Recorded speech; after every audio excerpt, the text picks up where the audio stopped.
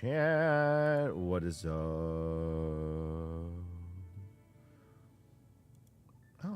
Oh my god. I can view all the chats in one screen. I did not know that.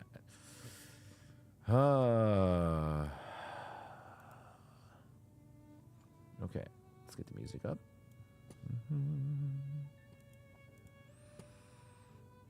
And let's go ahead and get the virtual cam up. Running. Da, da, da, da, da, da, da. Oh, wait. Do we need to put on the background noise remover? Oh, there we go. Lord Kachikage. What's up? There we go. The hissing is gone. Or leave it. Yeah, a little hissing.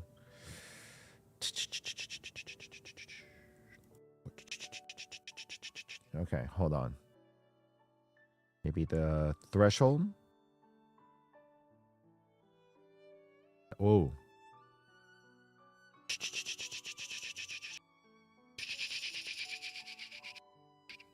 So test setting. Okay. Release 10%. 10%. Test. All right. We'll try this out. All right. So what I'm doing right now, guys, is just what's it called here? It's a quiet right now. It's a quiet environment. I was just monitoring the audio really quick. There's definitely a lot of background noise just from all the electronics in the store. So what I wanted to do right now was just, all right, shut everything, put the background remover on. Zach, let's go. Thank you for the follow. And then, what's it called? See if this is working. So if you guys hear my audio, like cut in and out, that's because of the threshold of the background removal. So, the noise removal. So just let me know. But let's go ahead and get. Why isn't this working? No. There we go. There we go. Okay. So why isn't TikTok working? Shit, bro, man. What is up? Wait, I'm muted. You're muted. Multi-chat. Yeah, that's right. Oh, it's working. Okay, I can see multi-chat now. Sweet. I can just view YouTube and Twitch chat all in one screen. That works. I'm day by day.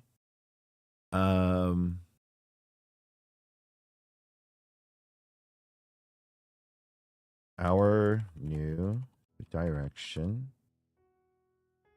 for 2025 and beyond.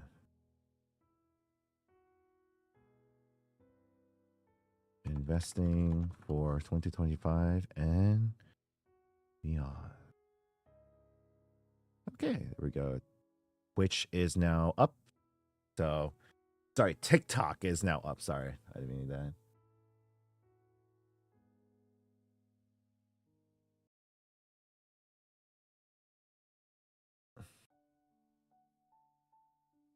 But let me get this up. The screens are up and running.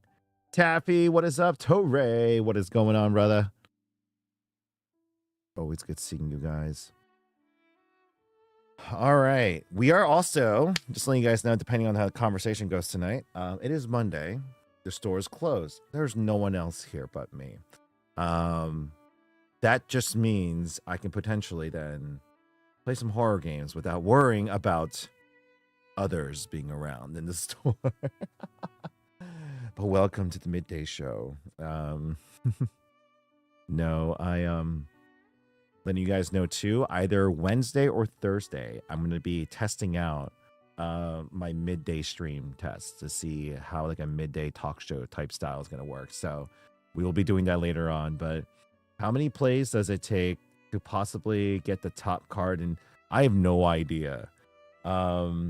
Just so, oh, Goko with the sub. Let's go, kicking it off. Let's go.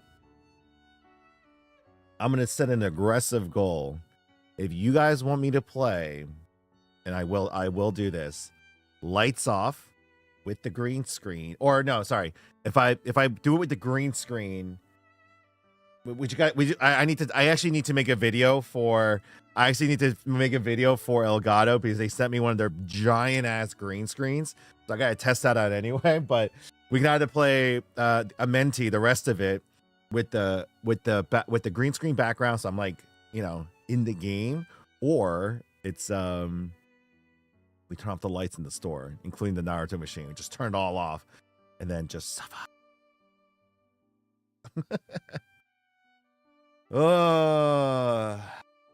but really quick, guys. Happy Monday. Yo, Overlord, what's going on? Good seeing you. Let me bring Twitch chat down here. Everyone's on the same level. Full send a Menti tonight. All right. There won't be a sub goal for it. I'm just gonna, we'll see how many. We'll just see how tonight's conversation goes. If the questions, Taffy, the way I look at it, if questions are kind of like staggering off, you guys know this. We're at a very crucial. We're at a month and a half away from my daughter being born. There's some bills that are due. Obviously, we have some conventions coming up. There's some changes we gotta make to the store to get ready for the spring and summer. So I'm in full sales / investment mode right now. But depending, like, again, I'm gonna take each day with kind of like a grain of salt. It's like depending on the conversation goes. If we're like, okay, I think I've answered the questions that are gonna come at this hour, let's go ahead and. No, the name. We are so. Oh my god, it's so hard. Like, I've been all over the place with the name. I've been leaning a lot more towards, like, obviously, like, I would love Aerith, but it's that's just too difficult of a name for my family to pronounce. Right? And the English name, it's just so like if we went with Anya, which I love, right? Anya, I love, but it's just like, what does that entail for her down the line? Elsa, I think, was vetoed out. Anna, Julia is still on the board. But there's so many different names, so it's just like, if it wasn't so hard to pronounce either, and if more people knew about it, Renoa would have been fine too for me. But the wife has to be happy with the name too. So I was actually going to try to shoot a skit this week that was going to address this, where I was going to be I was going to name like, what's it called, like, in terms of two weebs talking right at the store. It's like, so hey, your daughter's about to pick a name yet? No, I'm debating. What if I called her Nina, right? Not Nina. Oh, sorry, it's Isla. So Major Hugh's daughter. So like, I'll go through the names of tragic characters or people who've had like tragic, or people die around them, and I'll just like, it's just like, so how about Isla? It's like, then it'd be the person would be like, oh, it's a bad day for rain. It's like, oh, never mind. What about Nina? And it's just like, it's like, I don't want to. It's like, and then it's like, it's the dad with the glass. It's like, oh no, we're definitely not doing that. It's like, what about Euphemia from Code Geass? And it's just like, it was just like, I was going down a rabbit hole that I really shouldn't have, and I was just like, man, like, how many more like tragic deaths are there? And then I was like, what about like Tsunade? It's like, I'm gonna be the Hokage and death. Frieren. Speaking of which, for those of you that have watched Frieren, is it really like I'll put it this way, like, if I had to choose an anime, I want to, like, it's something that I want for both me and my wife to enjoy, because I get so little free time during the day between business, family, and content creation, that it's like, we get to watch maybe one or two episodes one or two episodes a day together. That it's like, I really hope it's a show that she can enjoy as well. To give you guys a kind of context of what my wife has been enjoying so far, she loves Spy X Family. She loves Reincarnated into Slime. She's loved Apothecary Diaries most recently. She liked Joblin's Reincarnation. So, and the thing is, fantasy stuff she's fine with as well too, because she's enjoyed Solo Leveling. She's really liked, And so would Freerun be, you think, on that level of enjoyment where, you know, in terms of like the story wise? Because like we just caught up on Apothecary Diary, so we're gonna have to wait on that. Solo Leveling is gonna be done soon. We definitely, in terms of American dramas or, you know, English dramas, we finished watching Ted Lasso, which we both thoroughly enjoyed. So there's that. How are your sons about getting a sister? Oh, wait, Bang Ji-woo. It's a play on Sung Ji-woo, right? Love the name. My boys they're split. Because my oldest wanted a sister because he was like, oh, there's too many girls at the household, right? So he was like really excited that, you know, we're getting a girl. So it's like, okay. And my youngest, he wanted another brother. So they were split. So we'll see how everything's go. Just started watching the Ozarks. Pretty good. The Ozarks. Isn't that the one with the family of the lawyers that ended up taking over? Like they're the lawyers and for like a drug cartel, right? Keldra, what's up? Any possible locations in Illinois? Not yet. It's something that we definitely want to work towards. So it's something that we're not ready quite yet. We're still in the middle of recovering from the franchising process that didn't work out for us, but we're currently, like, we spent this last year and a half like digging ourselves out of debt, and we're actually in the last few months of just like, we got a few more months where we got to make some aggressive payments, but after that we're free. We can finally be free soon. Scales, what's up? 7th Division. Your brother named after Karina. Yeah, for Ash. Nice. Blazer baby, what's the Naruto thing? This is the Naruto emblem battle. I know you don't see the full kiosk on the top here. It's the new. We got 2 of these units. They just came in. Unfortunately, the other one's not working right now. This is the only one that's currently working. So they were delivered yesterday. For some reason, they delivered this yesterday. But we definitely we've been working on it. There's no places like that here. Okay, like the triple X loaded. Really quick to everyone here. I always get these comments all the time. Do you really not have stores like ours out there? I mean, Hastachi, if I did retro games, I would have called ourselves Retro Heaven. No, we're more of a game lounge space. So I have a lot of people that come in and play their games here.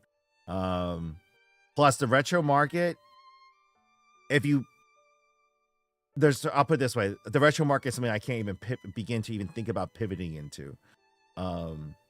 You've literally had to develop a ground up business to cater to the retro market in a whole, and that's not where our focus was from the beginning. We held a lot of stuff. So back in the day, I had I think at my peak, I had 60 tube TVs in the store, mainly for Smash Brothers Melee tournaments. But we had a lot of people come in. They would bring the Dreamcast, their old systems that they would come in and play. And they, it'd be like group parties, LAN parties that would come in and just do that.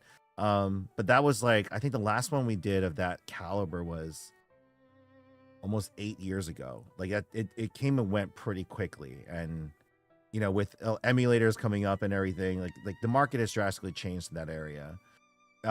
She did. Itchy, my wife, did watch Delicious in Dungeon. Both enjoyed that as well too. Definitely waiting for season 2 right now. So there's that. Hi, Maniac, what's going on? Howdy. Welcome everyone. Thank you very much for all the roses, guys. Appreciate it. You seem to spend to make money. How much do you keep out that doesn't go right back in? Cypher, just trying to understand your question here. So obviously you have to spend money to make money. You're just making that statement, right? How much do you keep out that doesn't go right back in? So are you talking about for what we sell. Like, how much of it do we keep away for, covering costs, and then how much do we reinvest? Is that your question? Because it's a little bit of both that goes on. Like, do you pay yourself a normal salary? I used to. So Cypher, so this is my 10th year of business. For the first 5 years, actually 5.5 years, I didn't pay myself. Actually, it was almost 6 years. I didn't pay myself. Everything went back into the business. I had support from my family for the financials with my extended family, for my kids and my wife, and we just put everything back into the business for the first 6 years. When we blew up on TikTok and we finally got a cash injection, we actually had money invested into the business to grow the franchise side, the company side of it, right? It was the first time I gave myself a paycheck. So that was back in 2021 through first part of 23 is when I actually had like a steady paycheck. My salary was $36,000 a year. Everyone else was at $15 to $18 an hour. I gave myself a salary of $36,000 a year, nothing crazy, but we didn't have the budget to go crazy. It's obviously not where I would have liked to have been. Could I have paid myself more? Yes, but then that would have been screwing over my employees at the time. But the money that we got, obviously franchising didn't work out for us. So all the marketing expenditures, trying to open up the other stores, all the shows that we did, all the consultation fees and legal fees, the money we raised went towards all that, ended up falling through. And so, we spent the better part of last year pretty much going back down to bare essentials and figuring things out because we had to pay off those debts. So the biggest thing right now, it's seems like a solo passion project. Yeah, to be honest, right? I'll put it this way, Cypher, in terms of like expanding, that's still in the scope of things, right? I haven't given up on wanting to expand to other cities and states because apparently there's still a demand for us. Like 5 years after my first video went viral on TikTok about my business concept, you would think there'd be more copycats. You would think there'd be more businesses adapting to what we're doing to combat the changes in the market. But apparently that's not the case. And so I've been doing my best to just being like, okay, well, and the thing is, you gotta hear this, yeah, 5 years rules is a lot. 10 years is the biggest one. August of this year would be my 10-year anniversary. And then after August, I'll be in my 11th year of business. So my thing is this, after 10 years, like, oh, what do you have to show for it? It's like, there are businesses that literally take, there's some companies that took over decades to get to profitability because they're building. You're building assets in your brand. So like, if you're a short-sighted person and all you see is, oh, you've been in business for 10 years, and you haven't made a profit, failure, right? That's all you see. That means you're not, you're a person that doesn't look into the substance of situations. It's such a deficit business. True, Buffoon, you are correct. It's something where it's like, it's not, put this way, it's not just the gaming industry. Any business industry, it's always constantly going through fluctuation and changes, right? And so if you're, no matter what you do, you make it 5 years, you've already beat a lot of the statistics. You make it to 10, it's like, okay, like you're poised for long-term growth and stuff. But how you get there matters. Like you could then, like, I'll put it this way, there's a difference between you have a small business that has done the same, maintain the business. They do a singular service. They haven't really grown. They haven't really fallen, but they've maintained for 10 years, right? That's fine. That's comfortable. Then you have other businesses who they get a huge cash injection in the beginning. They ride it out for however long they can, then they end up failing. They don't really reinvest. They just kind of they're constantly in a development cycle.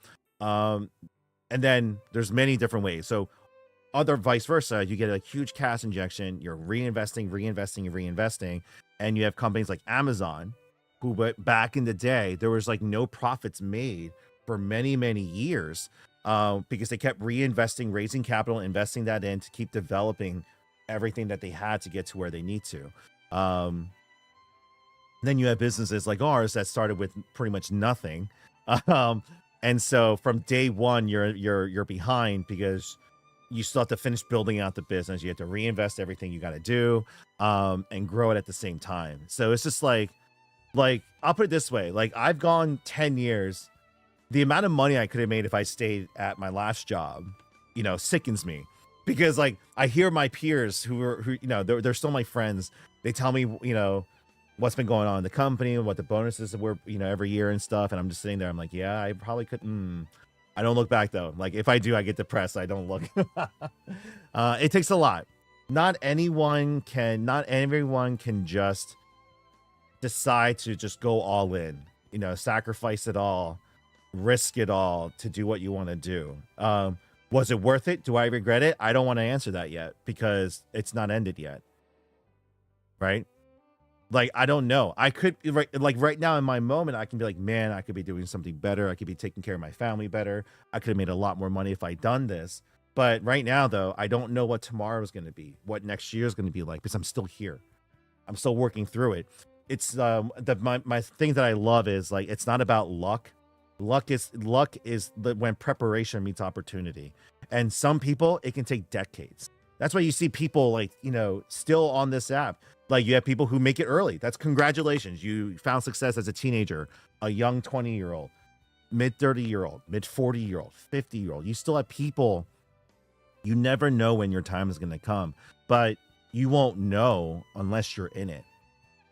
Right? The thing is too, it's rightfully so. When you want to walk away, you walk away. Sorry, I'm about to tangent. I really shouldn't. Hats off to you, my man. I couldn't do that myself. I've sold a business for over 9 figures. No, that's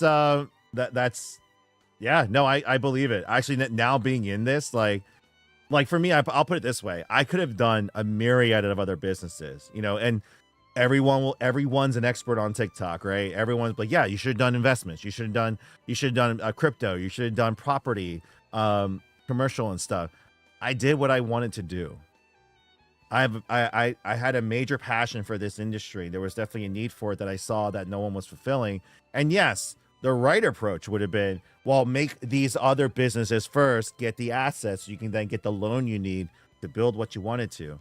But at my age at the time, so I was 25 when I decided to embark on this, where I was with my last company, and I knew I was going to propose to my wife, my girlfriend at the time, my wife now. I knew we both wanted to start a family and stuff. And I know personally that later down the line, I wouldn't have taken the risk. And the thing is now I can definitely say so because of what I'm going through right now. I wouldn't have made that decision, at the time. So like for me, the way I looked at it was, 10 years ago, it was now or never. So I went for it. I took my shot. And, here we are. What you do is the future. You feel I appreciate that. Saying shots down range. Yep. I'm running a house painting business now, and direct marketing has been the most difficult part. No, I feel you on that one, Keegan. What sort of advice do you have on finding success in direct marketing? I wouldn't be the right person to ask that. Have I found success in the direct marketing portion? Yes, but I'm not an expert. I'm not an expert in the SEO field, content creation or tagging. I'm a person that I've done what we have done to the best of our abilities. In terms of content, I never followed trends. Here and there, I maybe tried, but ultimately I stuck with the content I wanted to make because whenever we got in front of someone, I want to be authentic and show them what we were about. A dancing video doesn't show that per se. We're like, well, it gets them in front of your views, but I'm like, how many of the same dance video does that one person see in a day? Ironically, my most viral video that got over 12 million views was me talking about what you can do in the store and for how much. Like literally, it was, hey, I heard you had table fees. Yes, we do, but here's what, here's how to avoid those fees, and here's what you can do in our store. It was just a informational video that was about 6 minutes long, 12 million views. And I'm like, and then other videos I spent days editing, putting in effort, right? It's like they did decent, but I'm like, Yeah. And it's hard finding that balance as a business and content creator and trying to find that balance there. But honestly, the biggest advice I can give from what I've seen other people do and honestly fail at is treat the videos as if you're meeting a new customer. But you can't be doing what's it called? You can't be just copying everyone. It's good to take inspiration, but also, you got to feel like, look at the content that you watch. Consider that. Like, think of you as your own audience. What kind of videos do you just scroll right past?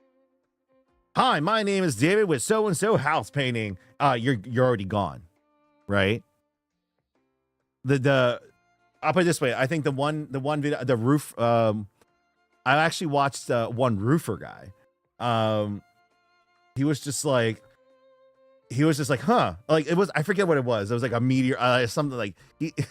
Like it was a funny skit, and it got me thinking about it. And then I watched a couple of his videos because the thing is, the algorithm will detect if you watch someone's content all the way through, and they're like, and the algorithm will be like, hey, you might like this guy. Let me send you another video, and then it does that. So the engagement is definitely the biggest thing. So there's that there. Would you ever expand to California via investors? Isaac, yes. But not right now. Even if someone handed me, let's say like my dream budget's 5 million. That's exactly the ballpark that I need to all the infrastructure, the e-commerce side of things, employment side of things, development side of things.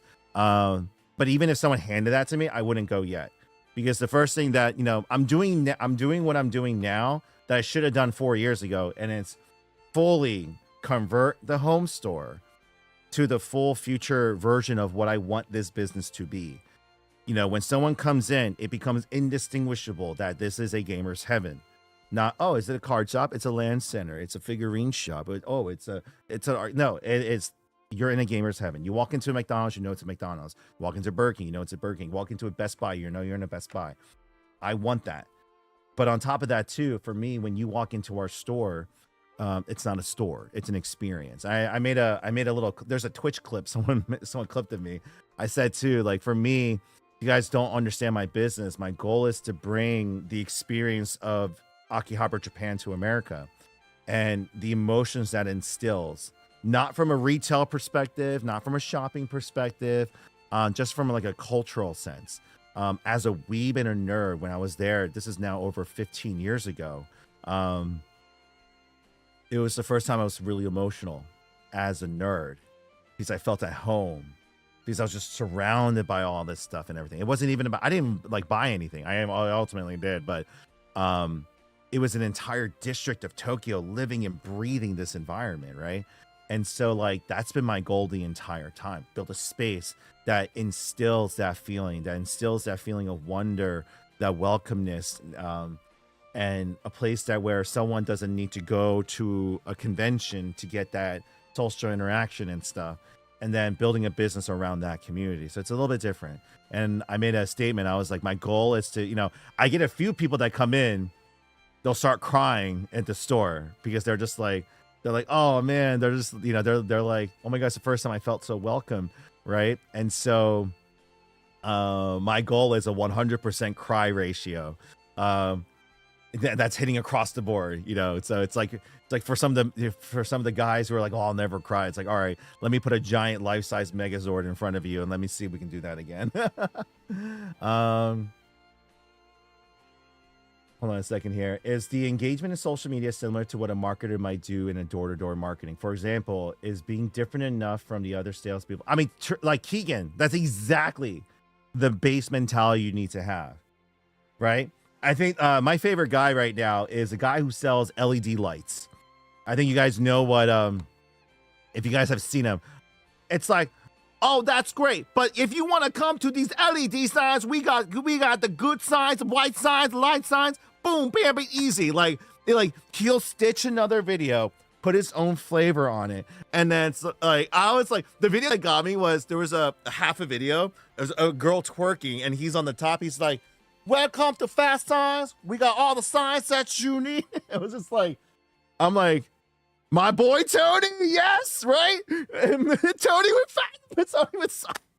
I love him. Like, I'm like, yo. And the thing is, like, the other day I was like, man, I need to redo my windows. Yo, maybe I should reach out to that guy from from TikTok. But like, that's the thing. Like, it's a sign business, right? Bring it in. Like most of my videos. Now, recently I haven't had time to shoot new content. I haven't had the ability to. Recently I just moved the streaming setup back into the store. So I'm here again. And so like, for example, tonight after the stream, I'm going to stay another hour or two to shoot some skits again. And my one biggest thing that I like to do with the skits is sometimes I will address a topic. Sometimes I'll address products, but mostly I'd like to tell, you know, like a story type thing. Like I'll take a serious issue like gatekeeping or something like that, and I'll make a skit about it. But, you know, so people can enjoy it, find some humor in some situations and stuff. Ultimately, I don't like, I make some videos. I am sponsored by Coursera and Elgato and G Fuel, so I'll make videos for them showcasing their product, but it's like, oh yeah, check out this G Fuel product. Come on down. It's $10.99 or it's 10% off right now on a TikTok. I don't want that. Like for me, when you come into the store, it's about you, not me trying to sell you something. I'm adamantly against that. Because ultimately I want to build a relationship. If that makes sense to you guys, long-term customer value is more important to me than the short interaction, the short search. Like that's why I like ripping shippers, right? Like I have my own biases against them, but I hate that. You're not really building a long-term relationship. Scalping is an ultimate example of it. It's a short-term gain. You're not building a long-term business, but you'd be like, I get it, legitimate business strategy, making your money. Go make your bag, I understand. But with the content I make, I want it to be memorable for the individuals that do. I'd rather get 1,000 views of, you know, of individuals who will ultimately end up come visiting the store, shopping with us, and coming back for repeat business. And a million view video that just went viral because it was funny, but didn't do anything, right? There's so many videos like that. Now I get it. It gives you brand awareness and views and stuff, but ultimately in the sea of the videos that someone will watch, I don't want to be a quick swipe through. If they're gonna, like, you know, for me, especially now as the market is maturing, more and more people are making content, you're being bombarded with videos every day, then, you know, I want to make that one video as informational as possible. And I'm only one person right now on the digital side. Like for me, like I'm currently trying to raise funds so that I could finally have a team of people to help me on the digital side. And obviously the store needs work too, like the store and the digital, but both sides finally need the, you know, proper support and rebuilding. For me, like imagine, you know, being able to imagine if I had a team of creators, editors, website designers, order fulfillments, you know, publishers and artists and so forth, like being able to execute on some of the ideas and ones I want to do for everything. But unfortunately I had to go from everything from shooting, creation, editing, you know, then selling for like I all the e-commerce and digital side is on me. And so it's like it can get overwhelming when you're by yourself. Sorry, let me answer some of the other questions really quick. But yes, be different. I hope to see you near me eventually. Tulsa definitely needs some life in it. Luna, yeah, no, guys, once again, I want to go across the country. That's my goal. But right now, one of the mistakes I made in the past, I need to solidify this store. I need to make this work. If I can make this store work in suburbia, you know, and I say this with love, white suburbia with like 30,000 people. If I can make this store work here, then like the thing is, I know it works, but it's just a matter of like even right now, I'm being put through another test this year, and it's with everything that's going on. I don't care about your political background right now. Okay, the tariffs are coming. There's a recession looming. No matter what, put those two things aside. All the costs are going up. People's discretionary income is going down. Whether you like it or not, the economy is not in a good situation right now. Okay, I can sit here and bitch about it and make excuses why my business is not going to work. Or what can I do right now to adapt my business so that we can still succeed moving forward? What value proposition can I add so that, you know, if a person has half the amount of money that they used to spend on, you know, this is a luxury technically. Okay, I used to have $100 to spend, but now I only have 20. Why should that person spend it here rather than elsewhere? I need to be competitive in that. It is now business. You have to stand out. You have to be the best, you know, to do it. And so for me, for the people who are in a position to invest or, you know, to spend with us, then propose to them. It's like, hey guys, this is what I want to do with our store. This is how I want to upgrade. Here's how we want to change. We've gotten up to this point in the last 10 years because of this. Now I want to solidify that, get it going, show that it works. And then starting next year, then now copy paste. But instead of franchising, we do it. Because I'm no longer going to trust other people with the business like I did before. I'll trust management teams and stuff, but there's that. Let me see here. Sorry, I'm just trying to catch up on the questions. In my honest software developer opinion, it's about cash as well. To escape your pawn. Yes. I'll address that in a second. Hey, brother, I ended up visiting your booth at MegaCon. I met some of your staff. I wish I would have gone. Yeah, sorry I wasn't able to come down, guys. We're also going to C2E2 in April, but it's going to be my team going because my wife is due any day now. Sorry, speaking of my wife, my wife is messaging me. Okay. Sorry, guys, hold on. My wife doesn't usually message me unless it's important.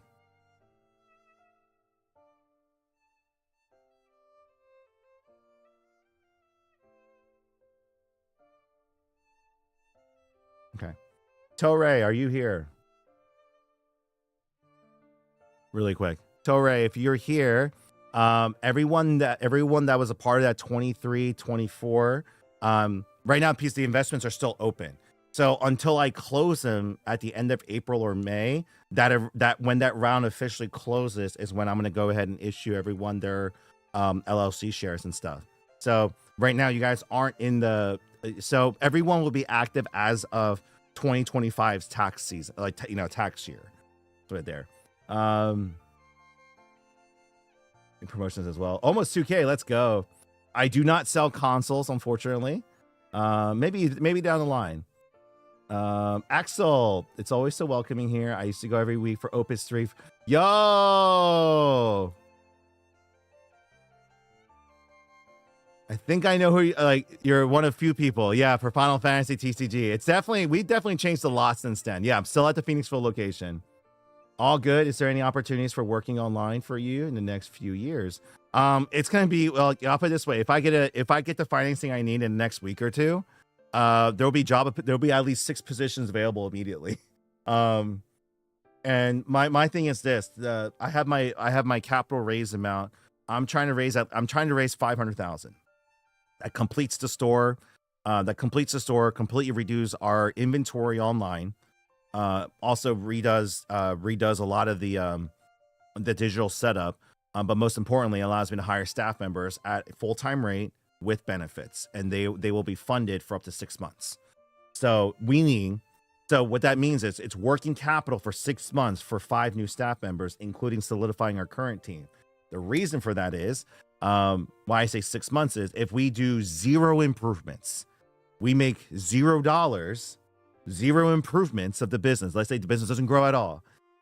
Everyone is covered in their salaries for at least 6 months. That's kind of the goal. If someone gave me more time, like, oh, I have a year, that's great. Now I'm hoping that there's obviously, growth, so that 6 months stretches out to a year to 2 years, which will give us ample time to finally develop the digital side of things again. Because after going, why do local game stores not value new customers and make it unwelcoming? So, Tesa, so I will say, let me combat that statement really quick, to not generalize every single store. There are definitely POS stores out there that are hyper gatekeepy. I definitely will agree with that. This is why I built our store, to combat that. I'm literally, my store is in the middle of like 6 other card shops. And there's like 2 other LAN centers. There used to be 4, but there's now 2. Actually, there's only 1 LAN center, I think. Either way, there's that. Because 9 out of 10 times, I can tell you right now, 9 out of 10 times, most of the store owners are made up. They're started by people who made a glorified hangout spot for them and their friends. The majority of store owners, and this is, you can take this with a grain. You can take this if you're offended. This might be you, but most of the time you'll agree with me on this. It's alpha dog, misogynistic business owners. What it mostly is. Most of the card shops I've always gone when I was younger, and even in my travels across the country, you walk in the door, there's no hello, there's no welcoming. It's like, hey, what are you here for? Are you here for a tournament? You here for some cards? Whatever, right? Women especially, they walk into a store, it's immediately like hostile. It's like, what brings you in? It's just like, oh, are you here to buy for your husband? Are you here to buy for your boyfriend? What are you trying to do? It's like, I'm trying to learn more about Magic. Oh, like I had to teach them. Like there's such a negative attitude, and the thing is, they don't care because they are catering to other people just like themselves. People who, and the card industry is the harshest in my opinion, because these are hyper competitive players, collectors and stuff. They don't care about casual play. They just want to go ahead and compete, get the best deals, get the best cards. And most of these store owners who've been around for a couple years or even longer than that, they're complacent. They have a customer base that they cater to, that they're more than happy to. They don't care about growing that customer base or anything like that. They're just okay with how everything is. And unfortunately, the thing is too, you have nothing to compete against them, because this industry is very hard to get into, especially now. And so they know that. They know that someone else is not just going to open up across the street from them. And if they do, they are some of the most hostile mother effers you will ever meet in your life. Case in point, we opened up in one region that, I'll put it this way, one of the franchisees that ended up closing, right? We ended up opening, and I'll put it this way, when a new business opens up in your area, and if your immediate solution, if like your complaint, your immediate reaction to it is to, hold on. Whoa. Sorry about that. No, I have a lot of these stores that, for me, I'm always surprised when, what is my solution? If you see my content, that'll be the best thing. And like I kind of speak for myself on that, in that regard. If, you're coming from, like, I'll put it this way, my shortest version is I focus on the community development rather than the product itself, right? You have stores, for example, Magic stores. They are focused on selling you the Magic product, the tournaments, and the singles. That's what their main focus is. Drink water, drink water, drink. And then community development around that is secondhand, right? Where in my case is, I want to build that community play base first. Have a place that they feel, safe enough, casual enough, they can come and just enjoy their time with their friends, and they then eventually cater product around them. You can be like, well, that's something that's very basic. It's a very different base mentality. When you go into some of these shops, it's just like, hey, what are you here for? You here to buy something? You here to play an event? Okay, cool. Then you're wasting my time. Like, that's literally, that might sound harsh, but that's literally 9 out of 10 interactions. That might not be every store. Keep that in mind. I'm not generalizing, but it is the vast majority of stores. Our approach is like, hey, what brings us in today? What would you like to do? Would you like to sit down and play something? Would you like to watch something? Are you hungry? Would you like to eat something here? And it's just like, and on top of that, it's like, all right, well, feel free to hang around, feel free to take a look around.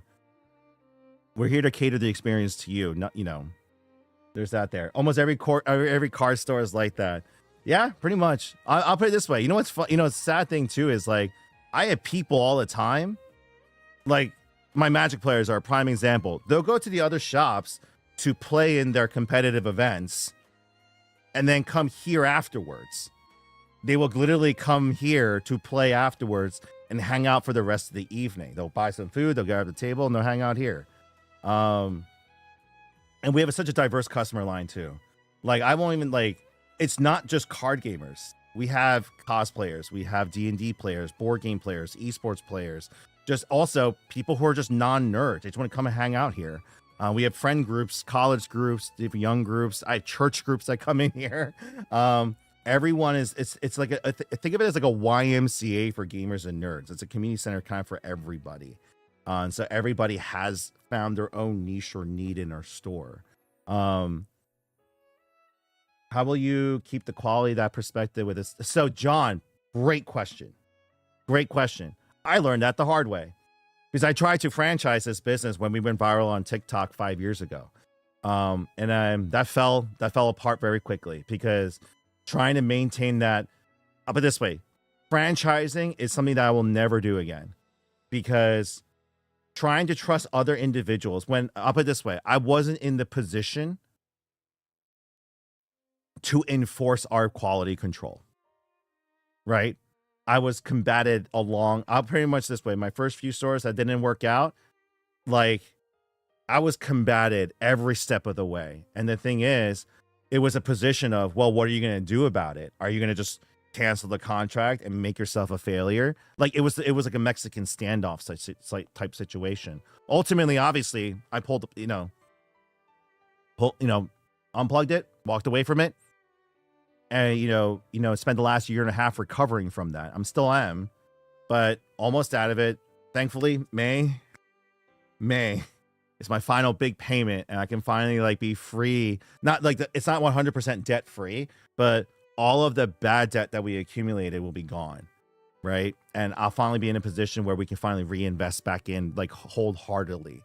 That's something I can talk about later, but it's difficult for Magic MTG stores to thrive because unless their customer base is well versed in the game, it's extremely difficult for them to provide services. But when you go ahead and build a very open, friendly community base that's willing to teach each other, I have new players that come in all the time. I have new commander players and groups forming almost every week at the store, to the point where we had to tear down one of our big rooms for more table space. So there's that. Yeah, I understand the drive. I became an FGC TO because of other events around not being welcoming. Yeah. No, it's just like, I'll put it this way, there's problems across the board. I think one of the things that's held back most of the businesses from ever really growing beyond their regions, it's a cutthroat world. It really is. Everybody wants, they're so territorial, if that makes sense. Whether or not they actually provide a good service or a good store, a good event, they don't care. They just, all they care about is that they're the only ones there. It's the wrong mentality to have. Back to my earlier point when I talked about, if another business that's similar to you opens up in your area, I made a video about this years ago, but it's just like, if your initial reaction is to curse them out, you'd be like, oh, you're going to ruin my business. Oh my God, these people are bad for the community. They don't know what they're doing, blah, blah, blah. And all your energy is dedicated to just trashing them. Anytime a new customer walks in, yeah, don't go over there because of XYZ, blah, blah, blah, blah, blah, blah. And these are the very people, by the way, this is very relatable to people, right? Think about this, right? They won't accept responsibility for their own deficiencies, right? Think about that. You have people like, instead of asking yourself, hey, why is that shop opening here? And why are customers going over there instead of here? You just want to blame them for everything. Instead of looking at your own business, being like, what is it that I'm not doing that they are doing that leads them to go there instead of us? Right? And then you should work to improve your business, not maintain your shitty business. So it's just like, man, sorry, got a little emotional there. I'm going to calm down. It's the bad debt from the Seattle store. No, it's from across the board. Kiwi. It's, by the way, is this the Kiwi that no, I think it's someone else. No, all the debt that I accumulated was from right from the beginning because we didn't have the, like, think about, like, if you actually understand our journey that we've been through up to COVID, we had accumulated a good chunk of debt to build the business because we started with nothing. We kept reinvesting. But like, honestly, January of 2020 was like our best year up to that point in time, right? And we were actually on pace to be like, oh my God, 2020 could be our year where we're profitable, we're out of debt, and we're going to be in a good place. Then COVID lockdowns happened. And then essentially, in order to survive and make our payments, I sold off everything. And no, I got pennies of the PPP loan because it was based off of your previous payrolls, of which I had zero. And so we got like 10,000 for the first wave and 15,000 for the second wave. Great. It covered 2.5 months of rent. Like it was that. So it was like, so we sold off everything. We sold off our tables, our computer equipment. We sold off a lot of things. And at the time we didn't know how long it was going to last. So we were like, let's use this opportunity to reinvest into, like, you know, let's change everything about the business and stuff. But either way, like, you know, so when we went viral on TikTok and then people were like, hey, you're going to franchise your business. I'm like, if you actually go back to my earliest TikTok videos, the store's bare. We barely had anything because we were still like crawling out of COVID at that time. And ultimately, you know, we had a lot of decisions to make. And as a team, and based off of my communications with potential franchisees and other people, and the consultants we were speaking to about franchising, we decided to go for it. But we had to raise the money and borrow the money. So, you know, long story short, you know, the consultation fees, the legal fees, the registration fees, all the people we had to hire, the marketing costs, we had to get offices, training facilities, the manual, warehouse space. I had to build up the inventory, order stuff ahead of time to help open those other stores. And it just kept, you know, you pile on. Things didn't work out. Stores didn't end up opening. Contracts were breached. I had to cancel things, and a lot of mismanagement happened. And ultimately, things didn't, like, you know, before it got worse, I had to pull the plug. And then I spent the last year and a half getting rid of as much of it as possible. And now thankfully, I went from 7 figures to mid 6 figures.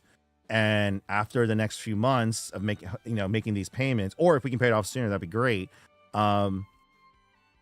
The majority of the debt that's left is, you know, long-term. So prime example, at the height of it, I was paying almost over $30,000 a month. Let's go, Skybird. Thank you for the sub on Twitch. Let's go. I was paying over $30,000 a month in debt payments. So that's why I wasn't reinvesting into the store, buying new product or anything. We're just paying all that off. Now it's about 10,000. And then after May, if we can make the make these final payments, it'll go down to about 2,000, which is a lot more doable than that. Oh gosh. Yeah. July through December were the worst. And then obviously it's winter. So January, February being a little bit slower because of the weather and everything that's going on. It's like, it hasn't helped, but we're still fighting through. So, are you able to, instead of franchise, be able to open up your own expansion? Yes. So John, that's exactly where I was trying to get to. So because of everything that we experienced from franchising, it's like, no, I'm not giving up on expanding, but I want to be the ones to open it. So I'm doing right now what I should have done for the beginning is raise the funds to fix up this store, our home store that we started in from the beginning, take care of our original customers, make it the way that I actually want to, and present to you guys. There's a reason why I haven't made an updated Here's Gamers Heaven today. It's because it's not done. I still have to redo the kitchen, redo the cafe space, replace a lot of the furniture needs to be replaced. The marketing, decor, setup. I'm still working with Coursera and Elgato to really formalize our relationship and sponsorship. To redo the LAN center, streaming setup. There's so many things I need to get done right now. But and the thing is, that's my focus for this year. Whether I can raise the funds tomorrow and I get it done in the next 2 months, or it takes me to the end of the year, I don't care. We're going to get there one way or another. All right. I've never had the money that I needed up front. For the last 10 years, I've never been properly funded. My starting budget, when I started 10 years ago, my ideal budget was $300,000. I started with 30. Okay.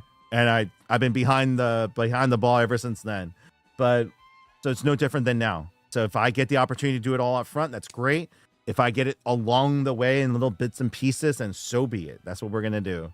But yeah, no. If I can solidify everything by the end of this year, especially in this economy, right? If I can not only solidify but make record money in this economy right now, Leroy Jenkins this shit because we're gonna go for it. Then we're like, all right, but like not go crazy. Like we're gonna open up. All right, let's open up our second store, like proprietarily. I still have 2 franchisees from that chaos a few years ago that still have active contracts with us because they never got to open their store. Basically, everything was imploding when they signed on. And for them, they're like, all right, well, you're going to be redoing your business, right? You're going to redo your operations. You're going to be rebranding. You're going to be doing all this. Well, then we'll still wait. And they wanted to open up. And right now, so we do have 1 franchise store that will be opening up in San Jose. He's actually in the Twitch chat right now, Gamers7 Bay Area. He's opening up the cafe lounge aspect of the business. So that side of the business, not this side, that side of the business. Between us, if he can make the small scale version work in Santa Clara, in California, and we can then solidify the big model, now we have a template for small sizes to big sizes, urban to rural areas, that we will then execute starting next year. But if I have to wait longer, then I'll wait longer. I am not going to rush this process, because I definitely recognize in the last couple of years. Oh, Film Flam, thank you for the follow. Let's go. People are coming over onto Twitch. Let's go, guys. Meaning if you learn from the franchise situation as you keep your standards. So that's, sorry, I do apologize, guys. When I tend to give long answers that kind of go a little off topic. It's, it's just the way I speak sometimes. I end up giving TED Talks over basic subjects, but no, that's basically the thing is a lot of the stuff that I learned, in the hard way. Honestly, the franchise process is probably one of the best things to happen to me because it almost crushed a lot of the parts in my head about friendships, business relationships, and so forth. At the end of the day, there's no longer going to be leeway. A contract is a contract. There's no becoming friends.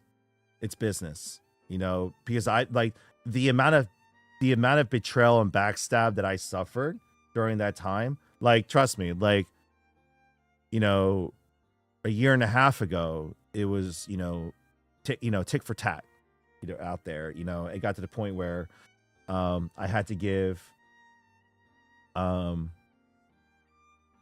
let's just say there were very bad thoughts that loomed that, that would have been bad. So the Twitch is Gamers Heaven TV. Is the link not there?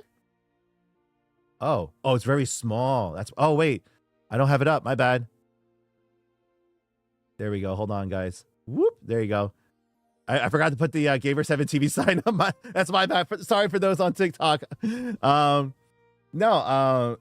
drove me to that point. That's how dark it got. That's how stressed and depressed it was.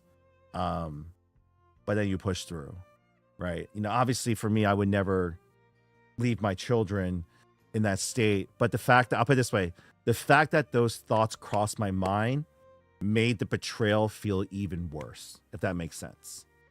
Right? If you're a person that drove me to a position where I would leave my wife and my kids by themselves, that's a betrayal that I can never forgive. Right? Glad with your answers. Oh, John, I appreciate that. I appreciate your questions, man. They're great questions, great comments. Really appreciate it. So thank you. Goppy, thank you for following. I appreciate that. Gamers Heaven TV is the Twitch channel. So Sliver, you're still at work? Sorry about that. It's a good chance we learn. Yeah, no, that's kind of what it is, guys. It's just you got to learn these things. And to be honest,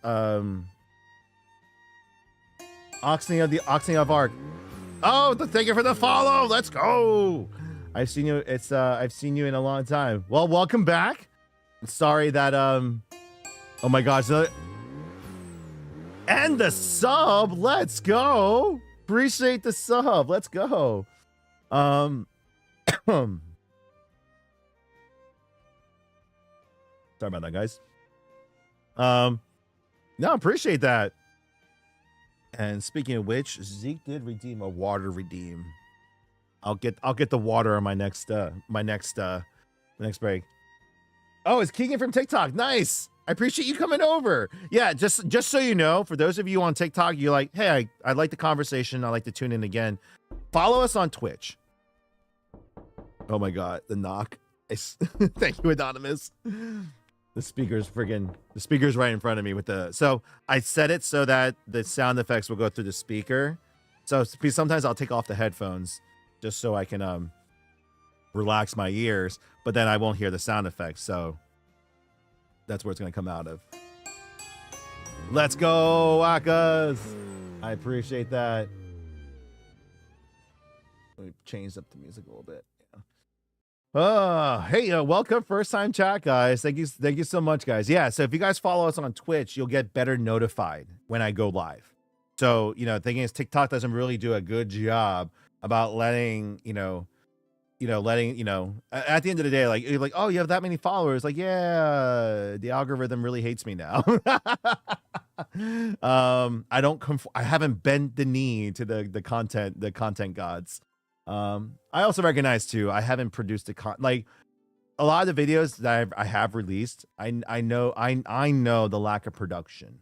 So I'm like, all right, it's not gonna get that many views because I didn't properly set up the hook or anything like that. It's been a while since I've been able to properly like plan out, a proper skit because I haven't been in that mindset because it's been a year end, debt payments, tax season, situation of the business and dealing with the winter months. So it's just been like, I haven't been in the right like creative space, but being back at the store, it's definitely a different energy level now. Again, the reason why I stopped streaming from the store and creating from the store is because we had to get rid of the theater space, which is where I was in. So we can get more table space, but I didn't have a place to set up. So I took everything home. And because my wife's pregnancy being as rough as it is right now, I made sure that I was available at home. So, I streamed from home, I worked from home.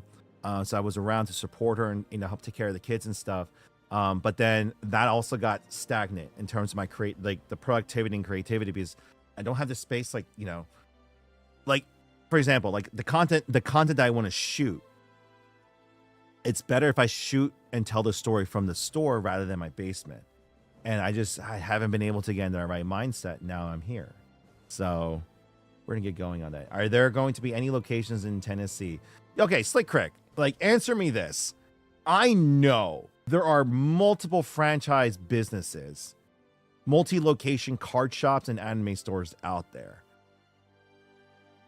Are they just like I don't want to say I don't want you to say like if they're bad, but is that not the environment that you're looking for? Like my thing is this, like over the last course of the last 4 or 5 years, the Pokemon industry has blown up. More stores have opened up. More people are getting to the hobby. I get it. And I'm like, all right, so more people are opening up these stores. Are they not focusing on building a community? Has every business turned into a rip and shipper and scalping business that like no one's actually doing what they should be doing? That's like I'm a genuine question on that because I'm just like I'm Dan Storm with the gift sub. Let's go. Garden space. Do you ever let your kids play in the store? Yeah, of course. Yeah, when they want to come into they don't visit often because it's been, there's that, but it's just like they Benjamin, tabletop gaming is better than ever. So yes and no on that. Spending wise, it's down because I'll put it this way: there's exhaustion from the previous years of the myriad of all the new game releases. Games are getting more expensive. The mountains of Kickstarter games out there. There's just like the Magic community, they're showing signs of fatigue, especially now as discretionary income is falling. I've noticed it, and my peers in the industry are noticing it too. Like, people are still coming out to play, but they're not buying new games. Or one person buys it and that's it. So that, there's no need to buy a case of the game anymore. Just buy one. Like the Elder Scrolls game, we bought 2. So we would have it originally. If it was 5 years ago, we would have ordered like 20 because a lot more people would have bought it back then. Yeah, I mean, like you have the buying sellers, you have the resellers and stuff too, and it's just How can people see if stores don't tamper packs or boxes? Honestly, you got it. Like it's we've been accused of that too. Like it's someone bought a booster box. It was, and the thing is, guys, not all booster boxes. Just because you bought a pack or you bought a box of packs doesn't mean you're gonna get a hit. Opening up packs is still a gamble. But so one group of kids ended up buying a booster box, and they raised a storm because they're like, "Oh, we didn't get any hits. This was a scam." They definitely repacked their packs. I'm like, "Well, why'd you open all of them then? Did you bring it back to show us? Because maybe our distributor gave us something like, like that. We gave it right out of the case to you and stuff. We don't sell." And at the time, like we didn't sell Pokemon singles, so we don't sell singles online. We don't have an account. We don't have a case for it. It's just like, but it's a matter of like you gotta know. Like I'll put it this way: if you're a person that's opened up packs many times, you'll know if a pack it feels wrong, or if it's been resealed and stuff too. But there's so many scummy processes there's so many scummy tactics and things that shops, businesses, scalpers, and even the rip and shippers will do as well too. That honestly just, unfortunately, you can't stop it, and you run the risk depending on where you shop. And if you end up finding out that a store or business is doing these practices, and you still choose to support that business, then unfortunately, you're like, I don't know what else to say to you. Quarter of the stores in the malls in America are Funko resellers. Yeah, there's definitely Funtique on that one too. Where did you get the arcade game? Oh, so we partnered up with an arcade company called Kittleton.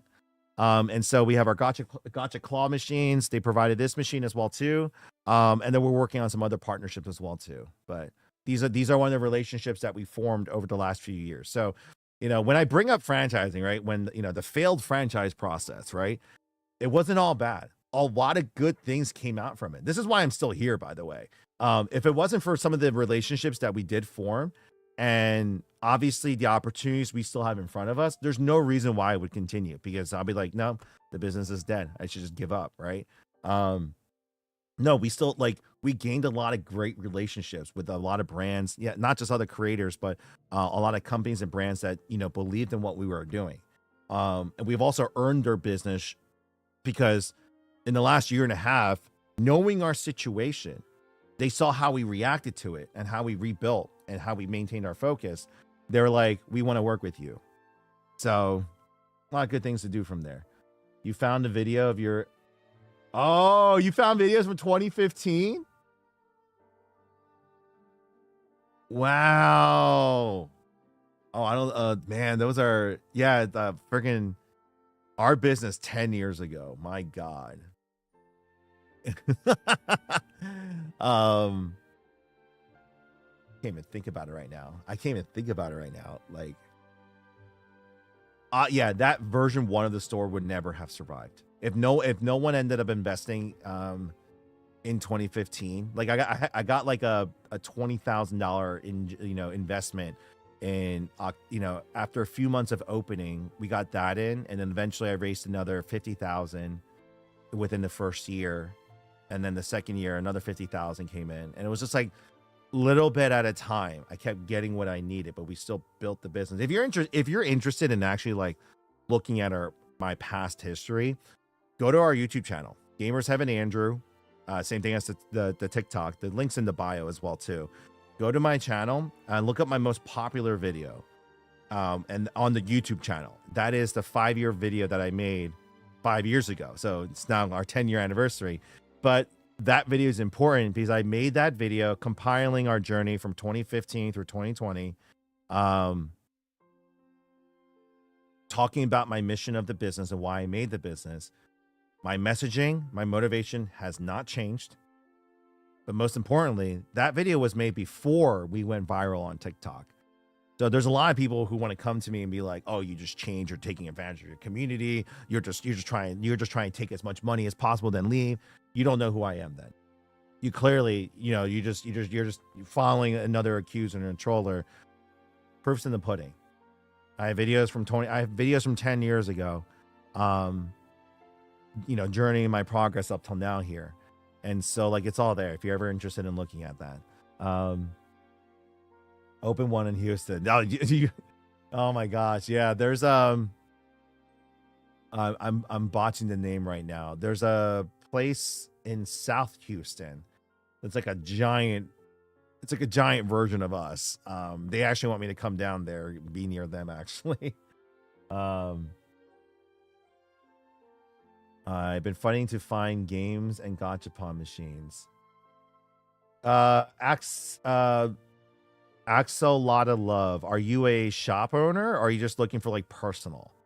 Because there's avenues for both. As a business owner to get the newer stuff, there's obviously an avenue for that. If you're a private collector, you want it for yourself, there's ways to get that as well too. It's definitely who you know. You got to have contacts in it. And I'm not giving those contacts away freely. These are contacts that I built over the last 10 years. Is that like the Pokemon machine they have in Japan that spits out little tokens? No. Oh, I'm not sure actually, but yeah, it's like a little token. It's like a little card game. So you end up getting like these cards that you end up battling with. So there's that there. Open up in Wisconsin. Oh, that's something to consider. No, I definitely want to open up across the country, guys. Anytime you guys say anything, we want to like our goal is to open up across the country. I'm a small anime shop opened up in a mall. This was my first first off, congratulations on getting past the 1 year mark.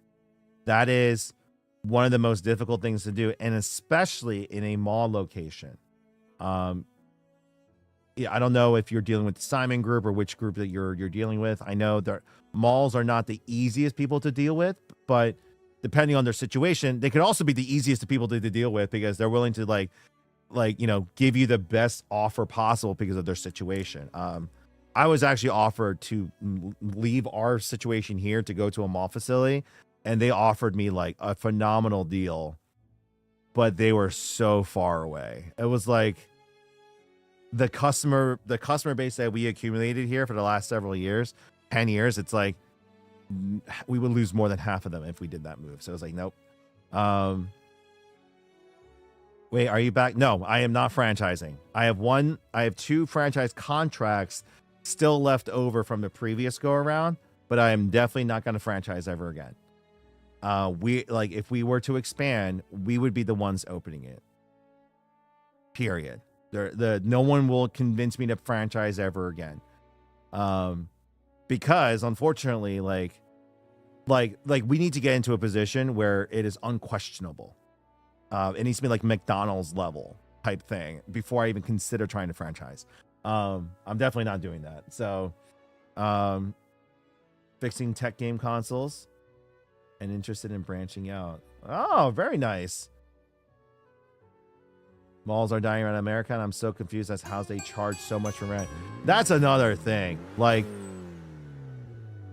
it's because I'll put it this way. It's because the bigger brands will pay for it, right? But the thing is, that is also dying off too. So there are definitely so much. It's just like the thing with I'll put it this way. It's just like conventions right now. If you ever vended at a convention before, they are gouging the prices like crazy, a la carte everything. And you're like, who would pay for this? Companies like Bandai, Aniplex, the big companies will pay for it. And they only need a few of them to pay for it to cover everything else. And so, but definitely welcome new follower. Your new motherboard gets delivered tomorrow. Let's go. I feel like 2015 is when a lot of things started. No. Things like this industry people have come and gone in this industry for the last several decades. The only reason why I maybe feel like 2015 was it, in the years preceding and following, we got more and more connected. Just think about it. Like 2015, it was mainly YouTube and Facebook. And as the years came on, you got, Instagram obviously was there. The interactions increased. So you were made aware. So you were made aware of the situations. that,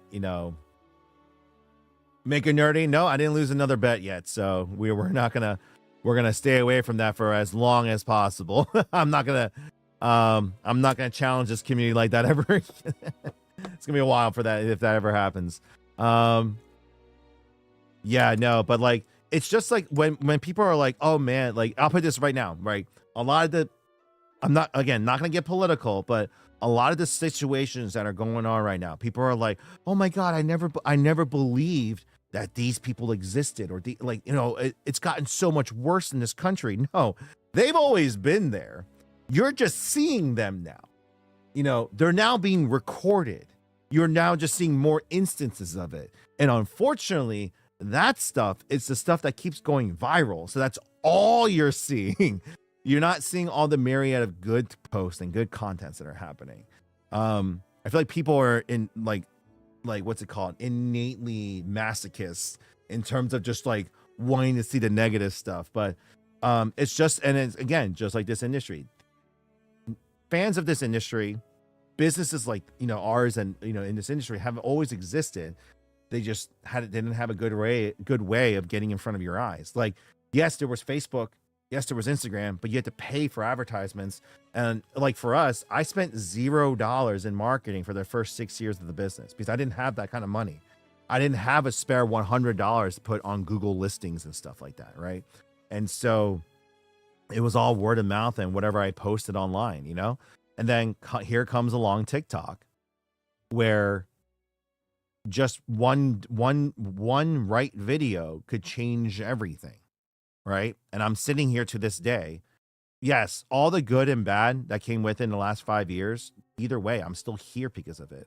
Like, I'm still forever grateful for the journey that I've been on, because this business could have very well, and I was, when I made the video in August of 2020, the 5-year thank you video, I was already getting ready to file bankruptcy and just give up because there was no way out for us. And then we finally found our audience. So one good thing that happened, a lot of you guys brought up some of the other shops and some of the, shops being gatekeeping and bad communities and bad player bases, right? My biggest thing was like, what COVID did for me was, number one, I found the exact audience that we were trying to promote to. At the same time, I lost a lot of the customers that we did develop in the first 5 years of the business that I didn't want to be there anymore anyway. All the alpha male, hyper competitive, entitled customers that felt like they bought their rights in the business, right? People who had this very entitled mentality, which honestly, the tabletop community, from miniature wargaming to card games to board gaming, has had for the longest time.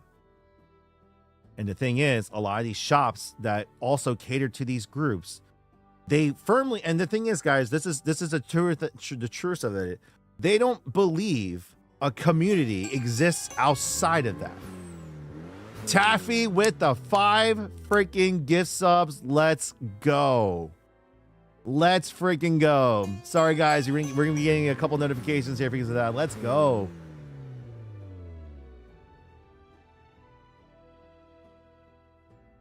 Are there more coming? There you go. I was going to say, why is there a delay? So these are going to keep popping up. I got to be able to, hold on. There's got to be a way for me to like speed that up. No, they're subscriptions.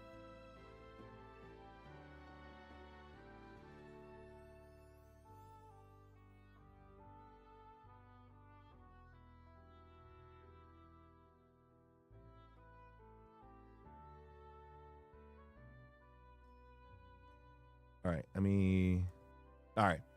It's just gonna keep coming through. What is that? We used to offer VR services and then we stopped. We're not built for that. I don't have the space for that, unfortunately. That requires way too much space. You can be like, well, you can just do Beat Saber and stuff, but the maintenance of it, you have to have someone watching. There was more involved. Like, I wasn't in a position to really take care of it. So we did have a Vive unit here with all the wireless peripherals and everything. We had that going, but it was definitely like, all right, we kind of have to stop this now. So You started as a 10-foot. Oh, you did a crafter. Got me to move in last April with only $100. That is insane, Axo. That's awesome. I appreciate that. And like, to be honest, best of luck in your videos. And my only one piece of advice I'll give is make sure you have a good support cast. You know, because like, you don't know what's gonna happen. You're not gonna be prepared for everything. And I'll put it this way, in the early stages especially, there's going to be a lot more hard days, rough days, than there are going to be good days. There's going to be a lot of ups and there's going to be a lot of downs. Just make sure you have someone next to you that's going to support you through that. You don't need people around you that are going to be like, I told you so that this wasn't going to work. Like, there's one thing about, you know, good feedback. Feedback is one thing. That is negative behavior. That's going to be like, well, you know, that they're just telling you the truth. So it can be like, no, like, you know, if you're truly fighting for something you're trying to do, you need people around you that's going to help challenge you to think outside the box, to change things. Like, my wife's a prime example of this. It is definitely what got you through the rougher years of your business venture. It's a myriad of things. Honestly, it's my biggest one is my wife. Angora with the resub, let's go. And then second is this community. No, sorry. Second is my team, my business partners and my employees that have stuck through the last several years. But then all of this would be pointless if it wasn't for the community. That's all you guys. Up at the prime example again, a year and a half ago, April 2023. I remember it to this day. The writing was on the wall. It was all falling apart, and we had to pull the plug. Everything was falling apart. And that summer of 2023, I was ready to just call it quits on everything. Everything. I was ready just to be done. Decided to stick through it for a few more months. By the end of 2023, it got really bad because it just kept getting worse. The pain, the betrayal, everything just kept piling on. It just kept getting worse and worse and worse. Like, we got attacked from the back and behind. Like, the backstabbing was probably the worst thing, right? And so, like, it was around November 23. I sat down with my wife, and, you know, before I talked to the team, I was like, I don't know if I want to continue this anymore. And I know it's been hard on you. Right now, I had at the time I had a standing offer to go back to my previous company. If we had declared Chapter 7, our wages would have been garnished for the most part. But either way, like, I would have gotten, you know, insurance finally for the family, at least have some sort of stable income and just try to rebuild things, right? And, you know, she was the first to bring up, and she was like, but you're going to hate it. You're going to be miserable, and you're going to regret it for the rest of your life. But I was bringing up, I'm just like, but there's no physical possible way we're going to be able to dig ourselves out of this. And at the time, right now, I'll put it this way, it's still tough for us right now. Like, I just dealt with it was a slow weekend, and I woke up this morning to like, oh shit, what do I need to do? And I pulled it out again. But either way, like, you know, we were at a point where it was just like, there's no possible way that I'm going to be able to, especially with all the bad news that came out, no one's going to want to invest into our company anymore. Especially after the failed franchise process, all the debt, the failed CF round, like no one's going to want to invest. So, like, what am I going to do? And, you know, long story short, you know, after talking with her, she was like, she's already sacrificed at that point 8 years of our life. Now it's 10, but she was like, we've already sacrificed all this to do this. If you're going to do it, do everything you possibly can before you have to walk away from this. What else can you still do? I was like, well, I can't ask my team of this. I can't ask my partners. I can't ask my employees to make these sacrifices. I can't. I'm just going to just end it all. She's like, go talk to them first before you decide to do that. Spoke with my team. We've had many difficult meetings, but it was like, leave. If you need to leave, please leave, because you got to take care of yourselves. If we're gonna stick through this, we're gonna go through this together. We're gonna make equal sacrifices to push through. They decided on that, and ultimately, many of you, many people who are currently in this Twitch stream as well too, they started following, they started communicating with me about why I shouldn't quit. But most importantly, we began on this journey on the road to recovery. Right.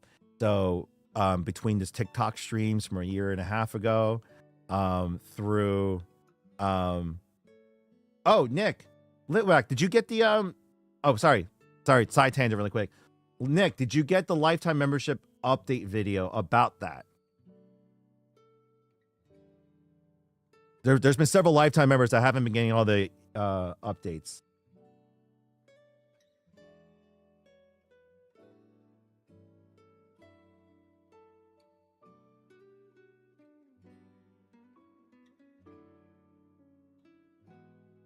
It was about like a month ago. Am I like, email me there. So Andrew@gamer7.com.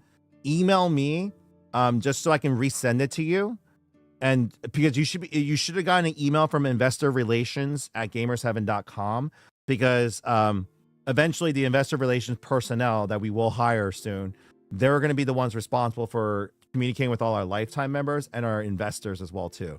So but long story short on that one, it's obviously right now we're focusing on getting out of the debt situation first, which I think most of the lifetime members and the investors would agree. Like, hey, let's get that paid off. But we are now, we have been actively working with our partners at Schwa, and we're finally developing a proper kit for you guys. So the stuff that I ordered, if you want, I will send you the video.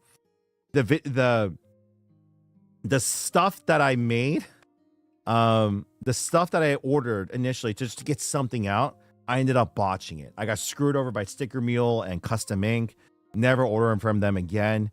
And I ended up wasting all that money because I was trying to get you guys something, because I was like, all right, it's been a couple years. I need to send them something. So I ordered all these stickers, these coasters, these bags and these things, and all of them they were shit quality. The tags were terrible. The bags were everything was terrible, and I ended up wasting all that money. And then my friends over at Schwa yelled at me because they would develop it. So we're currently designing out a box right now. So this is their box that they have. We're looking to make a brand new one of the same size, decorated fully inside as well too. And then in there, I have it here. Everyone will receive one of two variations of a leg bag, of the Death Scythe leg bag. And then we're currently working on our own straps and our own patches. Everyone will receive one of these. On top of that, LED jet tag. So you custom tag, replace the straps with some stuff. You can put it on existing bags and so forth.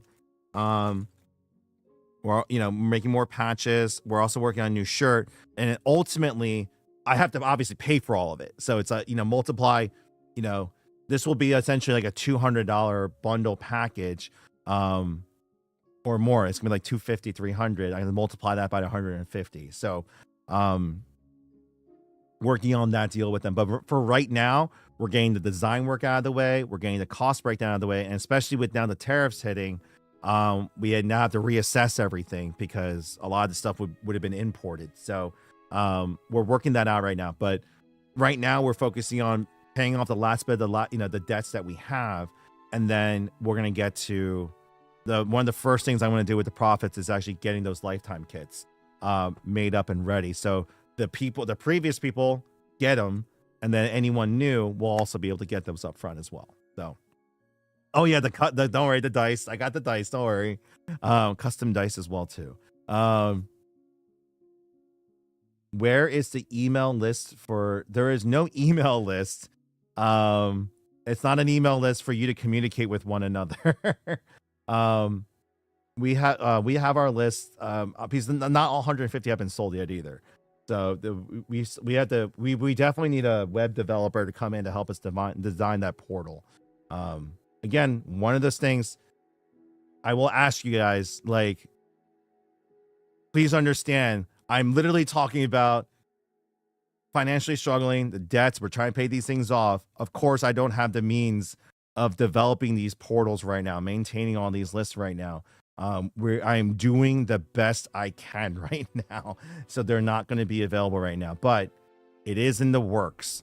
So like, it is like, in terms of like things I'm going to take care of as things go along, those are one of the first things that are going to happen. When we hire on that investor relations personnel, that person is going to be then in charge of getting the lists all organized, getting the communications all set, getting a steady stream of updates to you guys, and then working with the web developer that we would hire to get that portal made. That's one of the first things I want to get done, because then I don't have to worry about that site anymore. Like, I can be like, oh, just refer to so-and-so, and then they'll take care of you, you know? So we're going to definitely work on that. Yeah, you can't wait to play the, yo. No, I appreciate that, Nick. Oh, and honestly, the worst part is I don't own this machine. So it's not that I bought this. So it's a revenue share type thing. So it's just, I don't get to play it for free, if that makes sense, especially with things like this. Like the gotchas, sometimes I can play those for free, that's fine. But things like this, where it's like $3 a play, I'm like, okay. Even they were like, all right, we can't let you play for free because it's a fixed amount of cards and stuff, right? I'm like, okay. So me and the staff have been like playing as a group.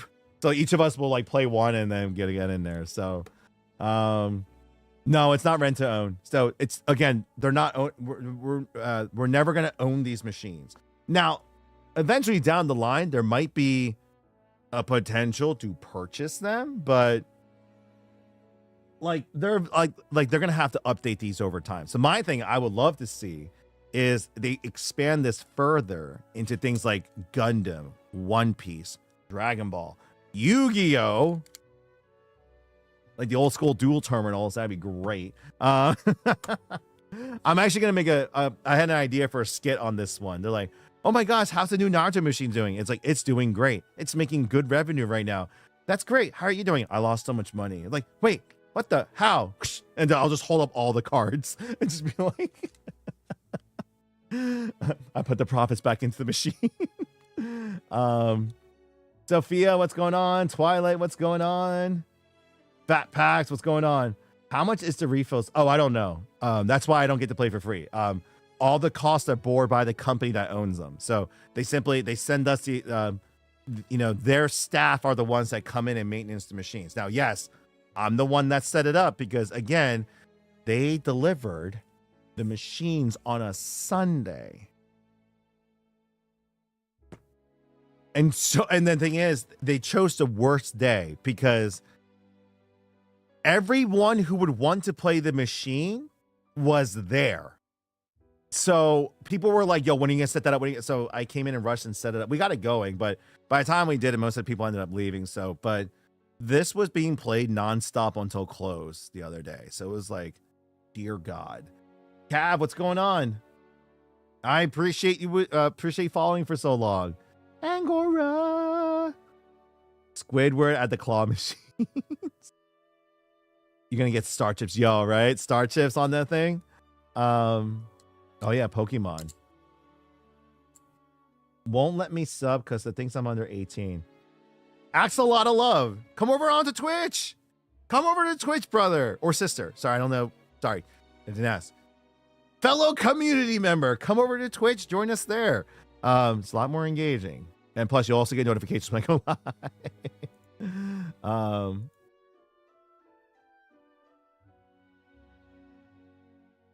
Oh, Sophia, this will be given away. This is actually a giveaway. The fridge is a giveaway item. I'm just waiting for G Fuel to tell me when I can give it away. Because they're supposed to run a Naruto event. Now, eventually, if they tell me that it's been canceled, then I will then end up just giving it away, maybe like during the summer or fall giveaway or something like that. I do a seasonal giveaway, by the way. So, side note, shameless plug-in. If you guys are interested, we got some major giveaways that we are doing on our website. Pretty much all the items you see behind me is being given away. in the spring. So I do a seasonal giveaway here on TikTok. On Twitch. Sorry, on Twitch. Ever since last summer, I've been running a seasonal giveaway. So every 3 months, where the prizes are made up of a variety of things. So we go from gaming consoles to figures, model kits, statues, posters, prints, and you name it. Packs of cards. I will be throwing in a Journey Together booster box in there as well too. But it's based off of our sales, investment goals, and obviously bits and subs. So our Twitch revenue. So think of it as like a 5% cash back to the community. If that makes sense to you guys. It's like the community supporting us via digitally, 5% cash back and rewards in terms of giveaways to you guys. This is the way I've been kind of treating it. And so, and I think last year we gave out like $30,000 worth of stuff, just across the board. Like, you know, everything from like Play Arts Kai figures, PlayStation 5 bundles, Gundam kits, and so forth. Like, it was crazy amount.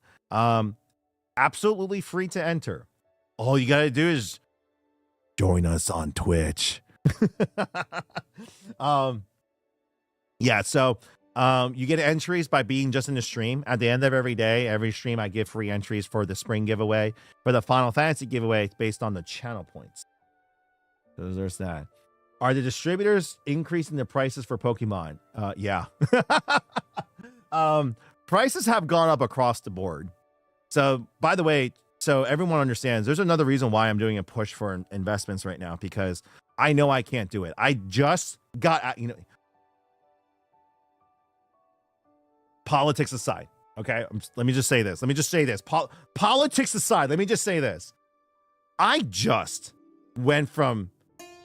paid off several major debt payments. I finally got to a severely reduced debt payment in January. I'm like, okay, it's still up there, but I can now start reinvesting back into the business. All right, I can start building it up again. And then all this shit hits the fan, and I'm like, really? Right now? It couldn't have it waited at least like a year. No, it had to be right now. Like, right now. And it made the situation worse. I'm like, it's okay. It's okay. Rant over. Welcome, first time chat. Hold on. Angora, I can't wait. I'll put you on my shelf. By the way, Angora, I fixed the mango.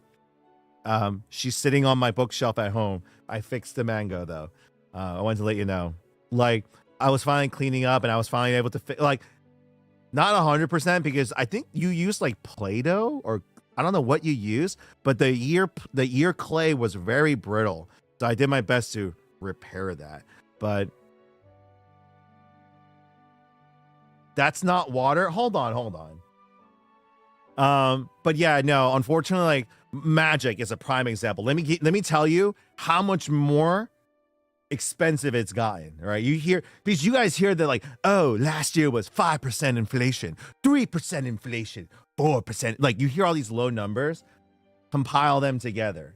And so in my 10 years of business, Magic the Gathering booster boxes, let me give you, back in the day, so 10 years ago, they were the most expensive Magic box you can buy as on a distributor, you know, wholesale level, right? Most expensive. Well, range. Let me give you a range. The cheapest anyone can get them were for like around $50 if you had like a relationship with Magic, right? $50 to $60. If you were a new business, it was upwards to $85 to $90. Okay, so it was a very big range. Before COVID, we got it down to around $75 a booster box. Yeah. Fast forward to now. Booster box cost me $116.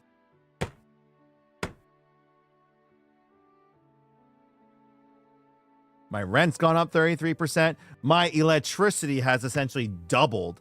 It's becoming so hard. You know what? Here, let me give you guys here, let me just do this for a second. Right. Give me 1 minute to be human.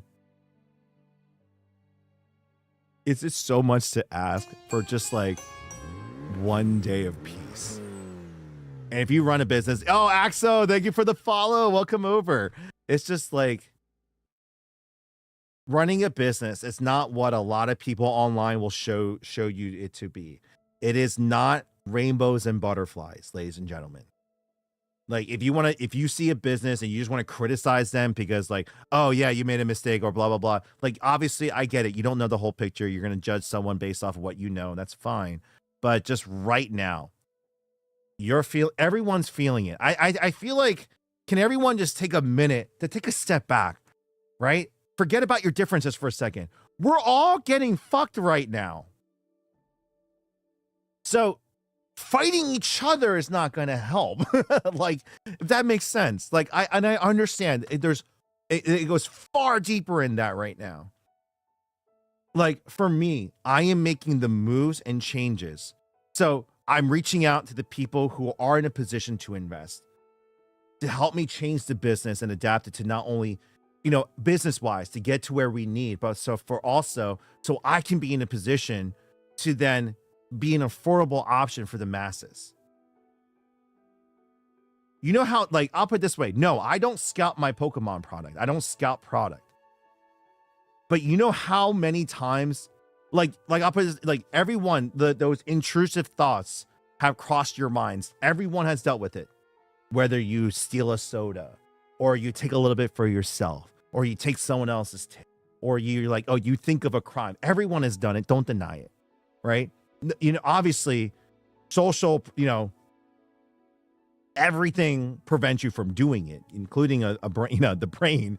But it's just like, but especially running this business, obviously, I hate the businesses that rip and ship and scalp and do all this shit.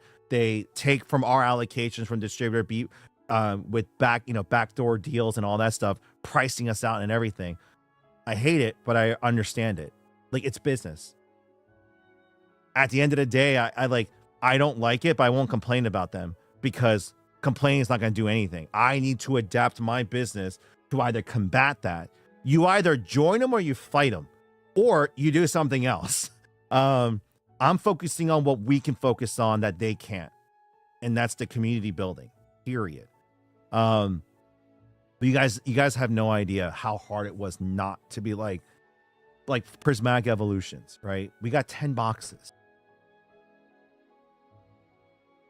So 10 boxes, the profit that we would make was $200. Then I see all these people scalping it online, and they are selling it for $150. So I could have made $1,300. And it's like, but I don't. It would have helped, but then it screws over the immediacy. It doesn't help when we get charged market rate as well too. So I got a Surging Sparks and 151 booster bundle restock, and I got charged market rate for them. So I was paying $60 for a booster bundle just to get it in. I ended up still buying it so I could take care of our weekly players. So I did it. I used them as giveaway items, and I also gave some packs away to some kids during Thursday nights, because ultimately I consider that an investment to grow the community locally. Because the amount, like, I don't know if I was streaming, but just this past week, me streaming from here, the amount of families that have come in asking for Pokemon and leaving disappointed. I'm just like, and so what I did my best was like, all right. So I opened up a box from our Winner's Cube. I'm like, hey, here's a pack. They're like, are you just giving it to me? I'm like, yeah, don't worry about it. Like, I'm sorry that you can't find packs right now. I hope you get something good, and then remember us. And so I have all the Surging Spark packs that I gave away. 2 of the Chase Rare Pikachus have been opened. Now, I want you to feel my pain. Obviously, had I opened them for myself, oh yeah, cha-ching. Oh right, I gave it away to these children. And I created a core memory for them. I'm one of those. I'm one of those rainbow bubble orbs from Inside Out now.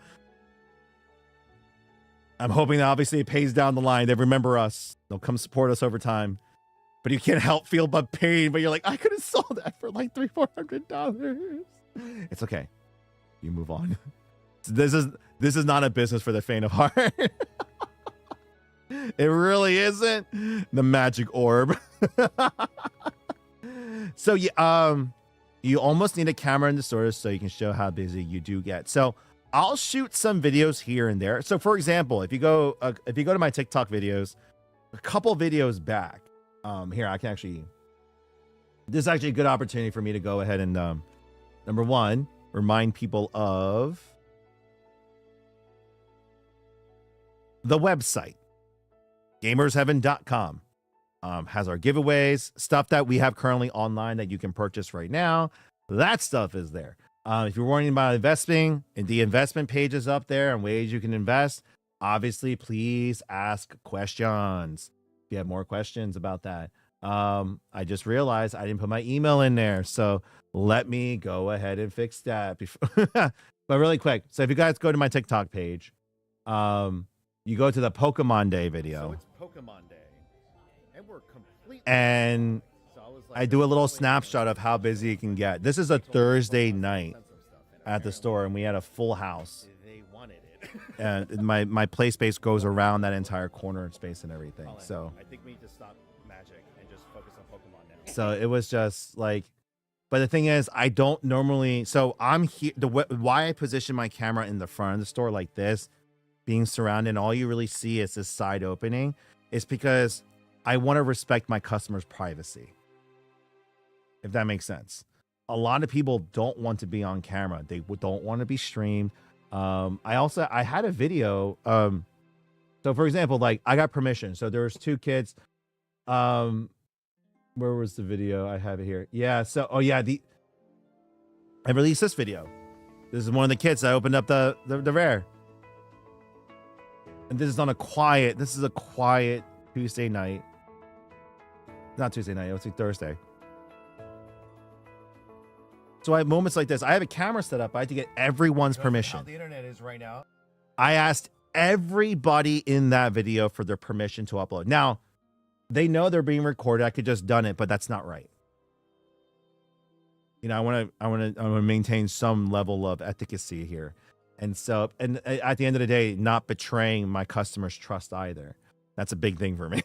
So, but yeah, it's just, I got to record that. I wasn't there, unfortunately, for that one, but I recorded that. Yeah, three Pikachus and 2 Charizards from 151 have been opened in this store.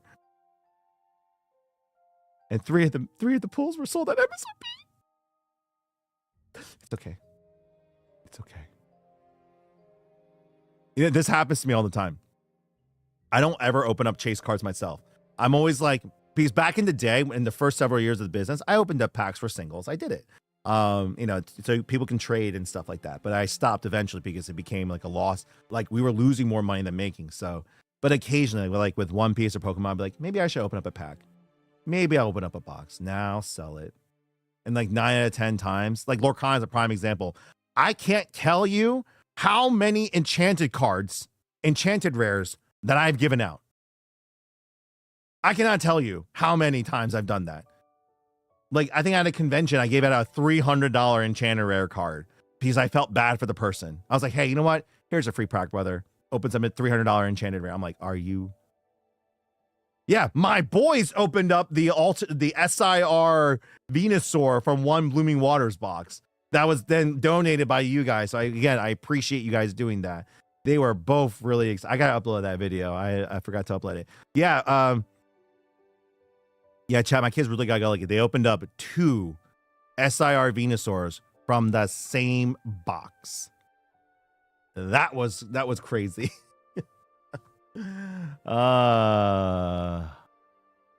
Yeah. Oh, I got my first PSA.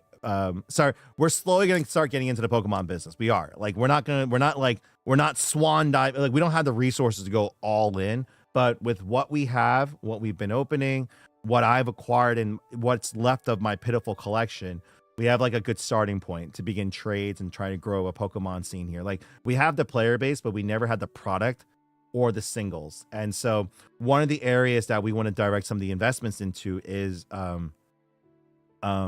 petty cash so that we can go ahead and purchase singles and cards. not on a crazy level. So we're not punching. So if someone invested $50,000, it's like, yeah, we're gonna go buy $50,000 worth of Pokemon singles at the height of the market. No, that's not gonna happen. But like when people come in with like collections or good opportunities for us and they're offering a fair price, we be in a position to buy it. Like I'm not gonna go out there and buy all these slab cards and spend like, no, that's the wrong way to do it. You got to build it organically. The biggest thing to do is you need a good starting stock so that then people will trade into it and you grow. That's how our magic case, I won't tell you the value, but it started at 0 because we had another vendor that, you know, I ran the magic case for a couple of years. Then I sold it off to another business that came in and ran it for several years. And then that person ended up leaving us with 0 magic product. And so my one business partner has been working on it for the last 4 years. Actually, no, sorry, 3 years. And it's now grown to a healthy 6-figure inventory. So it's like, keep on going. Godspeed, sir. Godspeed. So that there's no reason why we can't do that with Pokemon as well. So we're looking at that.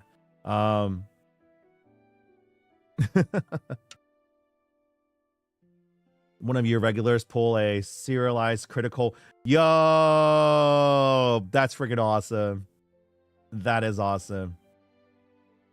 Thank you, Sandstorm. I should be, I won't be here. Oh, yeah, this weekend I won't be here, guys.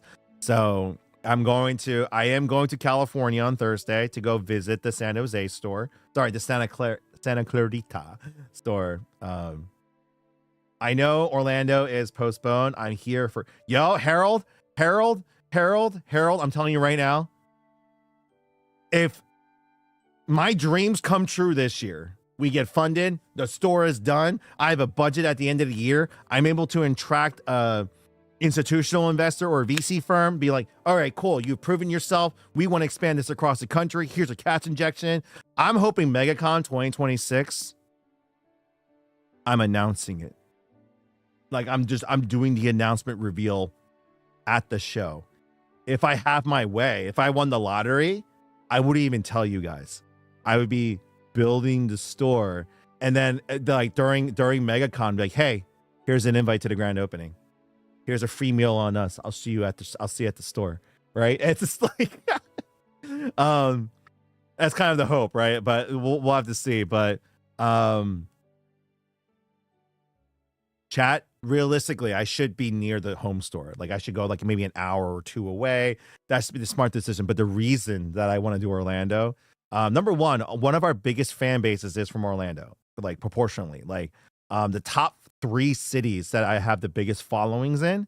So in terms of my breakdown, because the TikTok does give you a demographic, LA's number 1, Orlando's number 2, and Houston is number 3, ironically.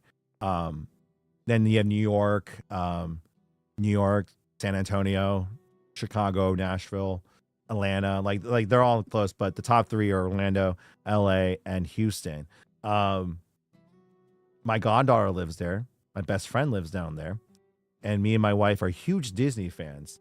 And Epic Universe is opening up this year. So I'm hoping by next year it's solidified. So I'll be like, all right, we're here for the grand opening of Gamers Heaven Orlando. That's great. Cool. I'll see you guys later. Epic Universe time.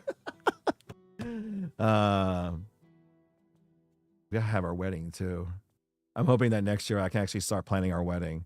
So me and my wife are married legally, but we never had our wedding ceremony because the money went into the business. And my parents are like, hey, listen, before we get any older, can we please have a wedding ceremony? I would like to walk my son down the aisle, one of my children at least. And like, before I can't. I'm like, I know, I'm sorry. Yeah, so we're working on that. But I'm familiar with Orlando, but I'm afraid of the weather. Oh, Bevanox. We just go we go around Disney because they built those buildings like tanks. Go into a concrete style building and you keep everything off the ground. There's a strategy for Orlando. There is. Bluey Lego set. What? Bluey Lego set announced. Stop. We are huge. We are a Bluey household. Stop.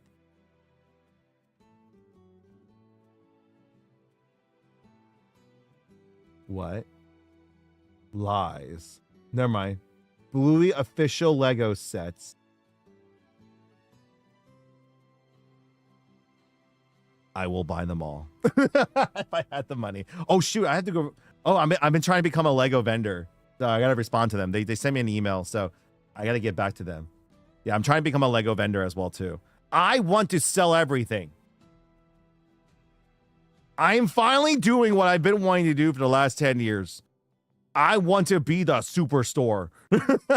When you come in, if there's like, I'll put it this way: if you're a nerd and you come into if you come into a Gamer's Heaven and there is nothing you either want to watch, eat, or consume, or even take a photo of, I failed you.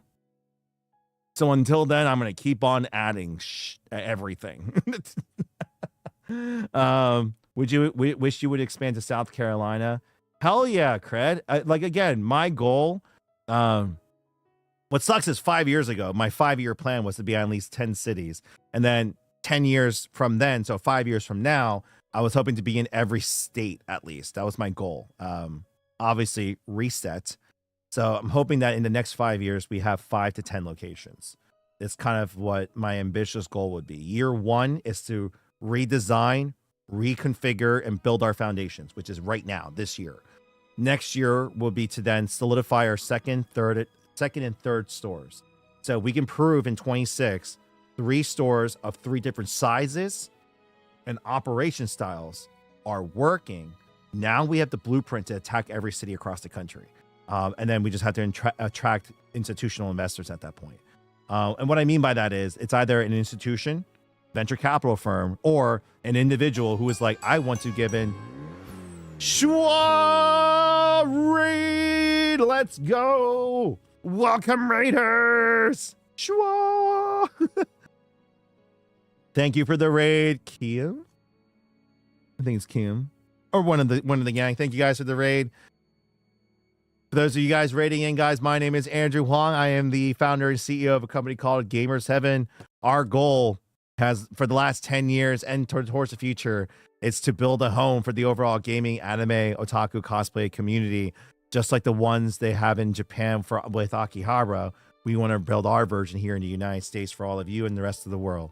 So not a card shop, not a LAN center, not a board game shop or cafe or boba shop, not even all of the above, but definitely a place for the community to gather, meet, socialize, play, and have fun.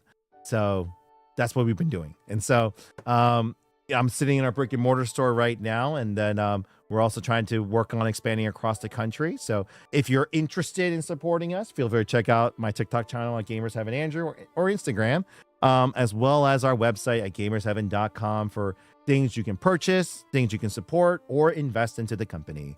Thank you. That's my little intro. We got rated over on Twitch, guys. So sorry for the confusion there. Is there a giveaway? Yes.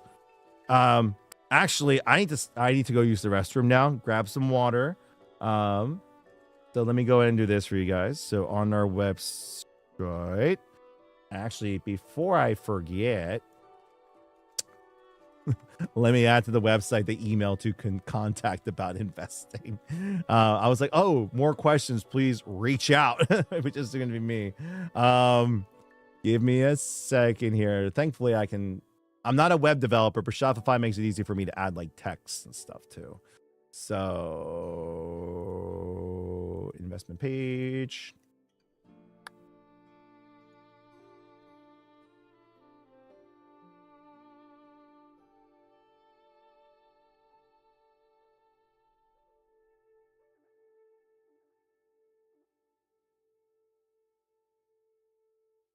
Oh, you know what? I'll come back to that. I'll make a contact form instead. That's probably be the best way to doing it.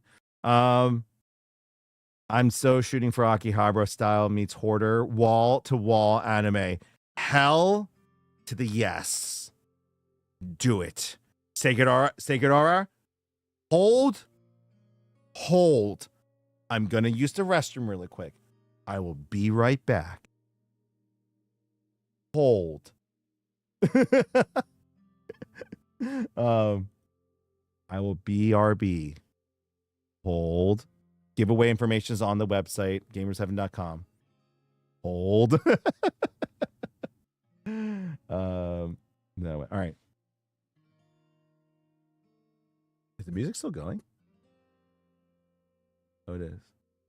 All right, we're gonna move on to Kingdom Hearts. All right. Oh no, Motel. I have a Theodora comes in and always redeems my scream emoji, which scares the shit out of everybody. So I'm just like, all right, hold on for a second. Also, Motel, what's going on, brother? All right, BRB.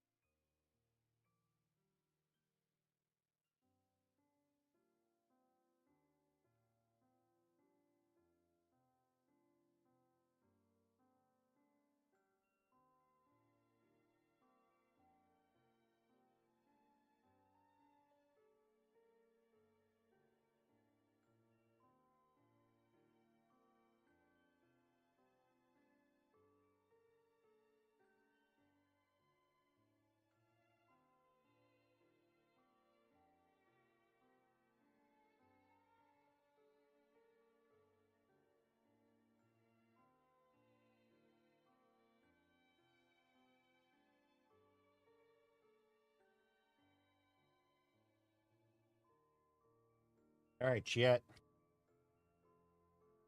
It's that time of the night. You guys want to grab a drink? It's just like not everyone has a group of people to, go hold on a sec. There you go. To meet up with at the bar or to grab a drink and something. So if you would like to join me, either grab yourself your own glass or water, Perrier, juice, milk, soda, whatever you want. Let's just grab a drink together really quick. Sorry, excuse me. So we got our Gamer 7th cups right now I'm using. Oh my goodness. Blah. I'm a wuss. I'm blending.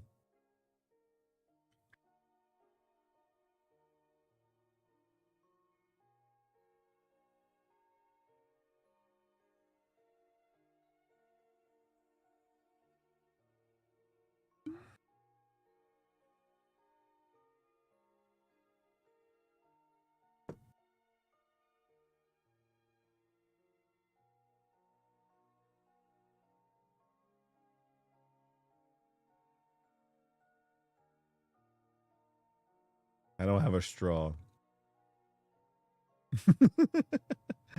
All right.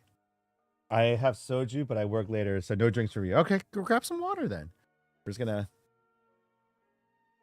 enjoy this together. So let me know when you guys are ready. We'll do a quick little cheers into the evening. Just a little, I'm just having a little bit just to like, I'm my dad. Looking to relax. I have to drive home later anyway, so this is not gonna get me casually. Just it's a casual drink. It's one of those things where it's just like you got to have the right people around you to just be able to enjoy the evening. Zeke is ready.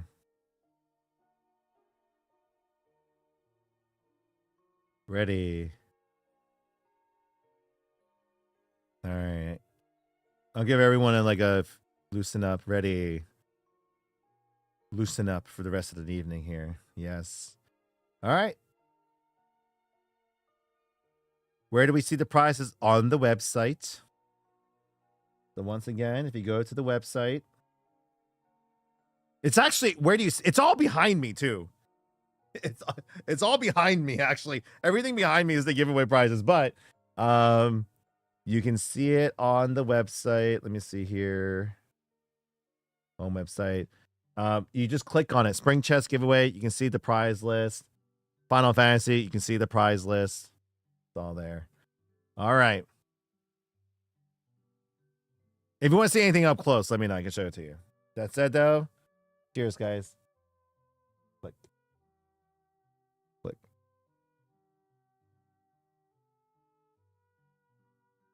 Ooh.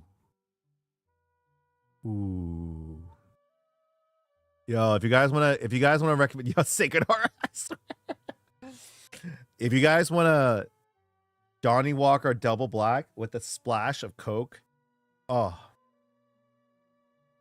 all the smoky, like for me, it's all the smokiness, all the smoky flavor I want from my rum, from the whiskey, but it's the bitterness is blended out. So just picked up a.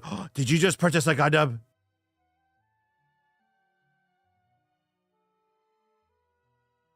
Let's go. Which Gundam did you get? Let's go, Motel. And remember, guys, you also get every dollar you spend on the website gets you guys an entry, bonus entry into the giveaway as well, too. Just letting you guys know. Oh, do I have that here? Hold on. Let me, because if I don't have it, I'll just order it for this week, but I think I have it.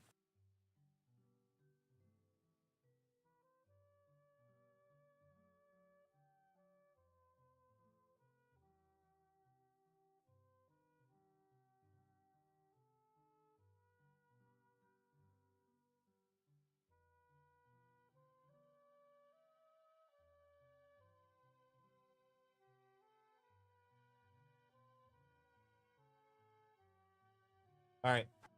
I have to order it. I'm going to order it. I only have the regular unicorn. I don't have the full armor one. So I will order it. But thank you, Motal. Thank you for being, actually, with you being the first purchase of the evening, I'm going to go ahead and double your points on there as well. So let me go ahead and, 2x entries on that one. 2x entries. Appreciate you, man. I also haven't seen you in a hot minute too, so it's good seeing you. Motal is one of my OGs, including obviously a lot of you too. But Motal has definitely been a major supporter of us since for a good while now. Daydreamer, you live in LA? What's the initial startup cost from the building staffing for the first year? Looking to invest this time next year. I have to recalculate all that, especially in LA. There's a major I'll put it this way: the prices today won't be the prices next year. I can tell you and I both know that's not going to be the case. And I can tell you right now, the level of operations that we would need to do, yeah, right. The level of operations that we would need to do set up in your region easily will be $2 to $3 million at the bare minimum. From acquiring the building, the space that we need, the permits, the construction, all of the equipment and furnishing we're going to need, and the inventory, and then working capital for the staff. It's going to be well up there. I wouldn't be surprised if the bill will be $4 to $5 million, just like a Panera Bread. A Panera Bread costs anywhere between $3 to $5 million to build. So, like, we will be probably around the same amount when it's all said and done. my home store, like right now, my ideal budget. So if I were to like strip this whole place bare and build it from the ground up, 2 million for here. Retrofitting my existing space, 500,000. That's how it turns into.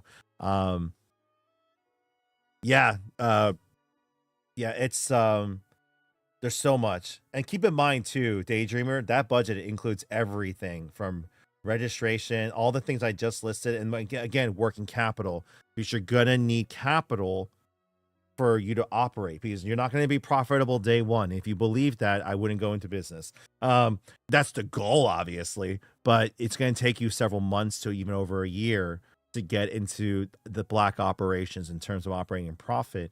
So you need to make sure that you have a cushion in place to help offset those costs. That's something that I will not budge on. So if we do not have that working capital, we are not opening, because then it will stop right away. So yeah, gamers having an OC. Yeah, there's a specific group of people from Schwa that wants me to open up in Irvine. They really want me to open up. I'll put it this way: found the perfect spot to open it up. Like it would be damn near perfect to open up in this space. And I was just like, if I had the money, if I won the lottery tomorrow, I'd definitely be opening there. Hell yeah. Daydreamer, like, you keep in touch. The thing is, like, I'll put it this way, Daydreamer, even if I was given the money right now, I wouldn't be opening up another store. This year, my focus this year is to solidify our recovery process for the home store, reconfigure it, and come up with a cohesive design. Like, I'm in the middle of redoing my foundations, my operations, and our business structure completely. And this is what this year's meant for, the developmental process and rebuilding. And so the earliest I would even consider opening up another location right now would be next year, outside of my San Jose franchise store that's opening up in a few months here. So I still have items to drop off for the giveaway, hoping to make it out soon, but not make it until the 15th. That's fine, brother. What's it called? Oh God. Sacred.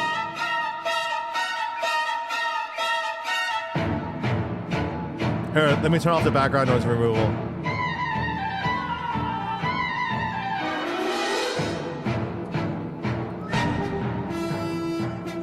You're gonna hear an echo. You're gonna hear an echo because it's picking up through my speakers.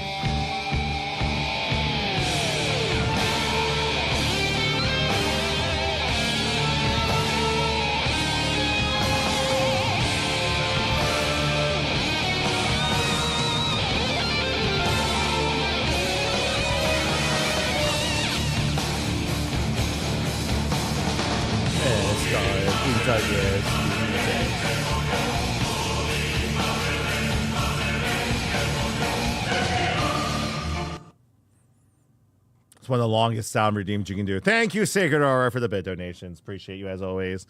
By the way, so when I eventually finally beat Final, I don't know if I'll ever beat Final Fantasy at this point. Oh, actually, quick side note for those of you. Okay, so for those that know, I'm a huge Final Fantasy fan that I haven't beaten the game yet, but in Rebirth. So ever since the PC port came out, people have gone crazy on the piano game. I'm not sure if you guys have seen any of the videos, but let me show you one particular one that I found to be absolutely ridiculous in a good way. Let me pause this one.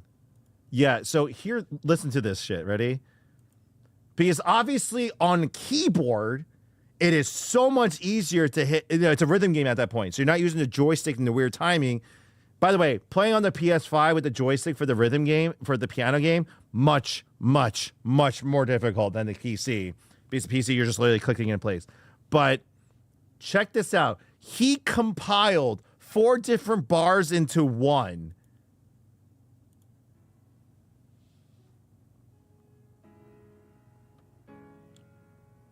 And these are the different keys.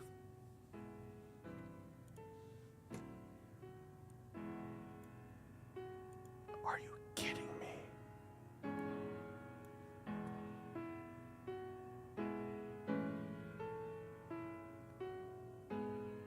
You can't hear it?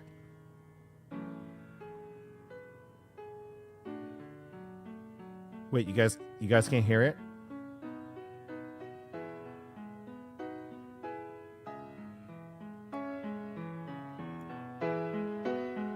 There we go.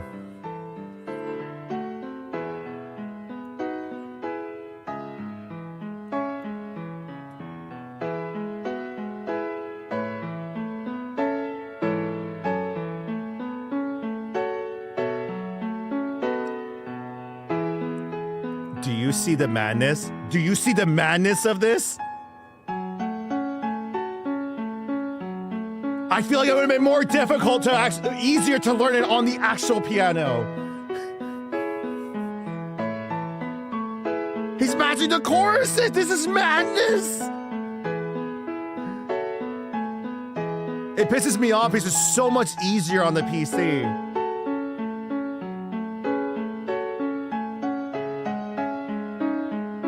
Do you see how insane this is?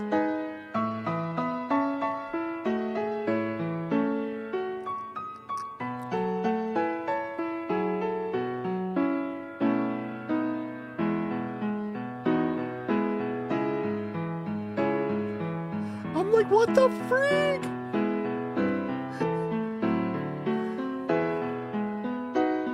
It's the whole ensemble.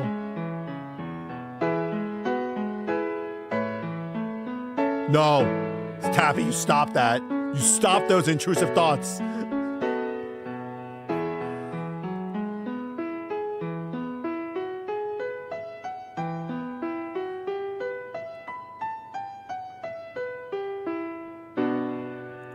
Yeah, this guy goes off. So, actually, I'm gonna subscribe to him. Like he did. What's another one here? Flight of the Bumblebee. Hold on.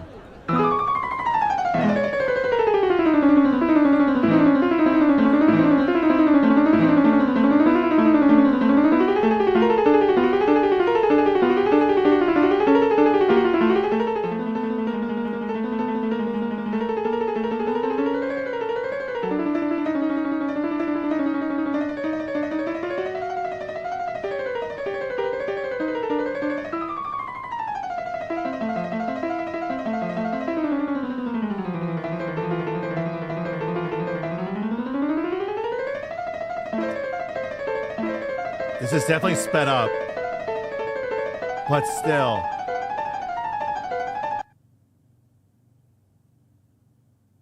Well, fuck. Okay, well, okay then. What in the world? Okay, this guy just started. Oh, you've earned a sub. Dearly beloved. Let's see. Let's hear this one.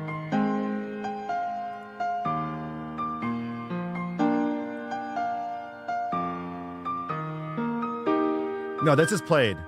So the Bumblebee one was sped up. I can tell it was sped up because you can see the animations of the characters. If it's like jittery, it's sped up. So, but this is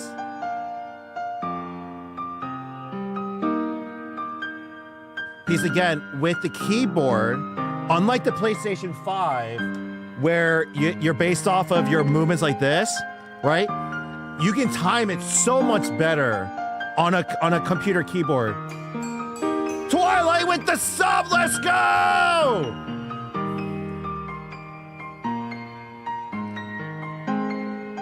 Thank you for all the heart donations, guys. Appreciate you. Okay, now I'm depressed. I'm like, okay. You'd be like, I thought I was a gamer. No, I'm not. I'm not a real gamer. I'm not like these people. My God. All right, let me change up the music tunes. I have a lot of mixes to go through. I usually do a lot of peaceful stuff. Let's go to my mix. Where's my mix? My mix. Ba ba ba ba ba. Make sure it's not too loud. It's not too loud, is it? Test 1 2. Test 1 2. Good volume? Good volume? It sounds okay on my headset, but does it sound good to you guys? Is it too loud? Too soft?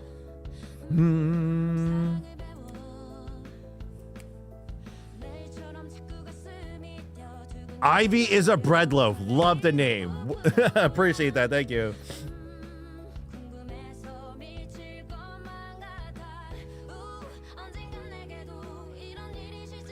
But if anyone has any other questions about lifetime memberships, items on the website, again, Motow, thank you for your purchase tonight, brother. Everyone, I will be doing tomorrow night at the packing stream. I forgot to bring the scale and the boxes today.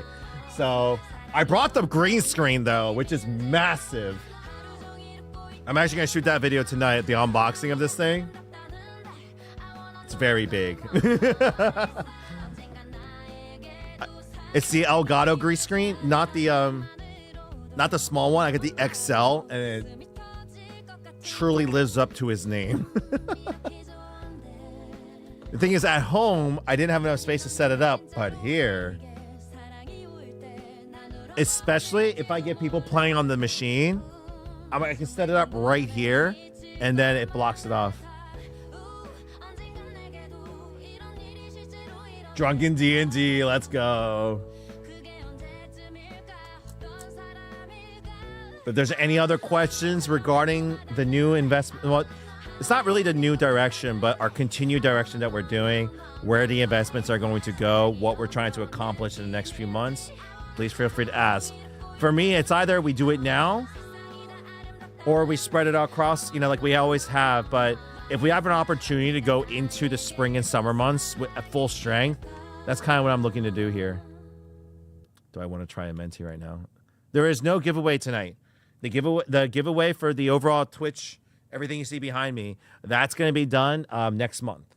So if you want information on that, go to our website, gamersheaven.com. All the Twitch giveaway information is on the website there if you guys are interested. But yes, including the One Piece boxes.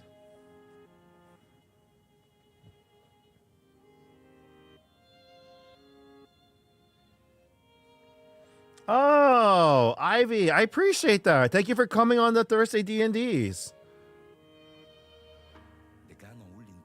I always forget some of our followers are they are in the store as well too. Appreciate that. Thank you. D&D is absolutely great.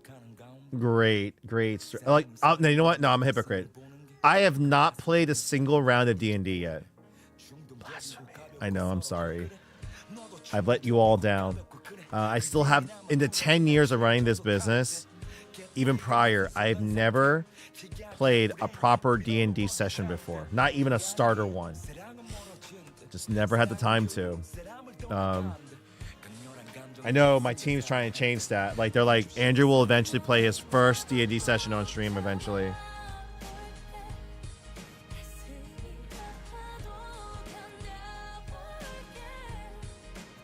I really love this song.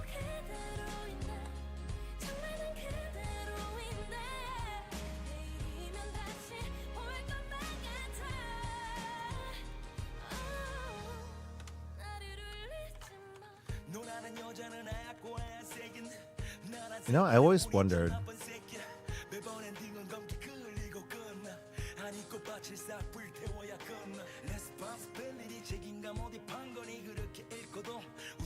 Oh my God.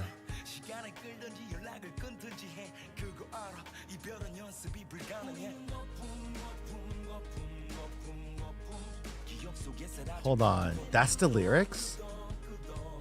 Whoa, hold on.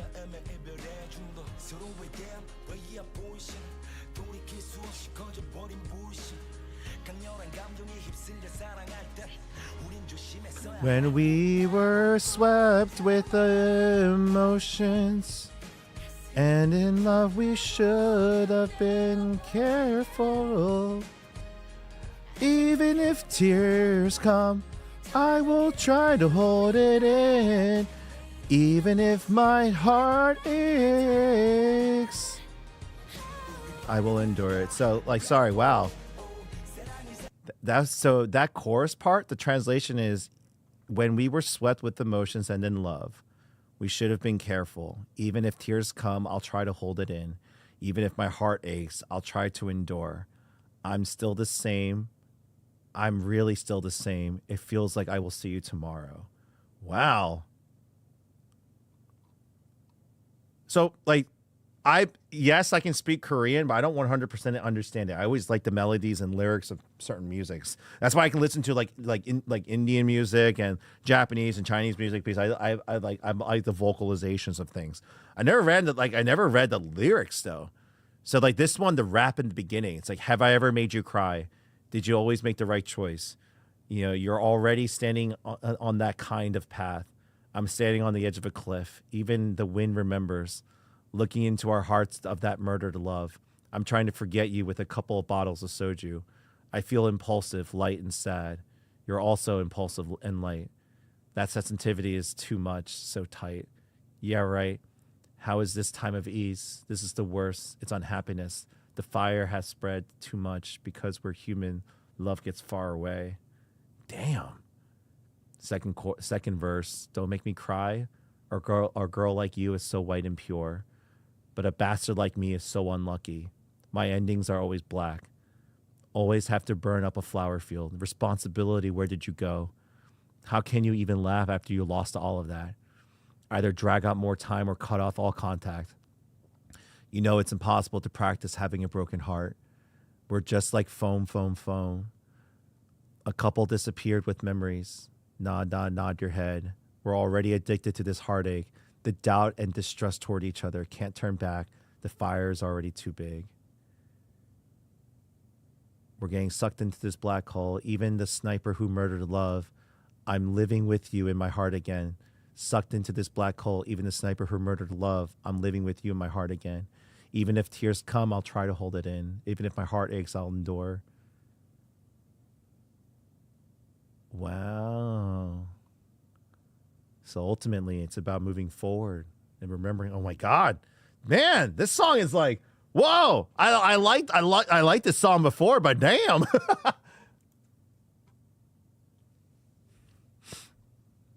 Well, let's do it again. My DM screams when I pull out the book. Finding a translation to a song in a language you don't know fluently is also wild. That's true.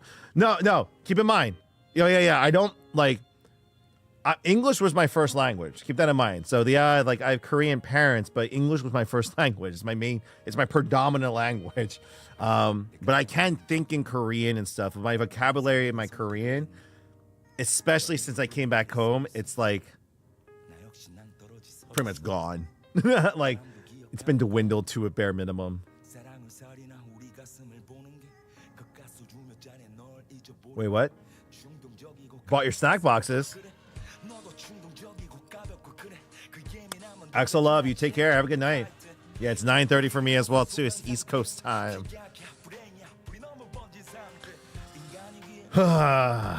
Well, it might be that time. The time that I've been dreading. I don't know. I don't want to play this game. But I may just have to.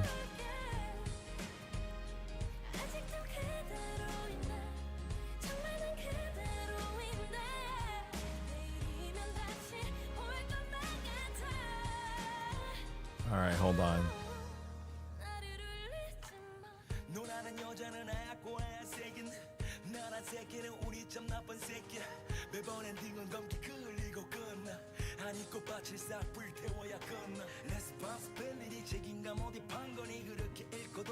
Oh, you'll see.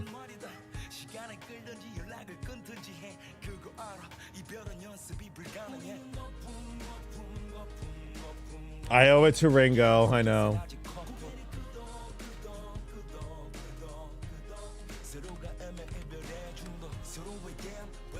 What's your opinion on our garlic bread? I absolutely love garlic bread. Yes. Although I can't eat it anymore because I'm on a diet, but garlic bread for sure.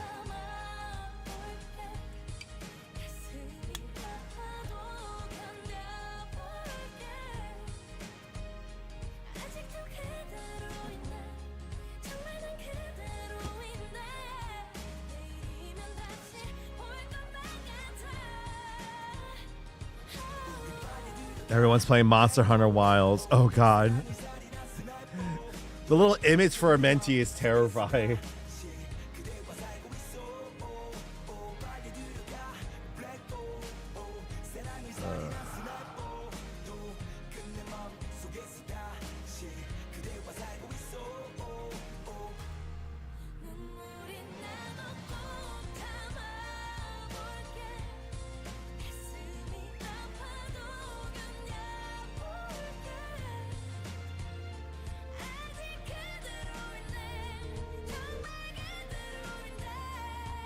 Alright, I gotta go to the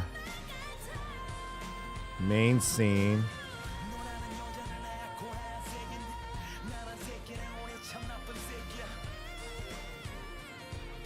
There we go.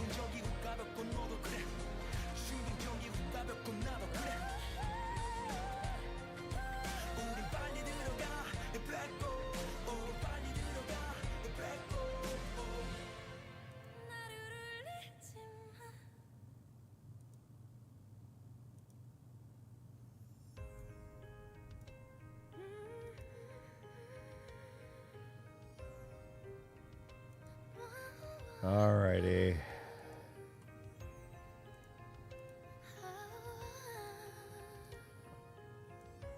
I forgot to set this scene. I failed you guys.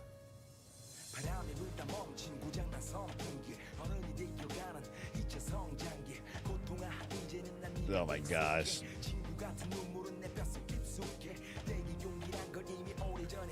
Let me raise up the...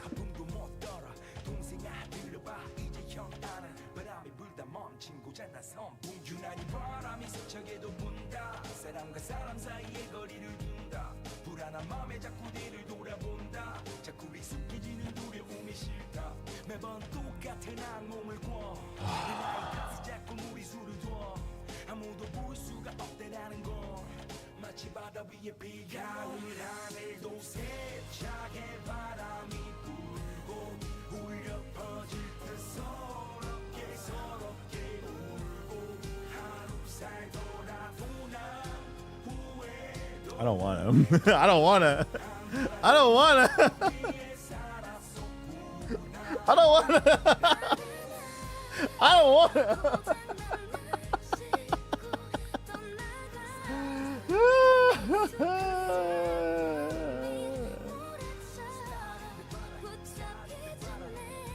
Something you would be interested in talking about? Well, Daxspiel, are you asking a specific question? Hold on. Well, let's get right into it. Let me adjust the monitoring sound to be in the headphones for the sound alerts. Give me a second here.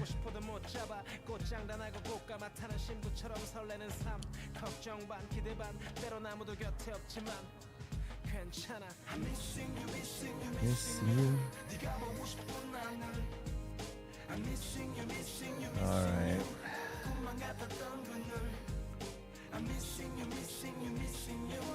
All right.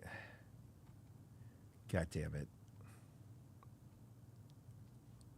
Can one of my mods change the game to a Menti for me on the Twitch, on the Twitch channel stuff? I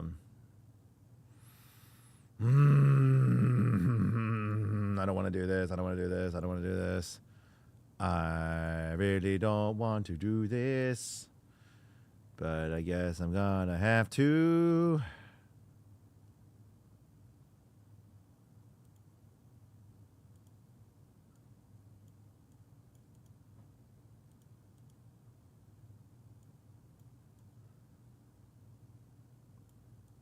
Sorry, I'm adjusting my the chat layout right now.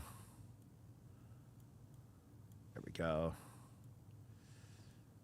There we go. Oh, wait.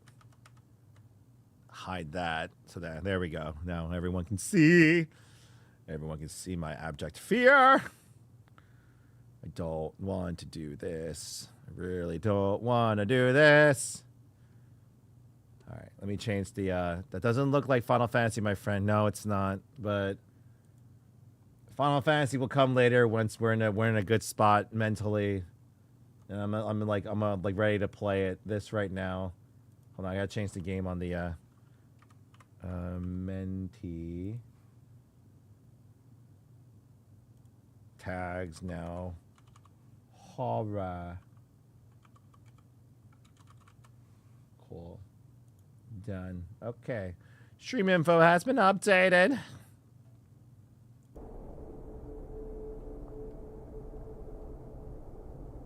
I hate all of you. Do you guys hear the game sound just fine?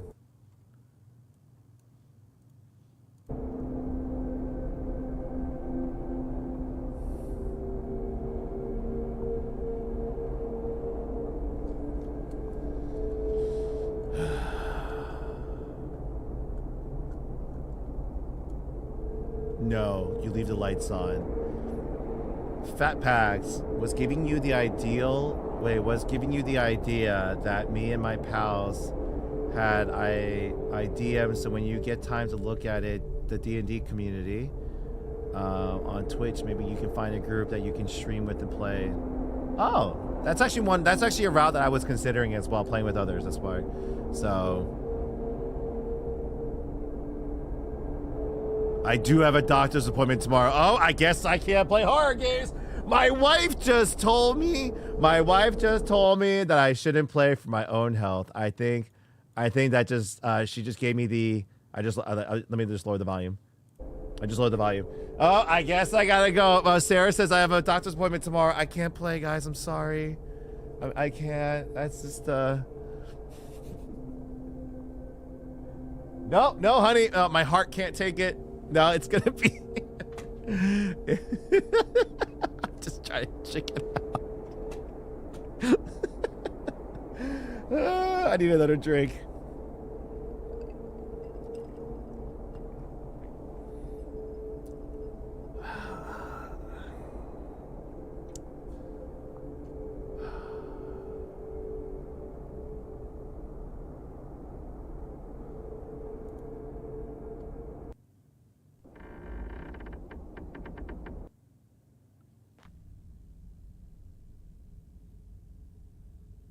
It didn't save my progress?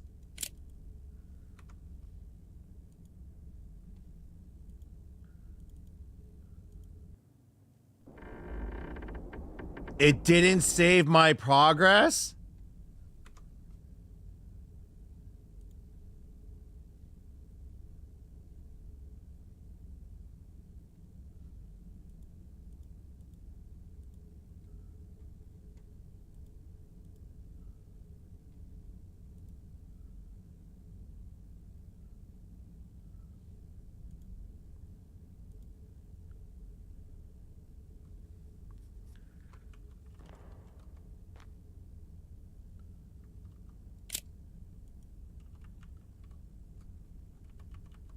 What are the controls?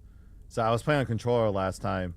Input settings, WASD, jump, left control, left shift is run, left mouse, right mouse, rotate object R, throw object T. Okay.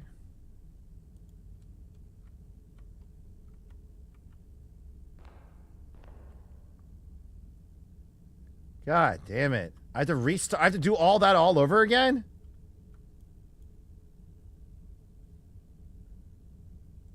No!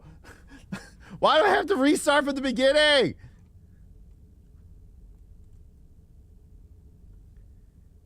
It already says danger of death. Enter at your own risk. This tomb contains confined spaces that may cause discomfort to those with claustrophobia.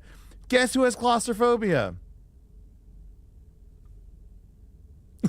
Like, I don't want to. Hold on. I should hit record. Okay, it's recording. God.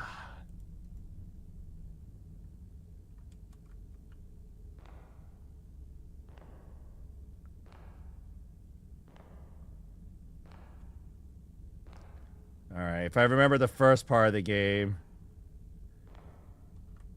Oh, wait. Yep.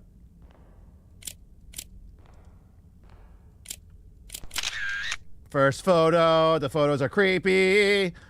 I'm just gonna talk my way through the game. We're gonna talk my way through the game. Turn on the generator.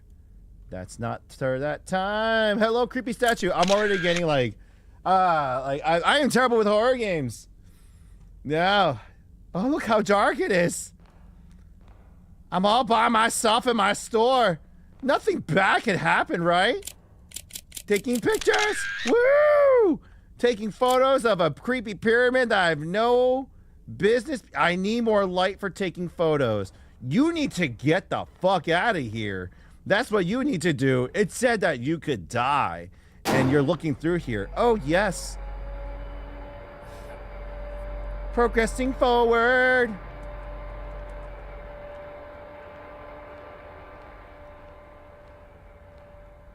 Oh, fuck! I knew that was coming! I already knew that was coming! It so fucking scared me! God damn it! Ah, oh, fucking...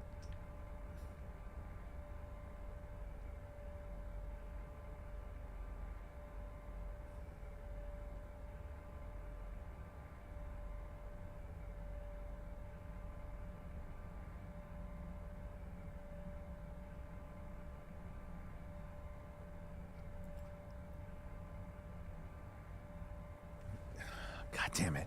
You know, the worst part is I knew that was coming. It still got me. My voice is going to be gone by tomorrow. Ah.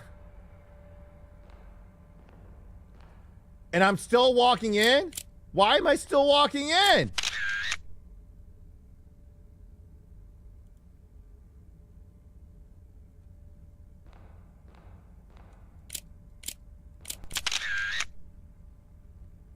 More photography subjects. Yes, take pictures. Take all the pictures, Andrew. Then new things will appear as you take more photos. Yes. Oh, God. It's all...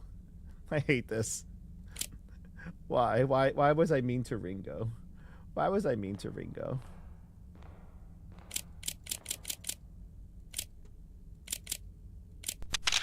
That's the last one. Yeah, turn on the generator. Thankfully, I know this part of the game at least. Gotta run in. Hello, doggies. Fuck! It's telling me not to go in! Fucking hell, what the hell? What?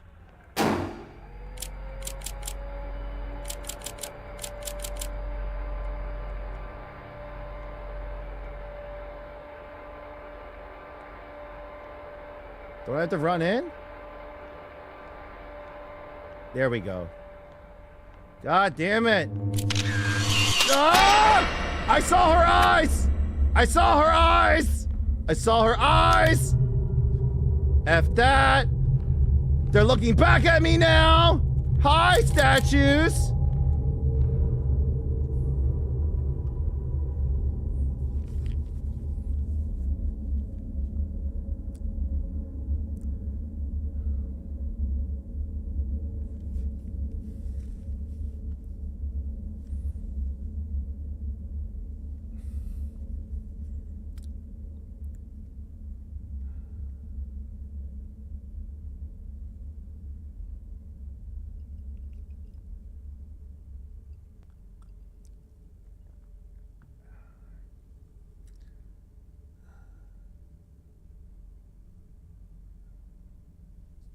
You guys thought Ringo was bad. I'm far worse. I'm far worse. I'm far worse.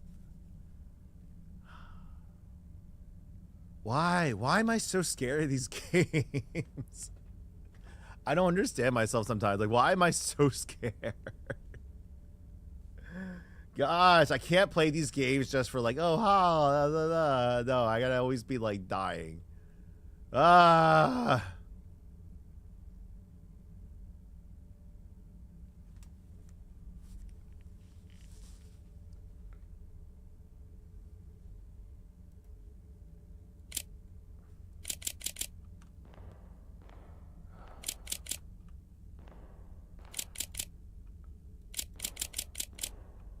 These have opened up.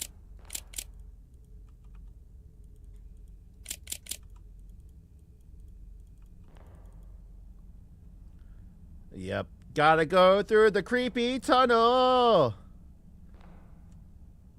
Creepy tunnel. Oh my goodness, it's so dark. Fucking hate it. Warning, danger of death.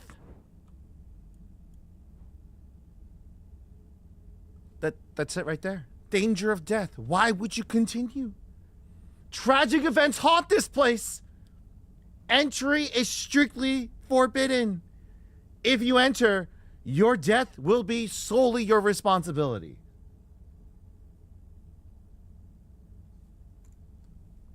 Oh, fuck.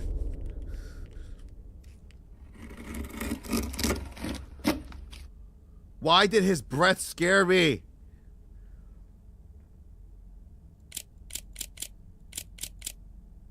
Why did his breath scare me? Oh my gosh.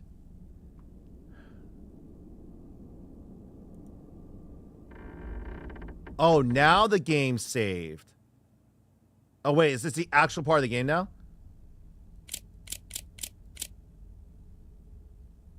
Oh, fuck this. Oh, fuck this. Oh my, oh god.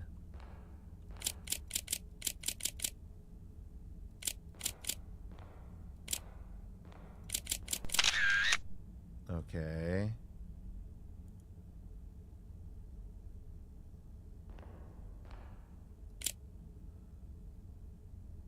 Why? Why? It's so... Why? Why would anyone in their right...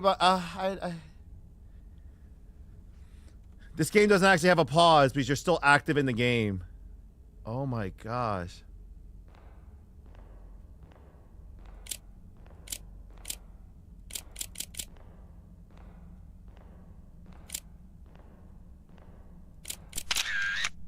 Okay, that's clearly something.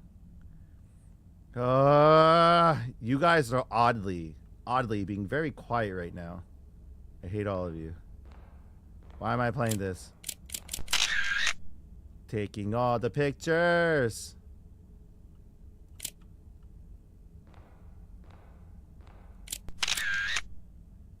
Oh my gosh.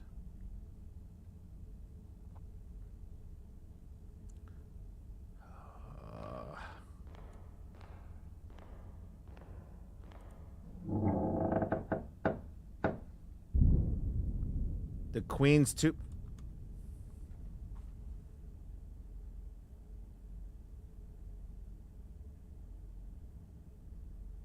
You see, it's my fault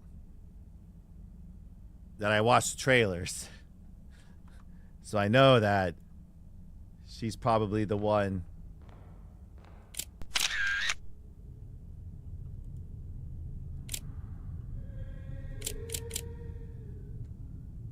Oh my gosh, why is this so...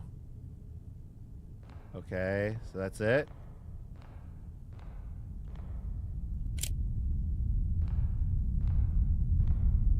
Ah, the sound!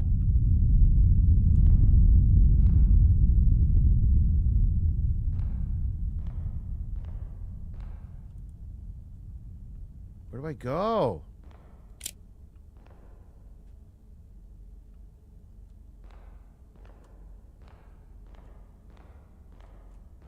This way?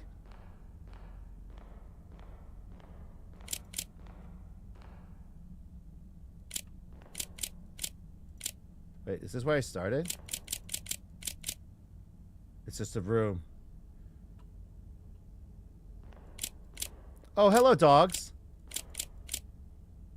Have you locked my way out? Oh, there's a...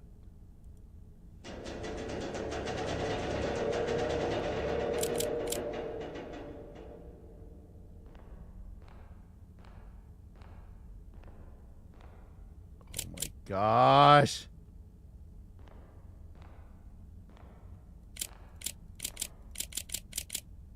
That's like the freaking where the ring girl's gonna come out of, isn't it? Isn't it?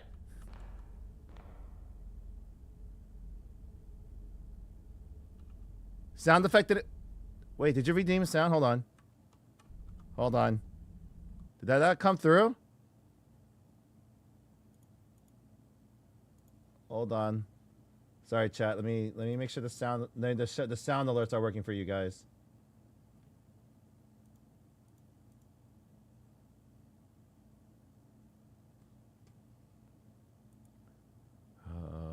Why am I playing this game?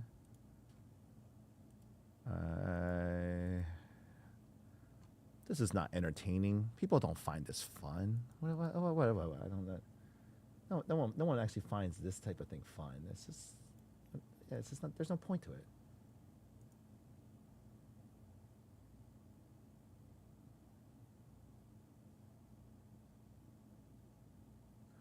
Uh-oh. Oh, I know why. Sorry, guys. I know what it is. Hold on. We have to add the browser source sound alerts. There we go.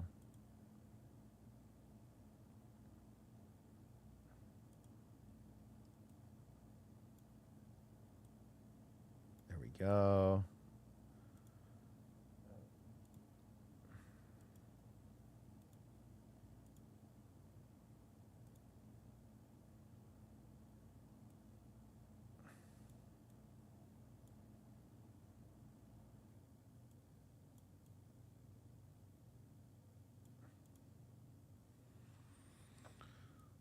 We'll do a clean setup. There we go.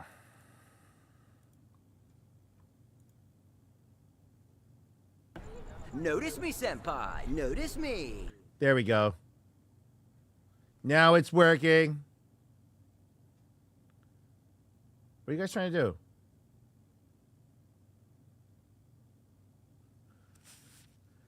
Wait, what?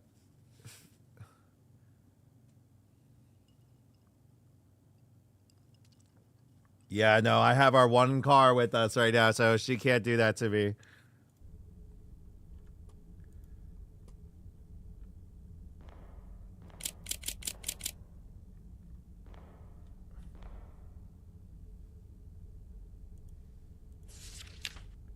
My name is Henry Cadwell. It's 1922, and I'm leaving this note for anyone who finds it. I came into this tomb searching for answers, but the connection between ancient Egyptians and beings from beyond our world, I know might not make it out alive, but I need to know the truth before it's too late. This place isn't just stone, it watches, it listens. If you feel it too, trust your instincts. I'll try to leave more notes to guide you, if I survive long enough to write them. But now I have to run. The air has turned cold. I swear I can hear her. The Queen Spirit has come close! No!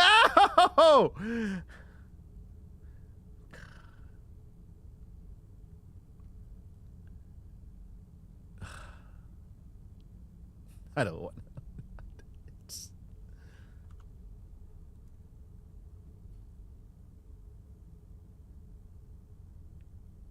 What was that? What was that? Oh, what the fuck? What the fuck? Nope, nope, nope, nope, nope, nope, nope.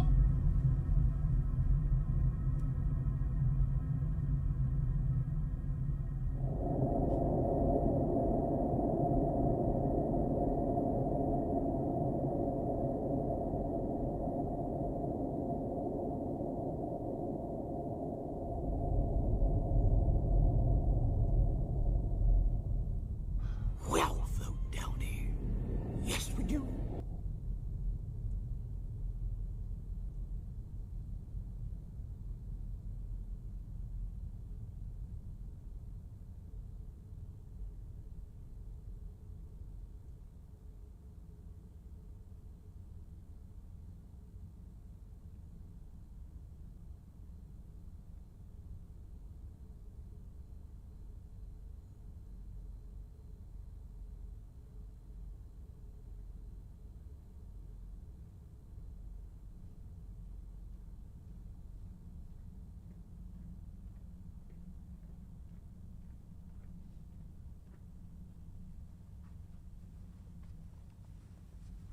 No.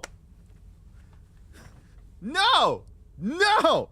Just no. She's right there. She's why? Why? Why? Who in the why?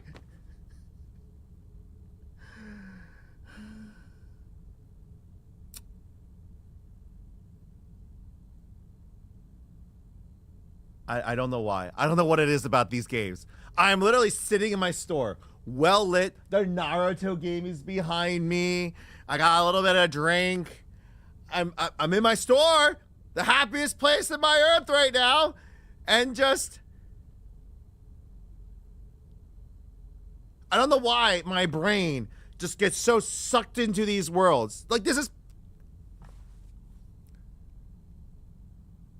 I have to run towards her, don't I? I have nowhere else to go except forward.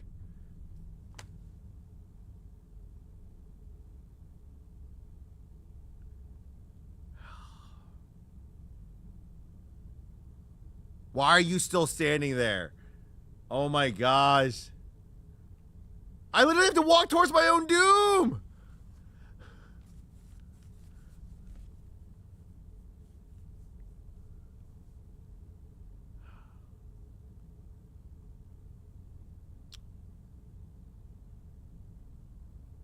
Is anyone even watching? Who's all here? Who's all even here right now? Y'all are just, yeah, they're not, there's no one watching me right now. There's no, like, I'm good. I'm safe to just walk away. Taffy will be the only one that will give me shit later on, but, it's like,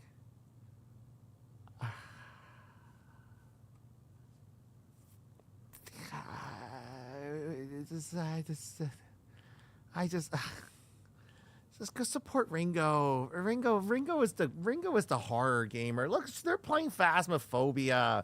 Go bother them. I don't need to be playing this stuff. This isn't.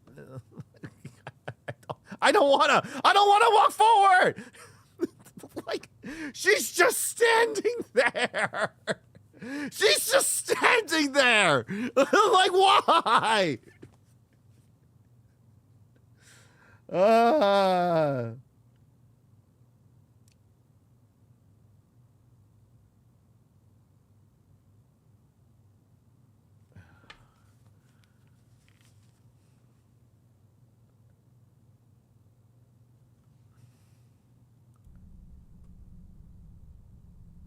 Hi. Hi, madam. I'm sorry I came in here. Taking your picture. Hi. I kind of feel like I'd rather play Phasmophobia right now than this shit, but sure.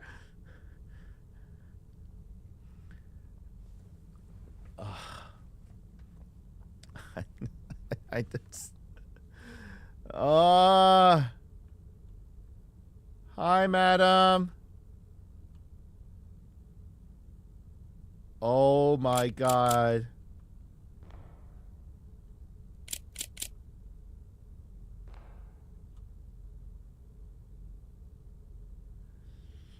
Leroy Jenkins!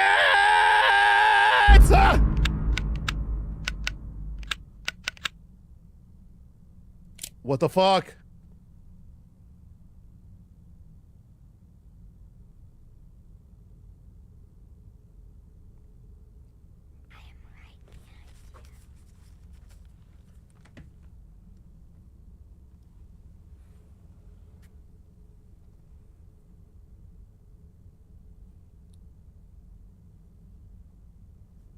My speakers are very loud. My speakers are very loud. I'm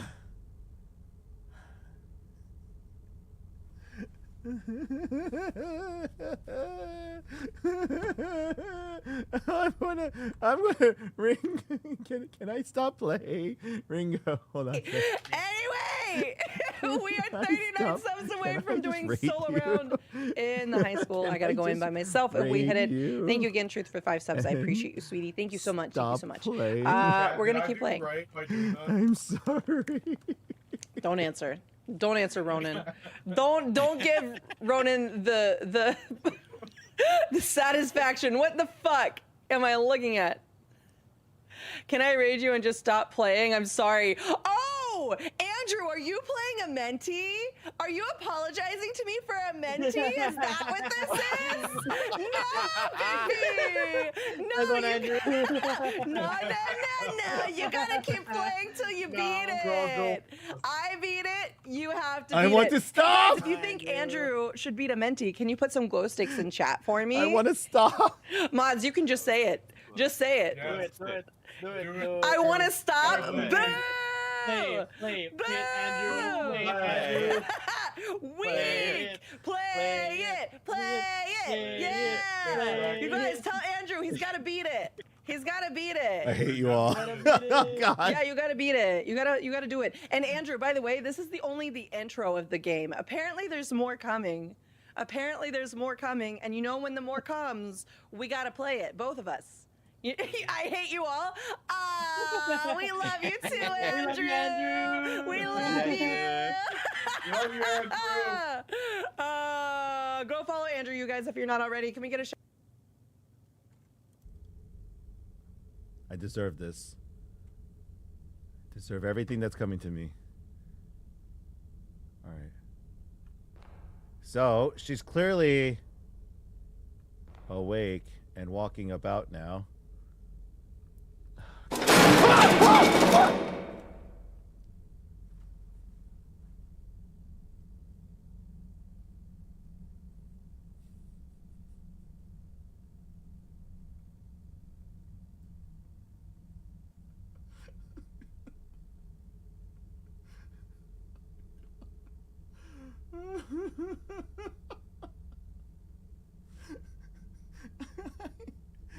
I ripped.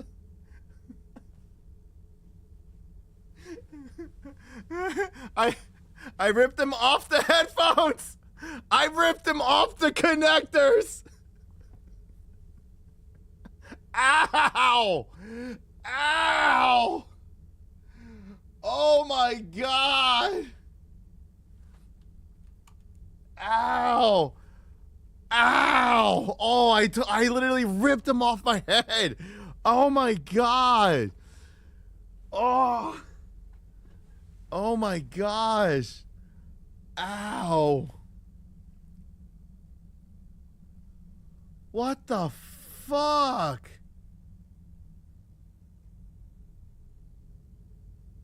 God! Oh my gosh.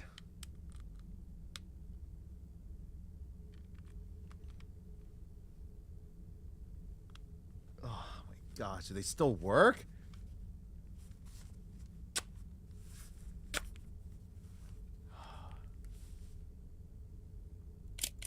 Yeah. Oh my, That was the game, right? That loud bag was the game, right?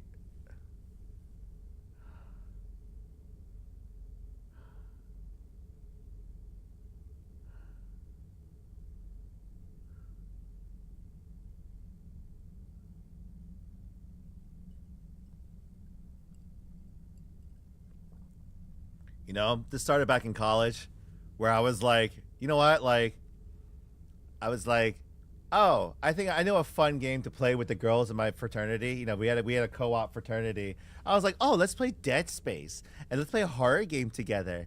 And like, let's watch everyone get scared together, right? You know what that night turned into? Exactly what it is right now. We're going to have fun watching Andrew suffer. That is literally what that night turned into in college. And ever since then, I realized I cannot play horror games. My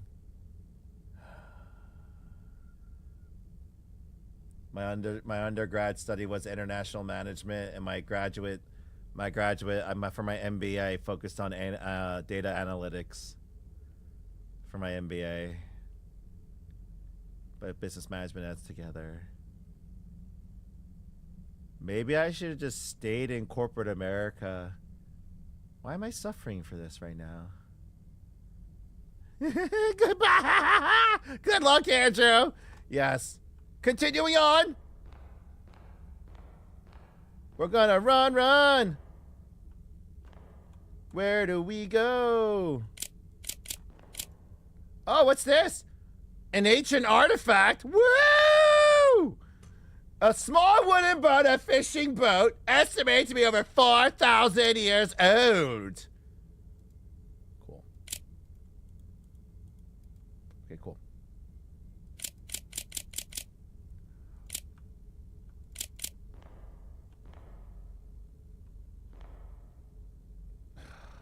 Where do I go?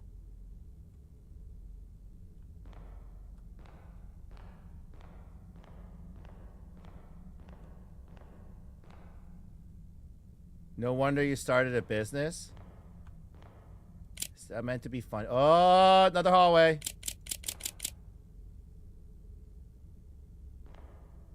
Oh, look, there's more doors. Oh, wait, that's where I came in. That's the big... Oh, my gosh. She's walking around, isn't she?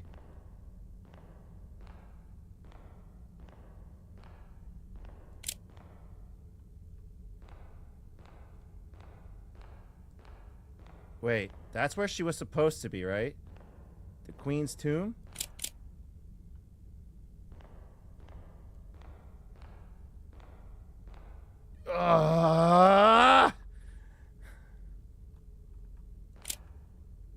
Where do I go?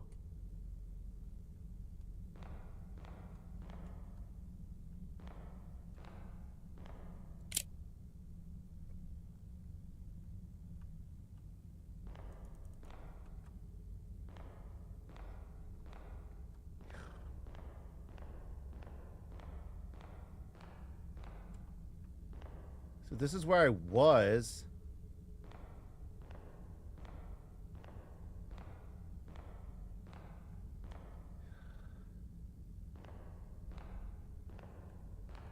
Oh, the side. She tore this down. I guess she wants me to... Oh, great! It just goes deeper. Yes, let's build a pyramid with proper stairways to the hells of the pits of the earth. Let's get closer to the god Anubis.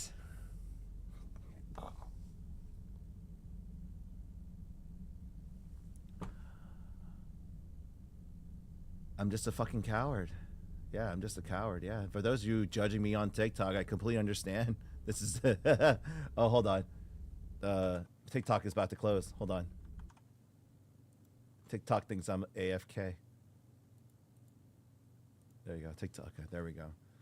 I don't want to play this game. I don't want to play this game. Down the stairways we go. Going towards my doom. Oh, look at all the sarcophaguses! Look at all the buried people! These are the people that are gonna haunt me, aren't they? Hello, everybody! What's with this one? These are not... Oh,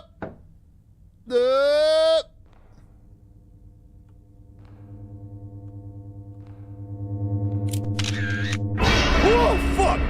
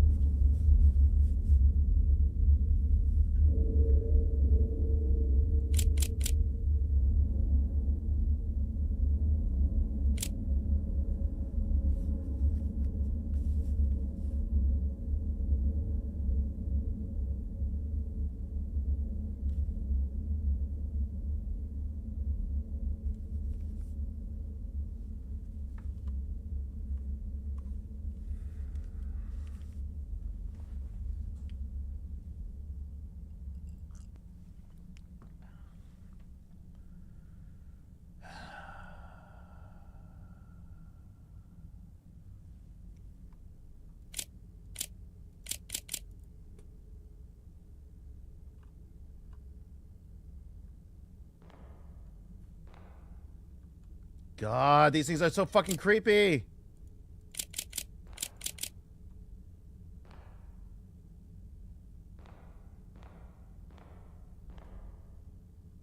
Oh, another one opened up.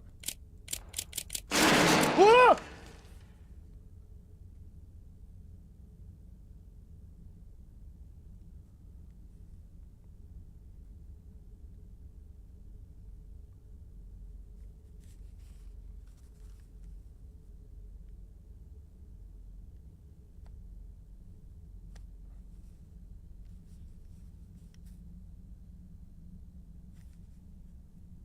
punched the table earlier, and my knuckle is now killing me. Ugh.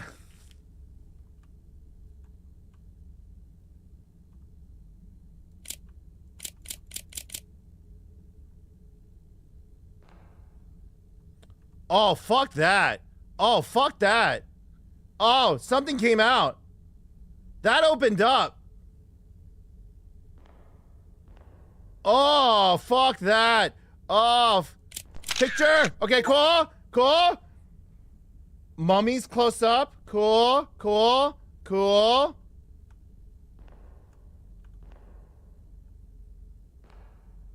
It's a letter. What is this? Oh, Henry survived long enough to leave us another letter! Look at that!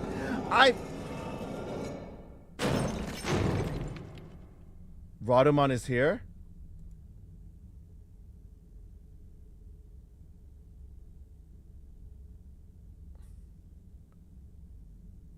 Well, what the notes say?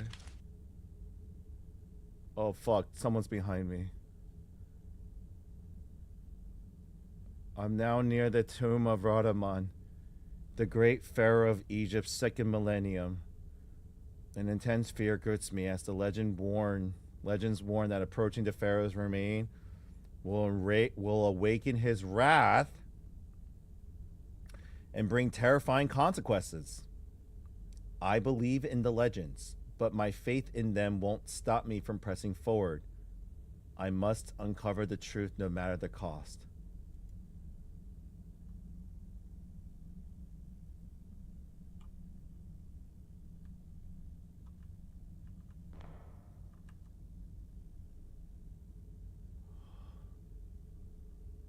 What the fuck? Oh, new pathway. Oh, come on.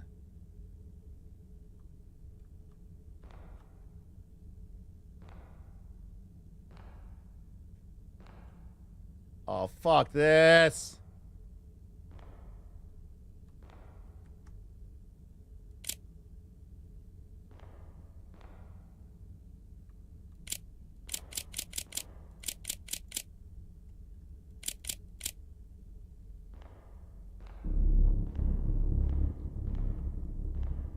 Oh, screw that.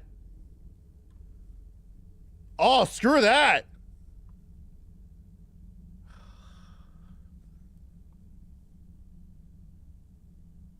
I have to open this, don't I? I have to open this, don't I? Oh, hello.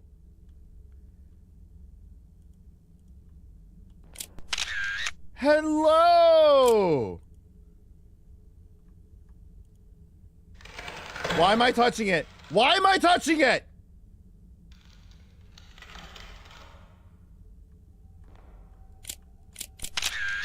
Oh, what the fuck?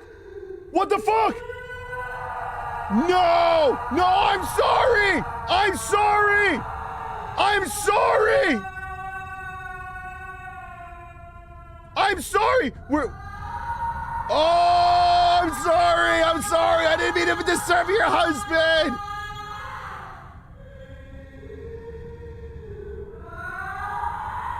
I'm sorry! 죄송합니다! 진짜 혼돈이!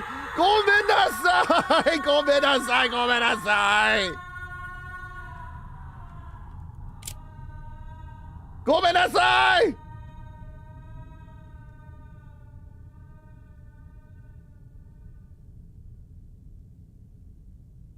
What the? Oh, there's a hole.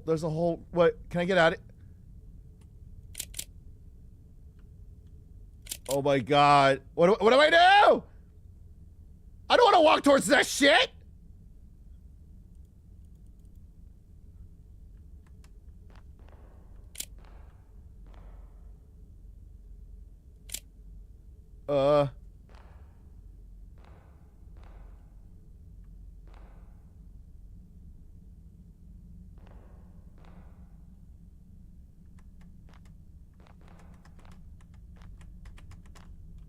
Oh my gosh. She's out there.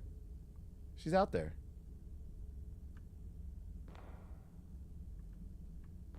Do I have to walk out of here? I'll just... Can I just take my punishment? Can I just die here? Game over. Yes. We disturbed the Pharaoh's tomb and I died. We disturbed the Pharaoh's tomb and I died. Go to the sound, you say. The sounds of music. The wailing woman who is pissed that I disturbed her husband's grave. Walk towards the sound, you say. Oh, you fine gentlemen. Why did I think of that preposterous idea? Oh, that's right, because I want to live. No! No! No!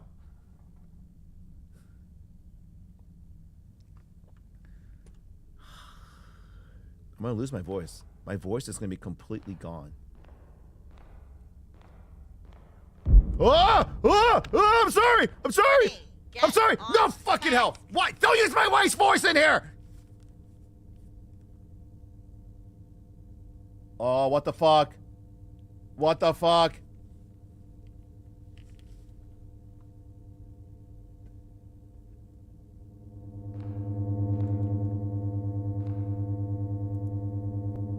What the hell is happening?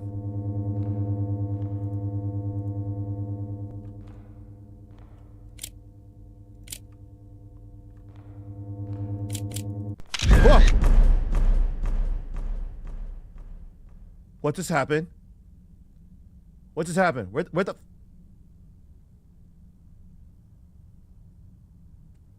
Where the fuck am I?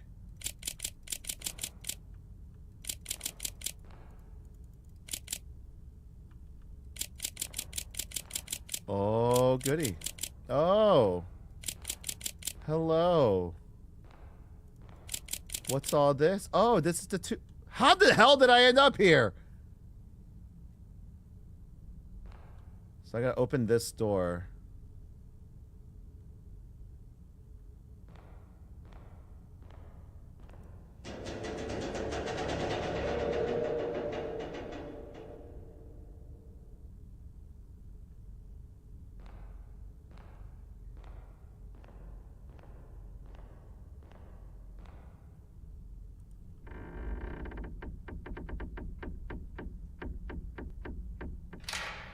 Oh, I'm still in this sweet hell, aren't I? Oh, I'm still in this sweet old hell, aren't I? Oh, I'm still in this. This is live. Unfortunately, this is live. I'm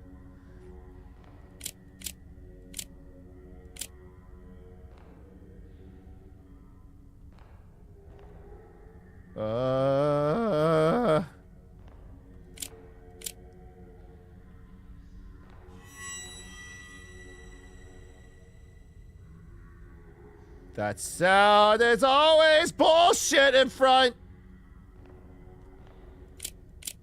That means there's bullshit up ahead.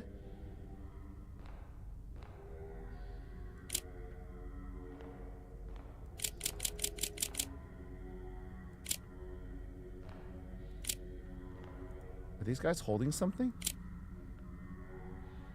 Why do I feel like these guys are gonna move?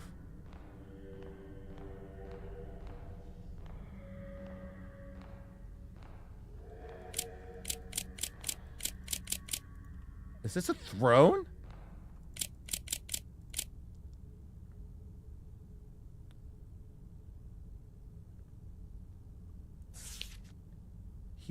He survived this long? If you're reading this, oh, why is it flickering? You've probably realized by now that this place isn't as abandoned as it seems. Well, no shit! It feels like we've stepped back in time, but I believe it's far more complicated than that. It's as if history itself has swallowed us whole, trapping us inside a custom tempor- What the hell is happening? This is not good. Not good. This is not good. Not good at all. Of course not. You need to find a way out of here. Whatever you do, don't linger.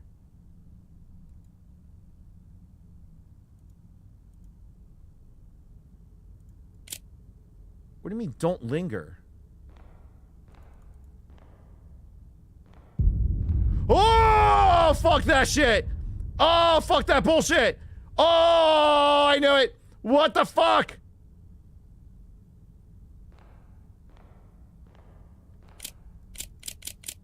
Oh, what the fuck? Run, run, run, run, run. Sorry, gentlemen. Just gonna walk through here. I'm sorry. Oh, I guess I gotta go this way.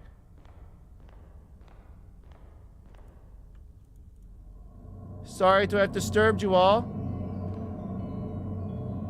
What the Am I outside? I'm outside? I see the stars. I live! Let me jump. Let me jump to my death. Let me just jump to my death. Let me just end it all. Let me just end it all. Let me just end it all now. No, God. Why? Why?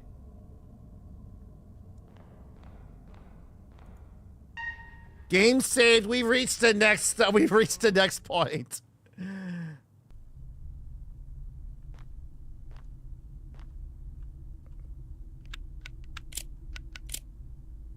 Oh, my flashlight's no longer working. Oh, isn't that wonderful?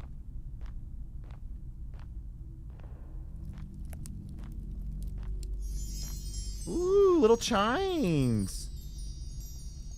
That linger a little bit too much. What's all up here? Another door.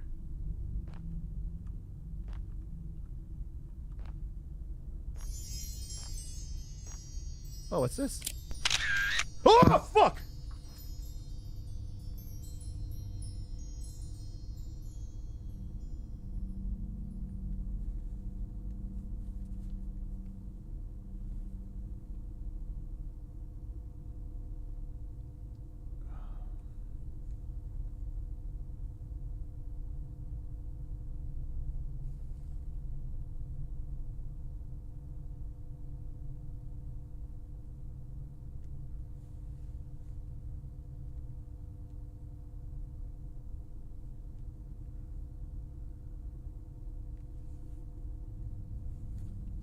Smile for the camera, you say. She smiled for the camera.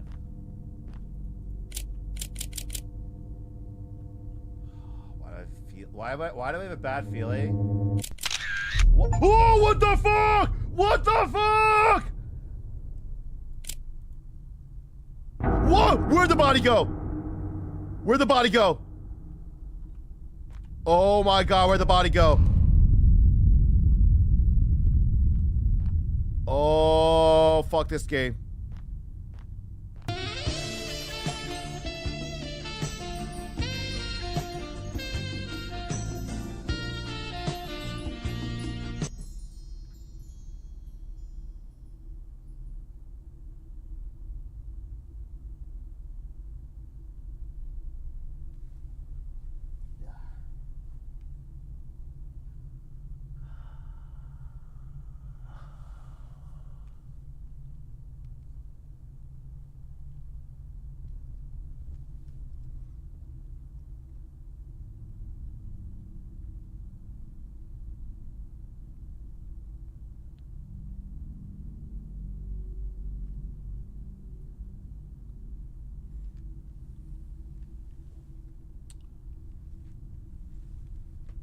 Okay.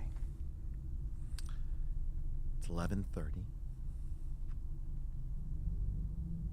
I think everyone's been thoroughly entertained. The game did save.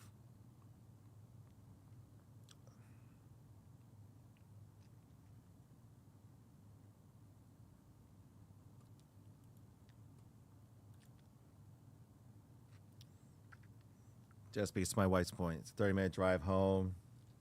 And I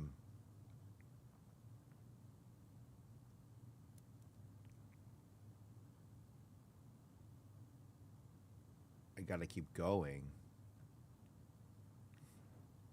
First off, thank you for the bit donations.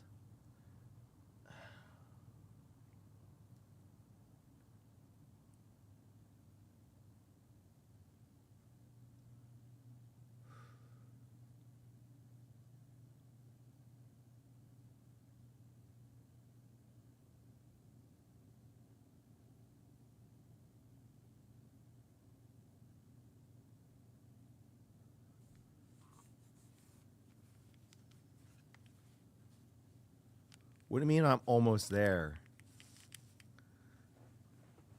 How long is this game? Like I know what's it called? If I wasn't such a freaking coward, I think someone said it's like an hour if you just like run through it.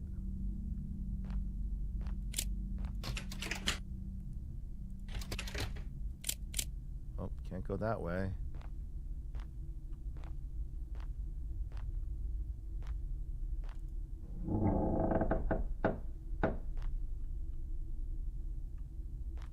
So these all connect.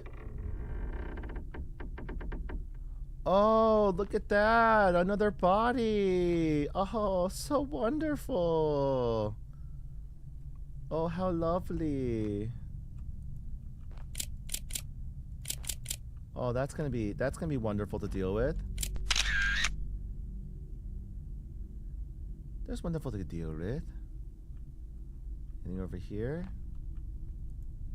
Need something. Okay, so okay,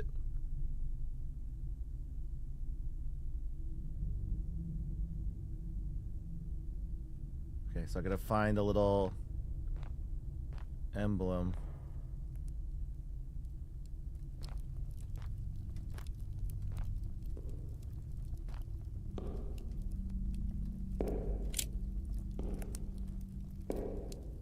Someone's walking around.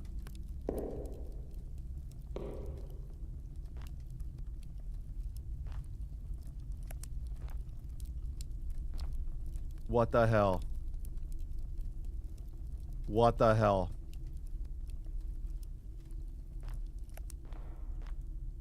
That, oh yeah, I need to find two things. What the hell?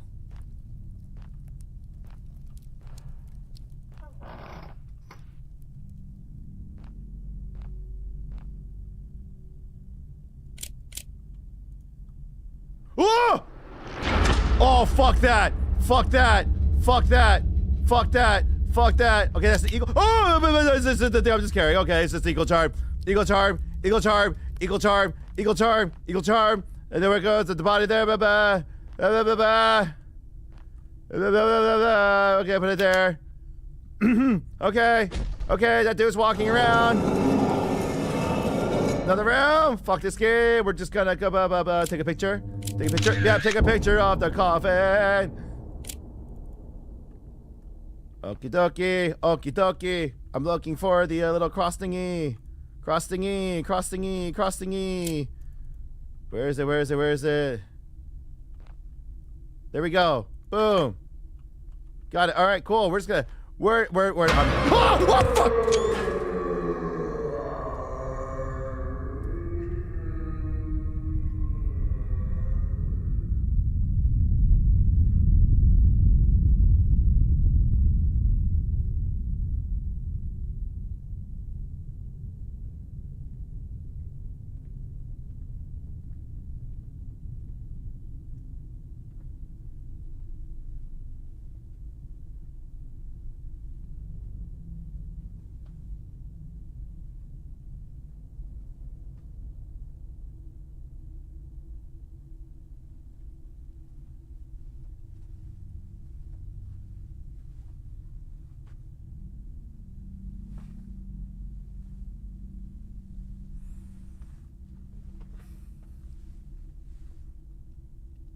Welcome to the stream, everyone that's joining. I think I'm not gonna have a voice tomorrow. I'm still alive. I guess he didn't kill me. Okay, good. Wonderful. And I gotta keep playing until I beat the game.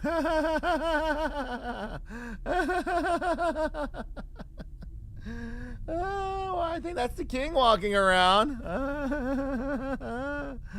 Oh, there's a good test on these headphones. I keep freaking throwing them.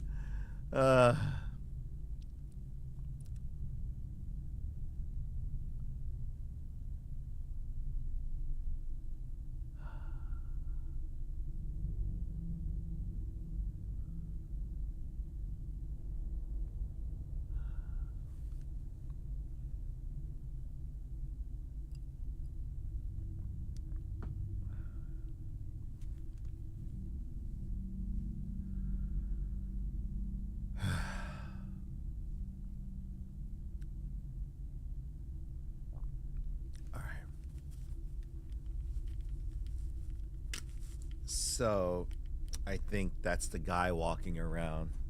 The body that we saw get up earlier.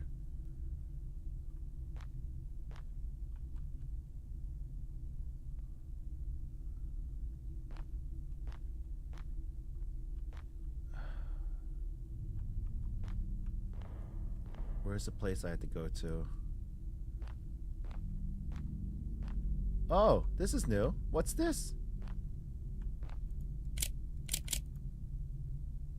That's not it. Okay. Where do I gotta go?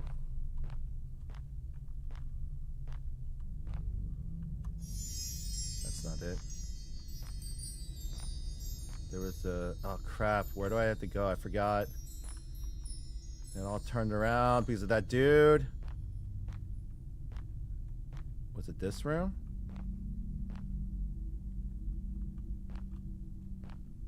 No, it was back. I think it was back here. Yeah, here it is.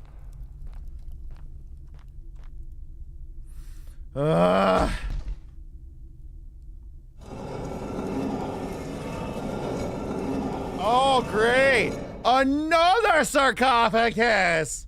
How wonderful and generous! Take a photo, Andrew! Why isn't it working? I'm taking a picture. No? Aliens?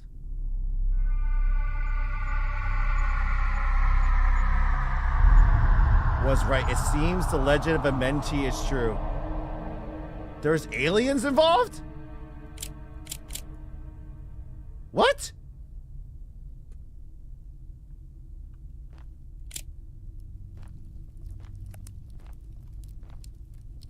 Oh, another letter. Translation of the Egyptian hieroglyph language. Pharaoh Ramadan ascended tonight to the realm of the star gods. He and Queen Meretekar shared a sacred bond with stars.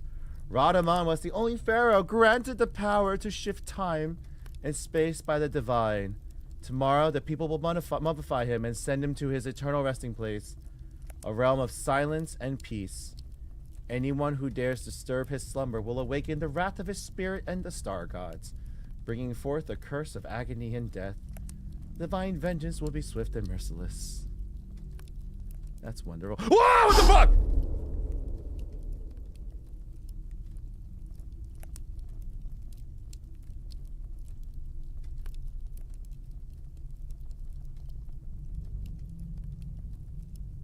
Am I dead?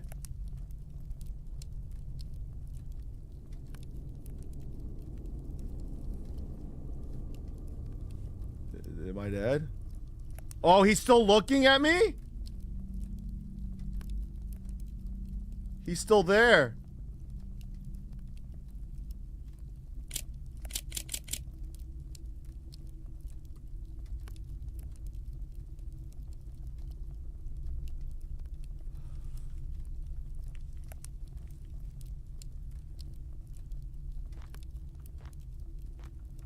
Oh, there's another walkway.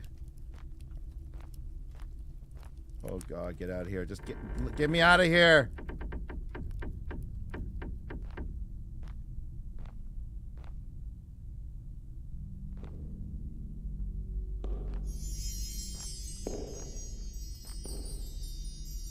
Oh, he's walking around.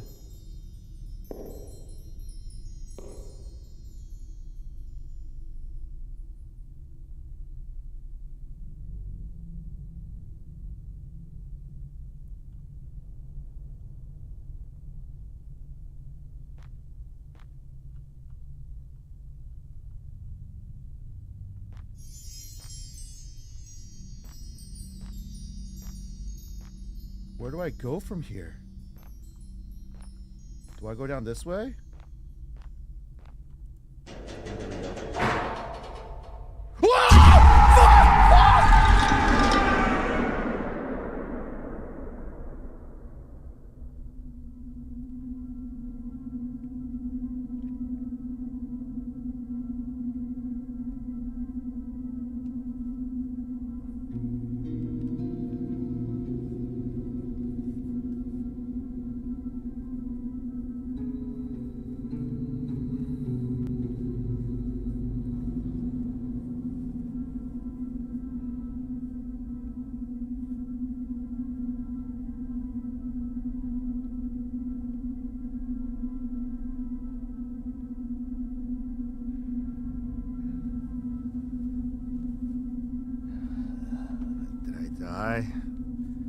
Oh, it's a game called Dementi. Oh my god. Am I alive? What? Am I alive? Oh, I'm dead. I'm in the afterlife. I'm in the afterlife in space. I'm in the afterlife in space. Okay, jump scared. Ringo, you're so funny. You're so funny. You're so funny, Ringo. I love you. Yes, send me to the gates of hell. Let me. Don't you have a stream to get back to? What are you doing over here? What are you doing over here? Oh God! Please tell me this is it. Do I just die? Do I die? Game saved.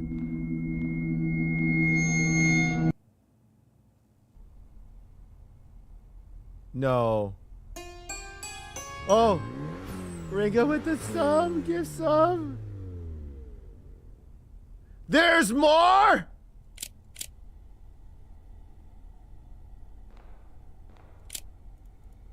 Why is there more? That's not it. There's more.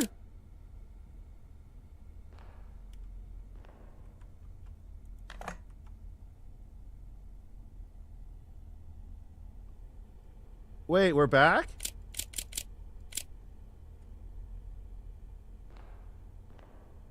It seems like it was just a dream. So am I just getting out of here?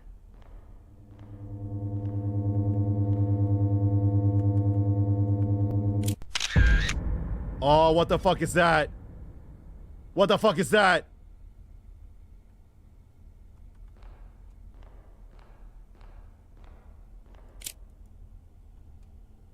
I need to hit something against the open. What?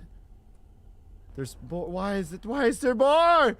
Lazarus, the darkness won't come first time, chat. I gotta hit it with something?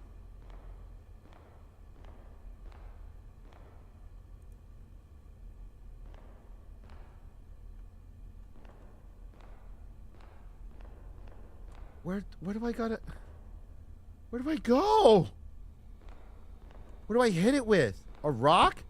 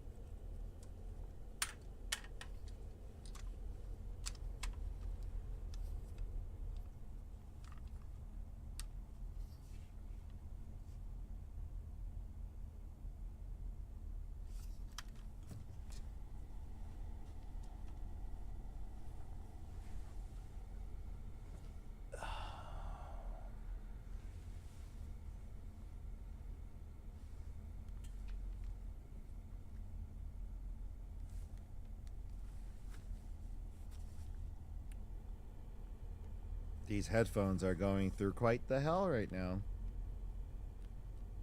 Boop.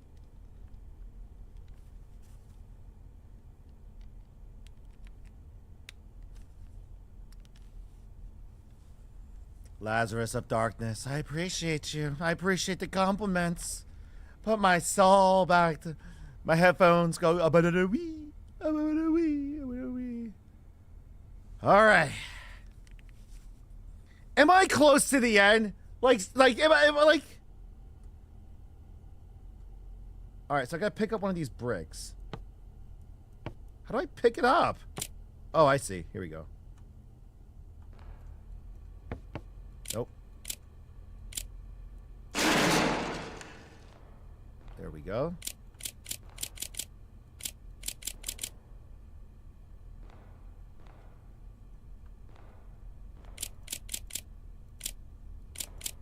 Okay.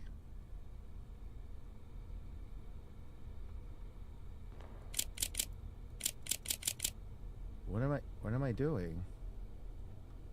Oh God, another letter. How did you survive this long?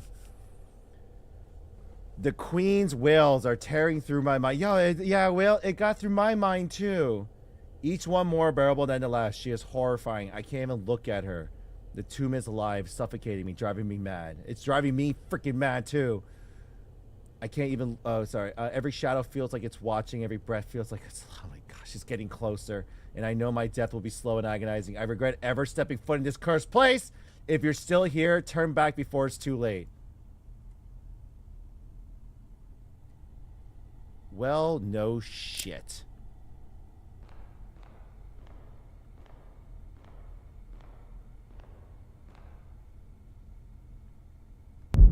Oh, fuck! Oh, fuck!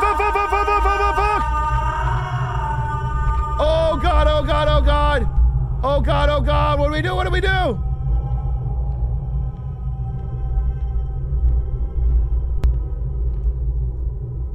Oh, God, oh, God. Oh, God, fuck that. Fuck that. Get out, get out, get out. What about the goddamn screen? Oh, my God. Which way do I go? Which way do I go? Oh, my God. Oh, my God. What is this? What is this?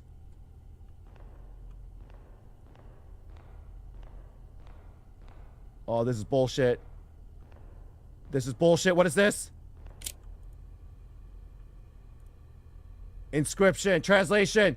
When the sun did not rise and the people of Thebes suffer from the heat and the thirst, they pray to the gods. In their mercy, celestial ships descended from the stars, building the pyramids over the holy tombs of Pharaoh. These pyramids symbolize Egypt's majesty. They hold a divine power that makes the Nile flow, set the heavens in motion, restore life to the each. Oh, sorry, I need to calm down, calm down, calm down, calm down. Let future generations. Oh my gosh, she's why she's chasing us. Okay.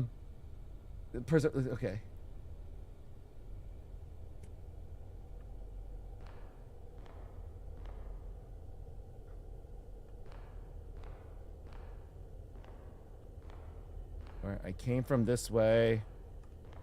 That's not it. God, which way do I gotta go?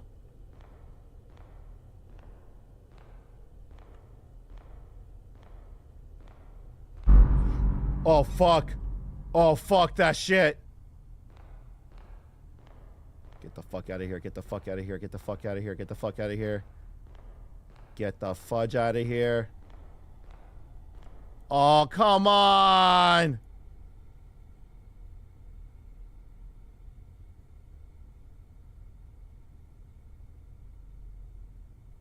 I probably need some point. Oh, it's those doors. What the hell? Am I? Oh, there we go. It's those doors from the beginning of the tomb. I just gotta get out of here. Okay, okay.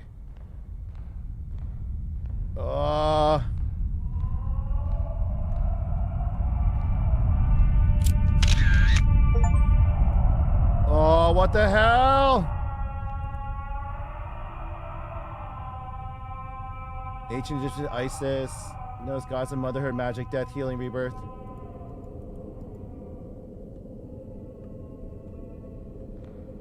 Oh, come on.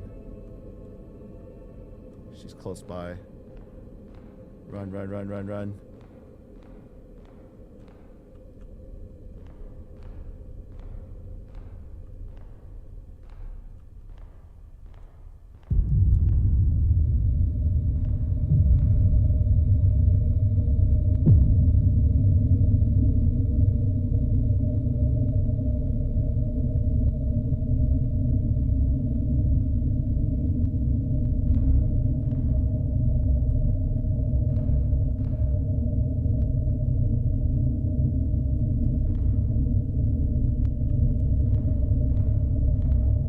Just gonna ignore her. We can't ignore her. Oh shit.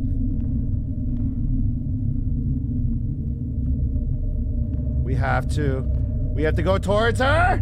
Are you kidding me? Are you kidding me?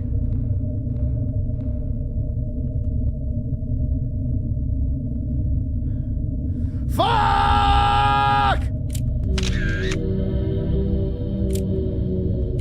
What?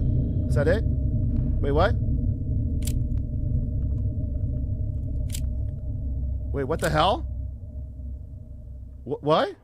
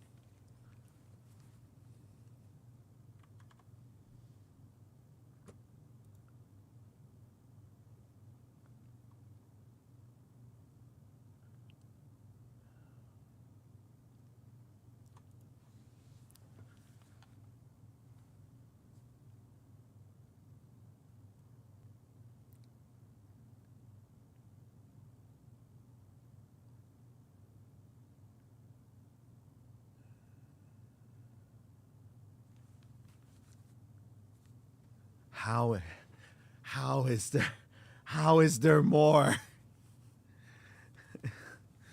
I'm gonna channel my Ingo in. Ringo, I know you're watching. I can see you. I'm gonna channel my inner Ringo Riot right now. I don't wanna. You can't keep me going. I don't wanna. No. I don't want it anymore. I'm losing my voice. Legitimately, I'm losing my voice right now. Oh my God. Why is there still more? Am I dead yet? Oh. Oh, we're okay. She attacked us. Can we go now? Game saved. Yay. Can I get out of here now?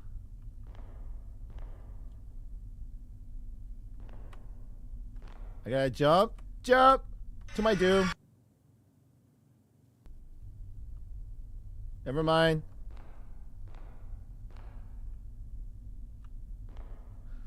I just died. And jump. Okay. There we go. And jump. Oh, I died again. No, can't do this. Can't do this. Can't do this. Can't do this. Oh my gosh. Jump. Okay. It's like Mario. Run. Jump. Okay. Why are we doing platforming here?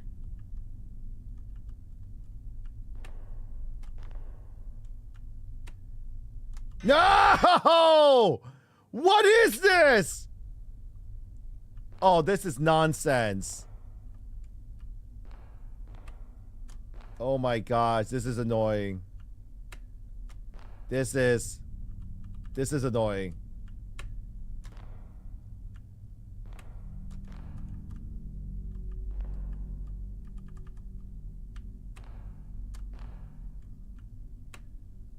Oh, come on! What the freak? Now, okay, now it's frustration. Now it's frustration. What? Come on. What?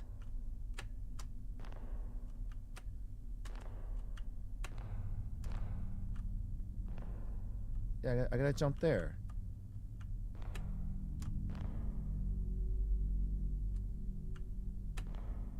There we go.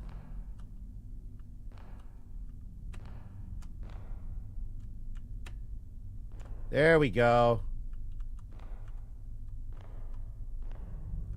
I need to find a way out of here. I can't stay in this hellhole any longer. Yeah, no shit.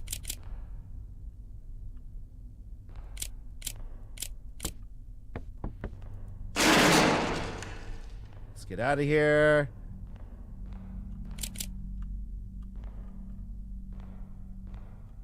Oh, come on.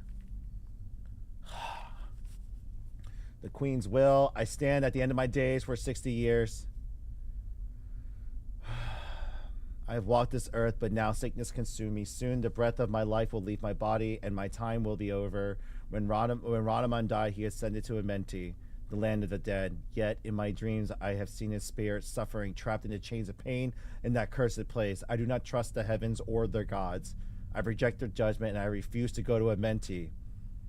Do not embalm my body. Do not trap me in their rituals. Let my body stay here within these sacred walls and the stone chamber.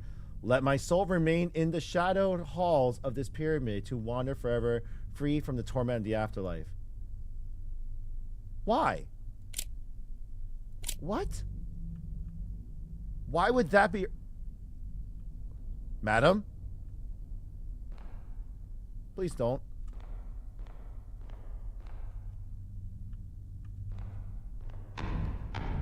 Whoa, come on! I'm dead?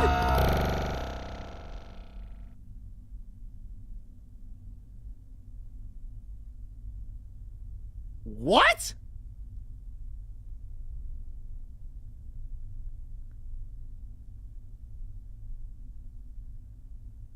Wait, is that it?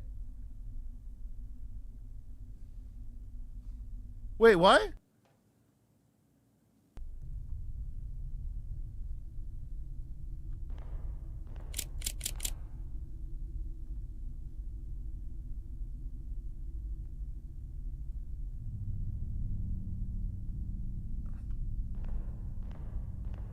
What's this way? Okay, so I missed a photo.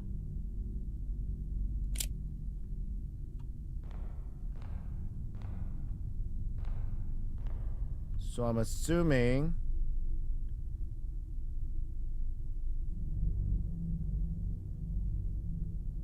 I don't get it.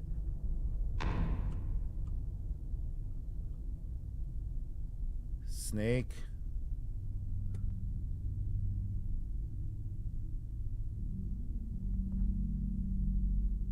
What's the pattern I'm looking for?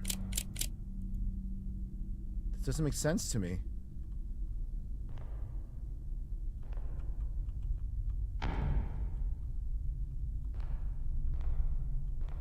Wait, what?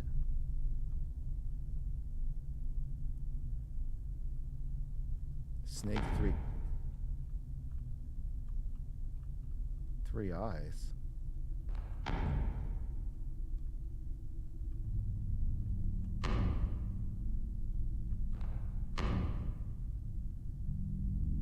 Oh, it's illuminating. One flower. Two crosses.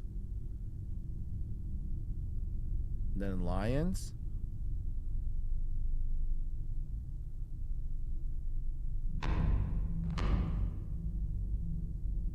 And four lions. 1, 2, 3. Oh, come on! What? Okay.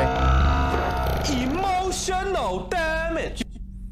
Thank you for the bits, Emerald. I appreciate you. Really appreciate you. Thank you.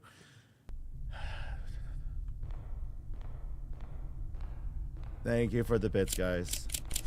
Okay, so I gotta retake the photo. Oh, thank you for the follow, Wolfgang. Let's go. Welcome to my suffering, snake. 3 eyes.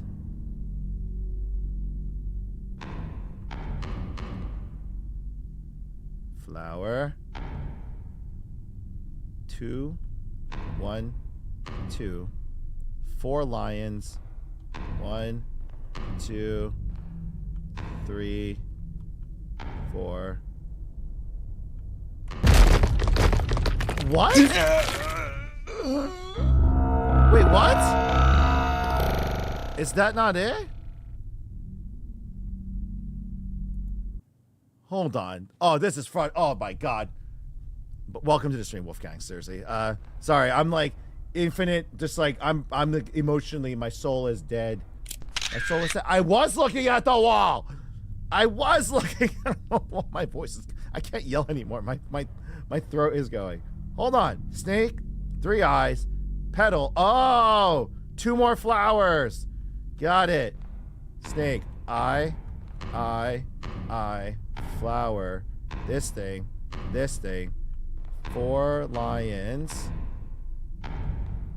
2 petals. 1, 2. There we go. Okay, we got there. We got there, ladies and gentlemen.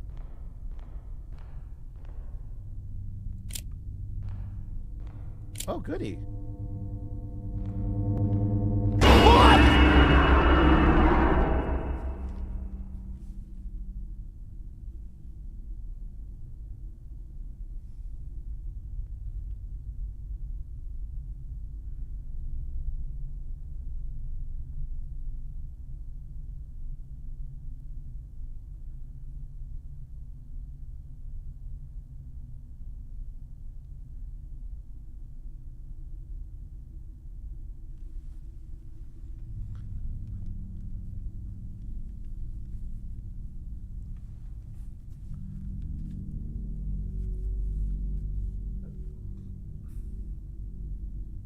I do not. I don't like horror games. I am absolutely terrible with horror games. For some reason, I get too immersed in it. For some reason, I let it get to me. I don't know why. I just can't. I can't disassociate my brain from these games.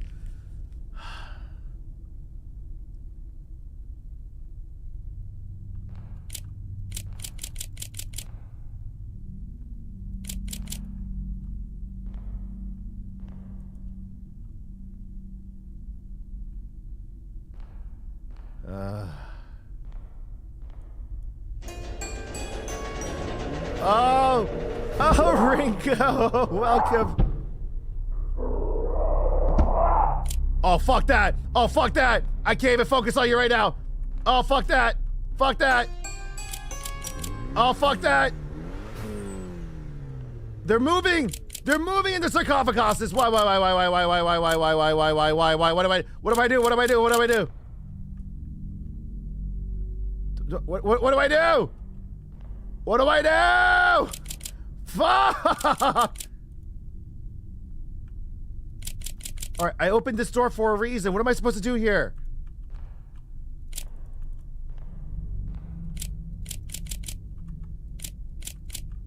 Oh my god. What am I supposed to fuck? Oh wait, letter. Sorry. Pause. Welcome, rioters. This is... You know who I am. I know all of you. This is Ringo's revenge. Because Ringo beat this game, I must stand in solidarity with Ringo and also beat this game. Am I close? Am I getting close? Am I almost done with this shit? Henry survived this far, ladies and gentlemen. Henry survived this far. Let's go. Let's go. As I write this, I don't know if I'm still in the world of Amenti or if I somehow return to my own time. Right now, feral mummies are trying to break into this chamber. My time is... Oh, that's great. They will kill me, but strangely, I feel a sense of peace knowing that I finally answered the question that haunted me my entire life. The legend of Amenti is real. The ancient Egyptians truly had a spiritual connection with the beings from beyond, spanning dimensions of space and time. The theories about their afterlife were all true. My voice is gone. To whoever reads this, I hope you escape. But if Amenti... Oh, Wraith. Oh, my God. Oh, my God, Wraith. I swear to God, that was a game. But if Amenti has trapped you, there may be no way out. Henry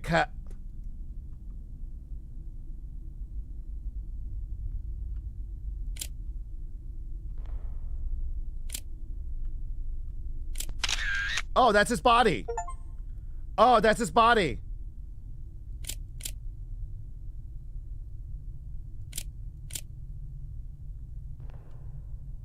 Well,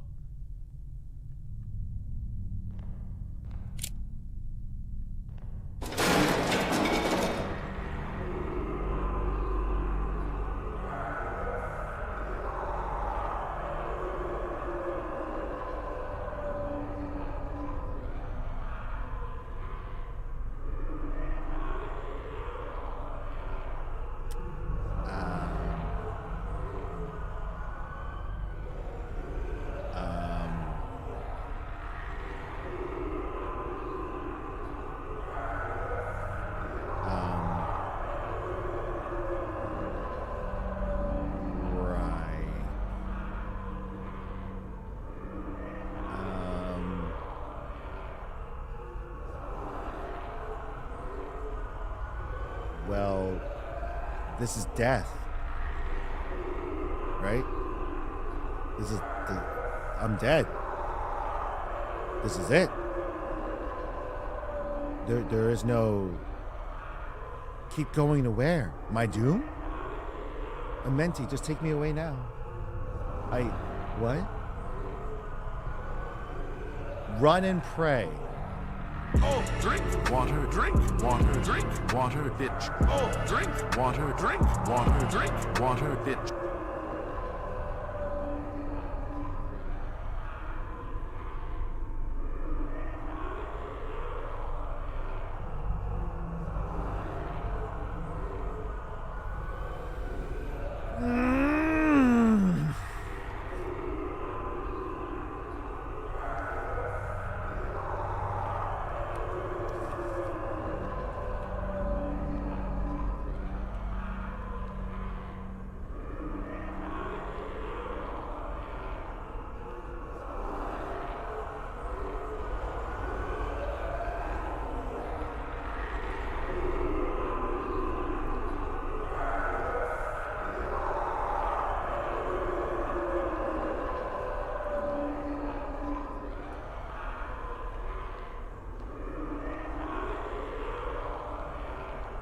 Oh, there's a stairway.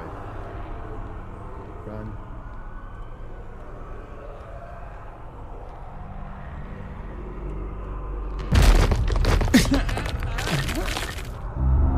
I'm dead. I died. I'm dead. There's no reason for me to continue with life.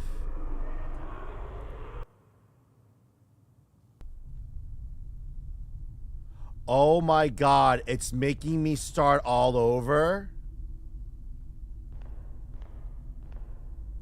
It's making me start over.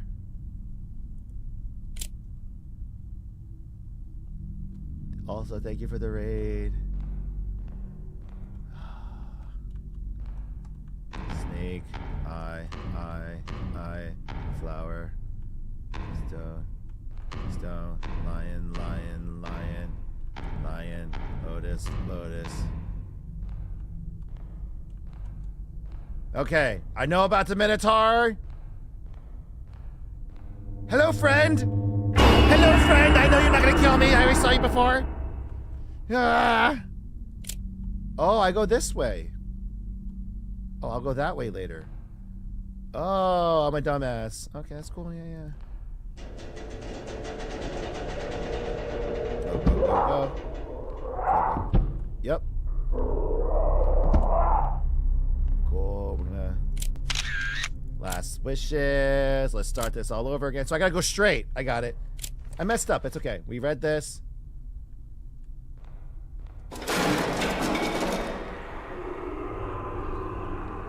All right. God damn it. Leroy Jenkins. Fuck. Running for my life. Fuck! Running for my life. No, can't go that way. Fuck that shit. Oh, fuck! Run, you son of a bitch! Run!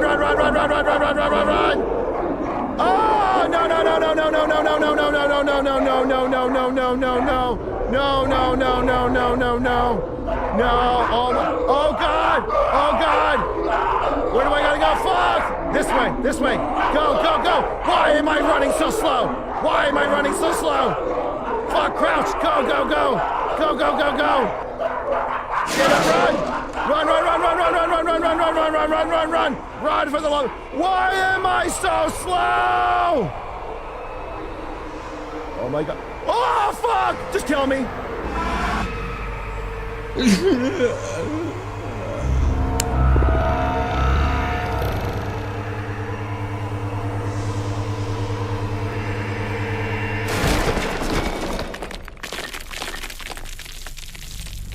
Emotional damage.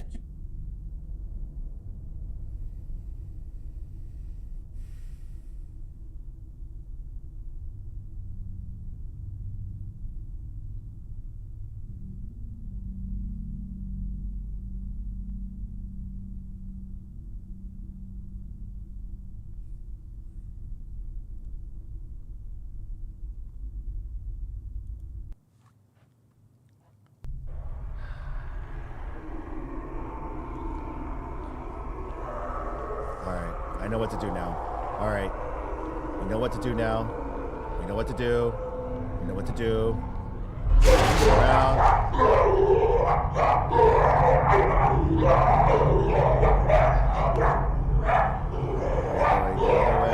Turning. Ignore them. Ignore them. Ignore them. Ignore them. We're running. We're running. We're running. Run, run, run, run, run, run, run, run. Running, turning. Running, turn around. We're going. Turning around. Turning away from the monster. Go, go, go. We're not going to the raging bitch of horror. Raging bitch of horror. See her turn around? See her turn around?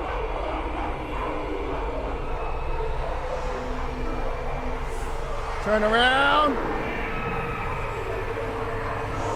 Turn around. Oh God, what do I do? What do I do? Oh my God, what do we do? What do we do? What do we do? What the? Whoa!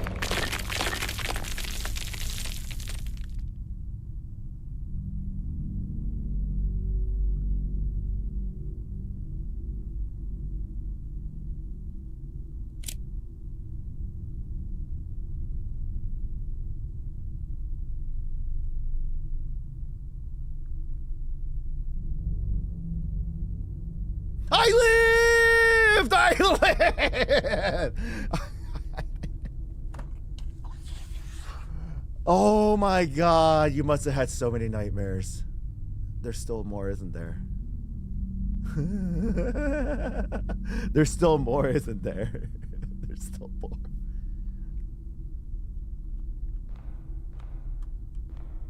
Oh, we're back in the beginning. Oh, yes. Oh, we're back here. Yes, there we go, there we go. Okay. This is the way out? Is this my freedom? Is this my freedom?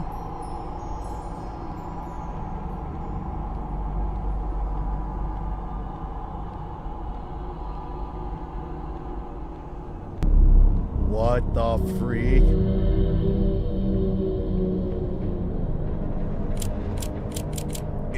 What the fuck? Aliens? I'm trapped in the world of Amenti forever?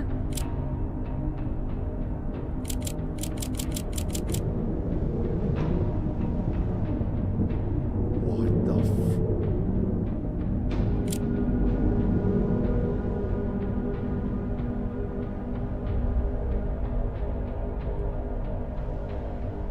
What is happening?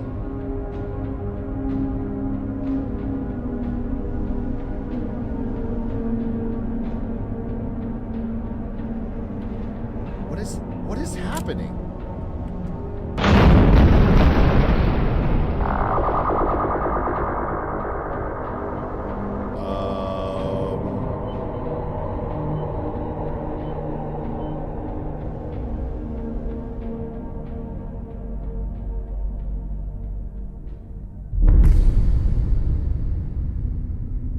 Is that it? Is that it?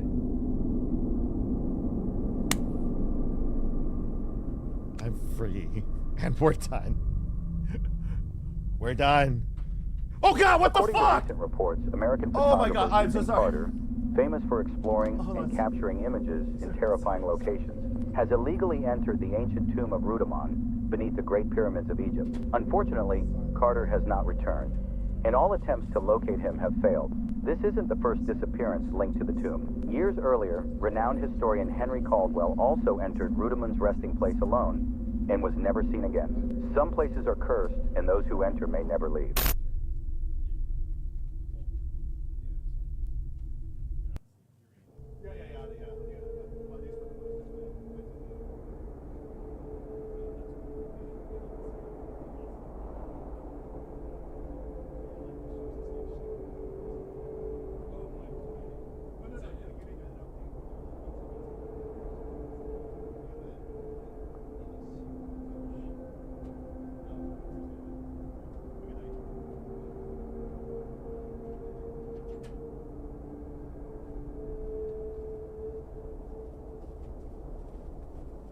Are you kidding me?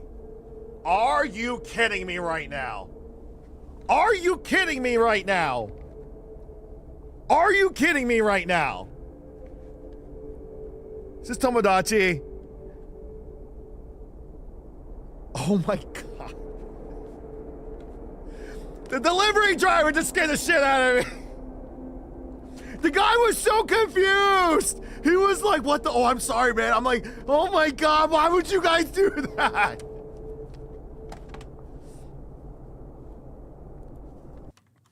Hold on, let me.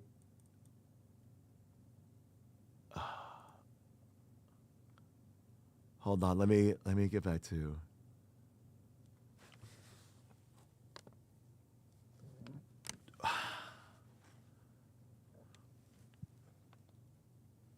Well, hold on, chat. Let me get back to a regular screen here.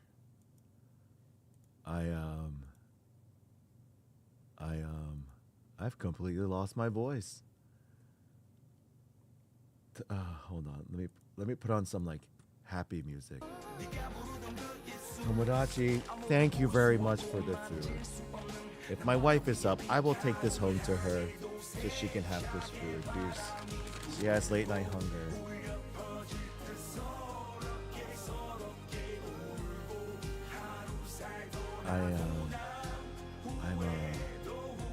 Well, that's a menti, guys.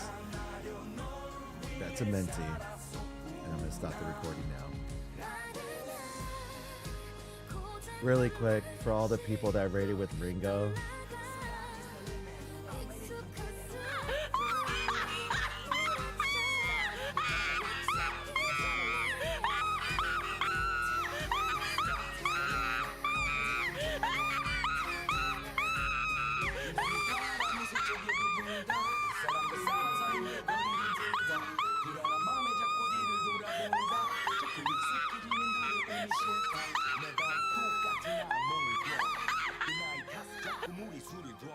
That's when the video file just ended.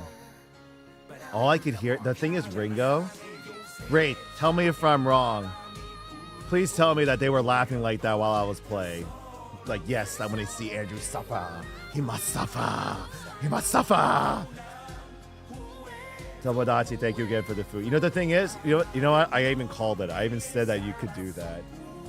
The worst part is, guys, I'm in front of the store. I'm literally in front of the store. So if anyone comes at that door, they're getting me. Celebrating my downfall. All right.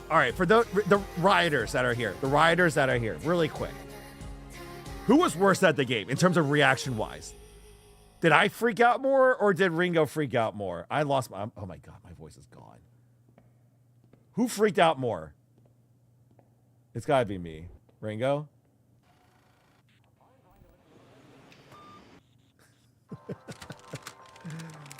Tomodachi, I appreciate you, man. I'll take this home to Sarah so she can eat it. I'm on a very strict diet, so I can't really eat any of this. So. Oh, you thought about me. Wait, did you get grilled chicken? Oh, you got me a grilled chicken wrap. The potato and the nuggets and the baconator fries I can get to Sarah. Oh, thank you, man.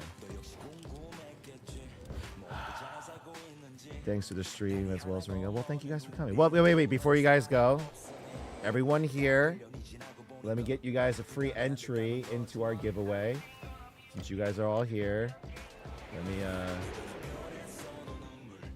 you guys don't know, we're doing a massive spring giveaway. So everything you guys see behind me, including all the model kits, the figures, everything's a part of the giveaway that's going to happen in the spring, in April.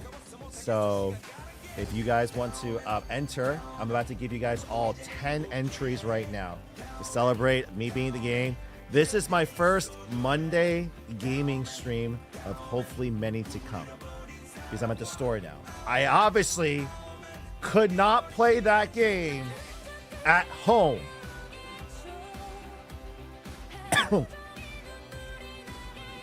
I obviously could not because of what would have happened.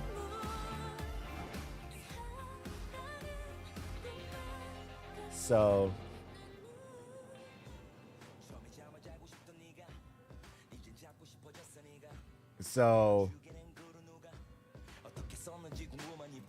that's man.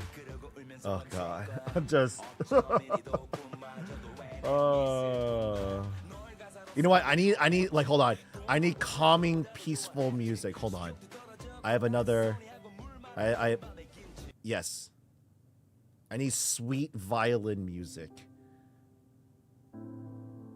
I just need sweet violin music. I'm sorry. I just need No, Ringo's the one that's cool. I'm not. I'm just some business owner. No one important.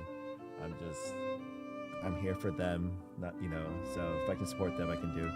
All right, let me give you guys. So if you guys want to know about the giveaway, go to our website, gamersheaven.com. Multiple ways to enter, but just being here, being a part of raids, being on our channel, you guys get entries. So you guys get like right now, we just played the game. You came in with Ringo, and you stayed. So I waited because it's those that end up staying around that will get the entries into the giveaway. So I'm pulling the names right now. Copy.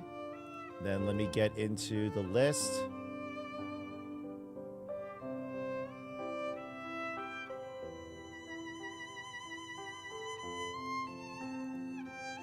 Let me bring up the list before I forget about this. So this is the master list. 38,383. 1, 2, 3, 4, 5, 6, 7, 8, 9, 10. 39,000 entries. Now you may think, only got 10 entries out of that many. I've had people win in our past giveaways, and there are people in this chat that will verify who have won with 1 entry. They have won with less than 10 entries out of several thousand. So everyone has several opportunities to win. If you want to look at the prize list, it's right on the page. You guys look at all the items that we have so far. I plan on adding more depending on how our investments, online sales, and go forth.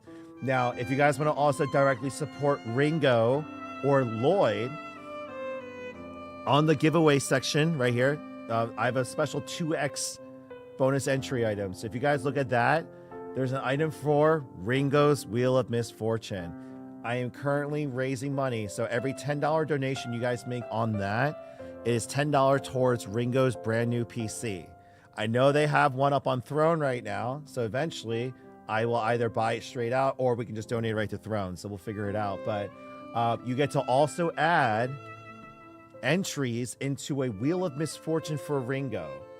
On that very item, you can click on a list, the current list of submissions. You have my list, which is massive. Then Ringo's list on the next tab. This is all stuff that you can either submit, so you can pick a punishment, or add to an existing one. Just letting you know that there. So every dollar you guys spend on the website gets you guys a bonus entry into the spring giveaway. Anything that's 2x is 2x. So there's that. This counts towards investments and lifetime memberships as well. We also have Gundams, Gunpla, Schwab products, and if you'd like to support Lloyd, we have his personal collection on here as well too. So all these collectible figures you see, those are all Lloyd's personal collections on there. So if you guys want to check that out. And that all those proceeds will support him directly. So that's a quick rundown of those giveaways. So again, gamersheaven.com. If you guys want to support them directly, that's what we're trying to do. Right now, Ringo is up to $410 towards their computer right now. So we're trying to get them a super duper one so they can play VR horror. And the thing is, when you try to play a Menti, it gave you problems, so. Nope, you don't have to do anything to get entered. You are here. Fat packs. So at the end of every stream, I don't know what the volume is. At the end of every stream, I always give bonus entries. But depending on if we had a special event, like someone raided us, we hit a sales goal, We did a major milestone over on the sub side of things and so what and whatnot. I do this. And all the giveaways that I do, I kind of treat it like a 5% cash back to the community. So between the subs, the gifts, the bits, the donations, the purchases, the investments, whatever it may be, the giveaway represents me giving back to you guys for doing that. So, and keep in mind, it's not winner take all, one person per item. So whether you have one entry or 1,000, you can only win one time and you get to pick. It's first come, first serve on the picks. I like as many people to win as possible. And we also have a separate Final Fantasy giveaway going on too, which again, the rules and everything are on the website if you guys want to check it out. But everyone here just got 10 entries on the Twitch side of things. So, yes, when you are purchasing Wheel of Misfortune spins, in the notes at the checkout, you can put in there what your submission or what you're adding to. And if you guys are kind, please go ahead and put your Twitch tag too, so I can also be like, hey, thank you to, Lost Boom Bear for doing that and stuff too. So, oh, if you get something off the wish list for Ringo, I mean, you don't need to give me a heads up. If you guys want to also support too, shameless little plug-in. My daughter is being born. She will be born April 19th is her due date. So I'm gonna bring up. If you go to our channel, that's me right now. We have a baby registry for Target and Amazon under the About section there. If you guys want to check that out, so I do appreciate that. And for our partnership with Corsair, our link is there as well too. We appreciate any support or help you can get. Ringo, I want to let you know, I'm not sure if you remember, but my son is still adamant, June, about calling our daughter Ringo. He has brought that up several times. So can we name our sister Ringo? I was like, why? It's like, Ringo's cool. It was like, Ringo's cool and Ringo's cute. I was like, what? I thought it was like a one-time thing, but he's brought it up a couple times. So you've definitely made an impression on the boys. Yeah. So, but, and we are selling Gundams now, by the way. So there's that. And on top of that, if any of you guys are here listening into, if you guys are looking right now in the most uncertain time of the industry, right, between the stock market, crypto, everything that's going on right now, but you're like, I still want to invest into something or put my money towards something to build towards the future, please do consider us. If you want to check it out, you go to our website. On the website, there's an investment section there. And I just realized I need to finish adding my a way to contact me. So I'm gonna put on the bottom of that page or in the second part of that page. So I just realized I forgot to add something.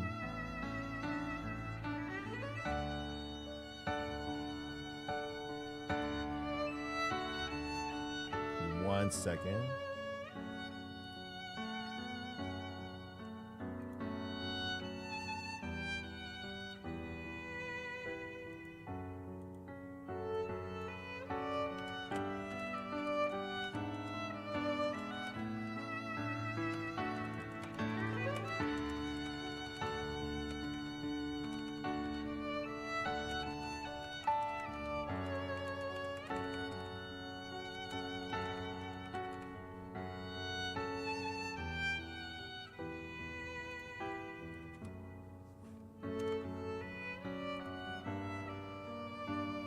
There we go. All right, I got my email address on the website now, so there's that there. But no, yeah. So part of the funds I'm being open about. Our goal is to try to raise 500,000 by the end of the year. It's a crazy amount, I know, especially with everything we've done. That's the amount that I've been able to budget out to complete the renovations to the store, to rebuild our inventory, to hire the staff that we definitely need on the digital side and as well as the store, and to essentially tackle this year completely rebuilding our foundations. So finishing our recovery from the last few years trying to franchise, rebuilding our foundations in a much different way, and also reconfiguring the business and building it so that we can be here for the next 10 years. You know, it allows me to also tackle this year, the unknown of this year, because God knows the last month has already been absolutely insane. This is just the beginning, right? And so, like, you know, we don't know what the future holds or anything like that. And for me, I've always built this company, not just off our backs, but with your guys' support. So if you believe in our cause, you guys want to support us, please do consider. Like, you know, I will tell you, I have a disclosure right on the investment side of the risks of investing, no matter what. But my history will tell you. If you're ever wondering about who I am and what we've been through, what kind of a person I am, I encourage you to go check out our YouTube channel, Gamers Heaven Andrew on YouTube. I have videos from 10 years ago through now. I have a 10-year history with this business and online. My messaging has never changed. We have been through our fair shares of ups and downs. But I'm a person where even if we hit our rock bottom, I will not give up. I'm not just going to walk away and just, you know, make your investments disappear like that, because I have 10 years of my life into this business.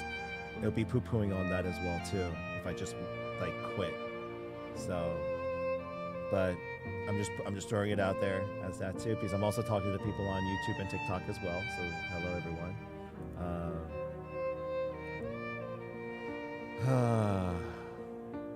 But no, thank you guys. Because of you guys, we've been able to support. Oh, sorry, before I forget, why I brought that up was a part of the budget is going to go also into sponsoring some of the very creators that we've worked with in the past, like Ringo, helping them out with, like, you know, equipment, giveaways, supporting them, you know, in ways, you know, the best we can.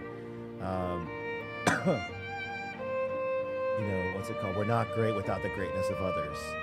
You know, that's the Philadelphia motto right now, right? So for the Eagles, oh, sorry, my throat. I need to.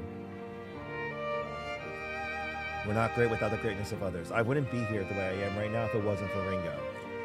I know they will say the same way, but the Power Scuff Squad, right? Ringo, Angora, and Lloyd, we wouldn't be here right now if it wasn't for it. Honestly speaking, if it wasn't for Lloyd kicking me off on my journey starting this, I was originally, my first VTuber friend was technically Porcelain Mate, but then Ringo, I definitely, you were my second. It's definitely been one crazy journey up to this now. And so for me, if it wasn't for those very people supporting me and pushing me to start streaming and coming on here, I would have found the very people to support us through last year, the very difficult year that it was, and for this year too. So yeah, not only do I want to give back to the community via the giveaways, the ones that support me with content, but also the very people who supported me in getting to this point, right? Out of the four of us, you know, they're the each chat is a coin. Oh, what's going on? Oh, thank you for all the heart donations, guys, over on TikTok. No, but most importantly, guys, it's you have the Power Scuff Squad, but I'm like the professor on the side there. If it wasn't for them, I wouldn't be here. So I want to support them as best I can as well. So, but I can't help if you can't help other people if you cannot help yourself. So that's what I'm gonna do. I appreciate that, George. Thank you.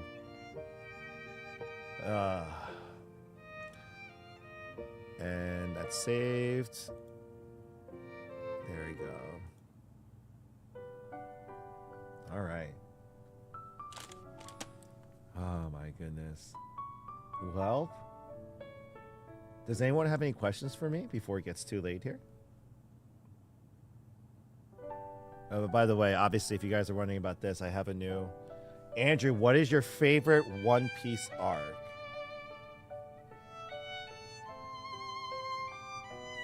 It is still, for me, Enies Lobby. Enies Lobby is still my favorite arc. Enies Lobby was, to me...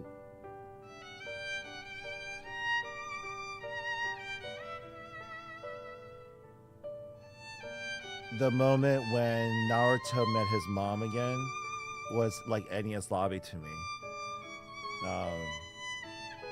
There's so much that made the whole, that right there made the story. The culmination of that center point. That was a crucial junction point for that crew.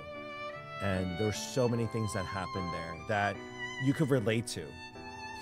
The altercations, the confrontations, the fights, the philosophical differences, the friendships, what friendships actually mean, what freedom actually means, all of that. There's so much involved in there that it's just like, what is forgiveness? You know? So Enies Lobby was definitely my favorite. What is one thing you would tell the world if you had the power?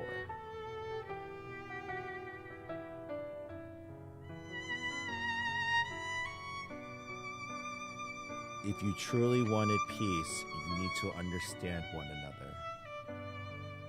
Actually, hold on. Let me remember the exact quote.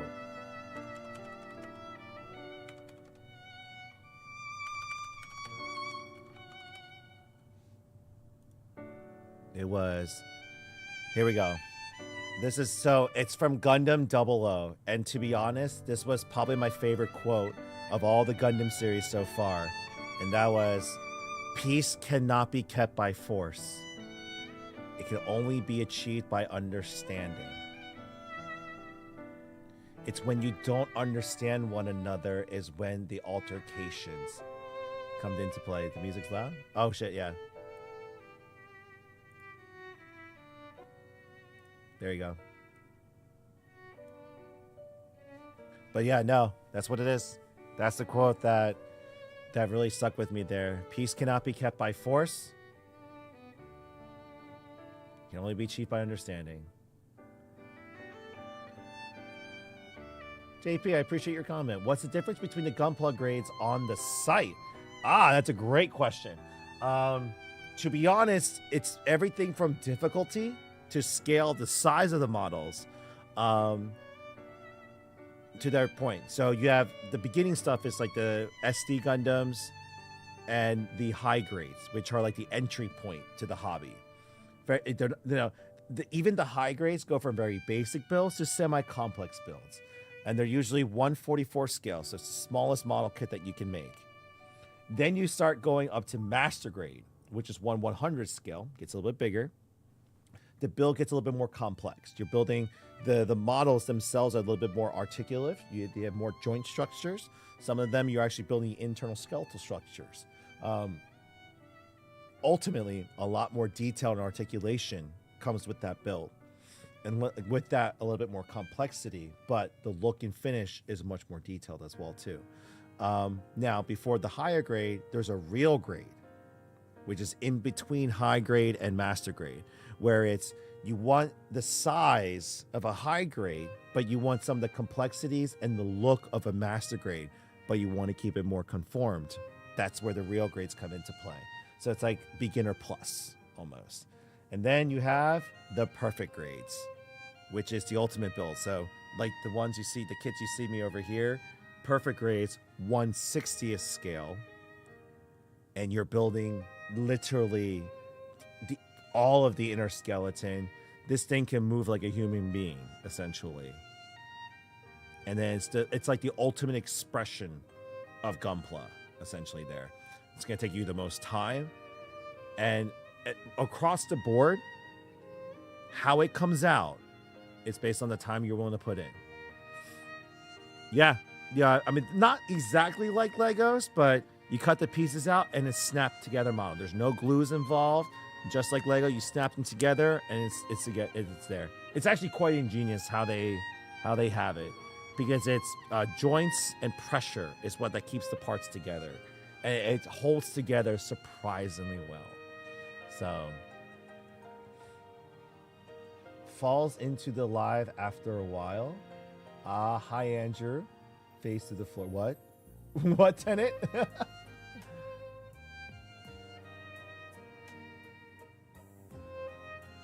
Yeah. The thing that got me really was for Turtles in 4K. Really, last point on your question, your thing about the NES lobby for me was how they came together. Like Robin did the whole thing of like, she technically used the crew to get away. She fell in love with them. But then she was like,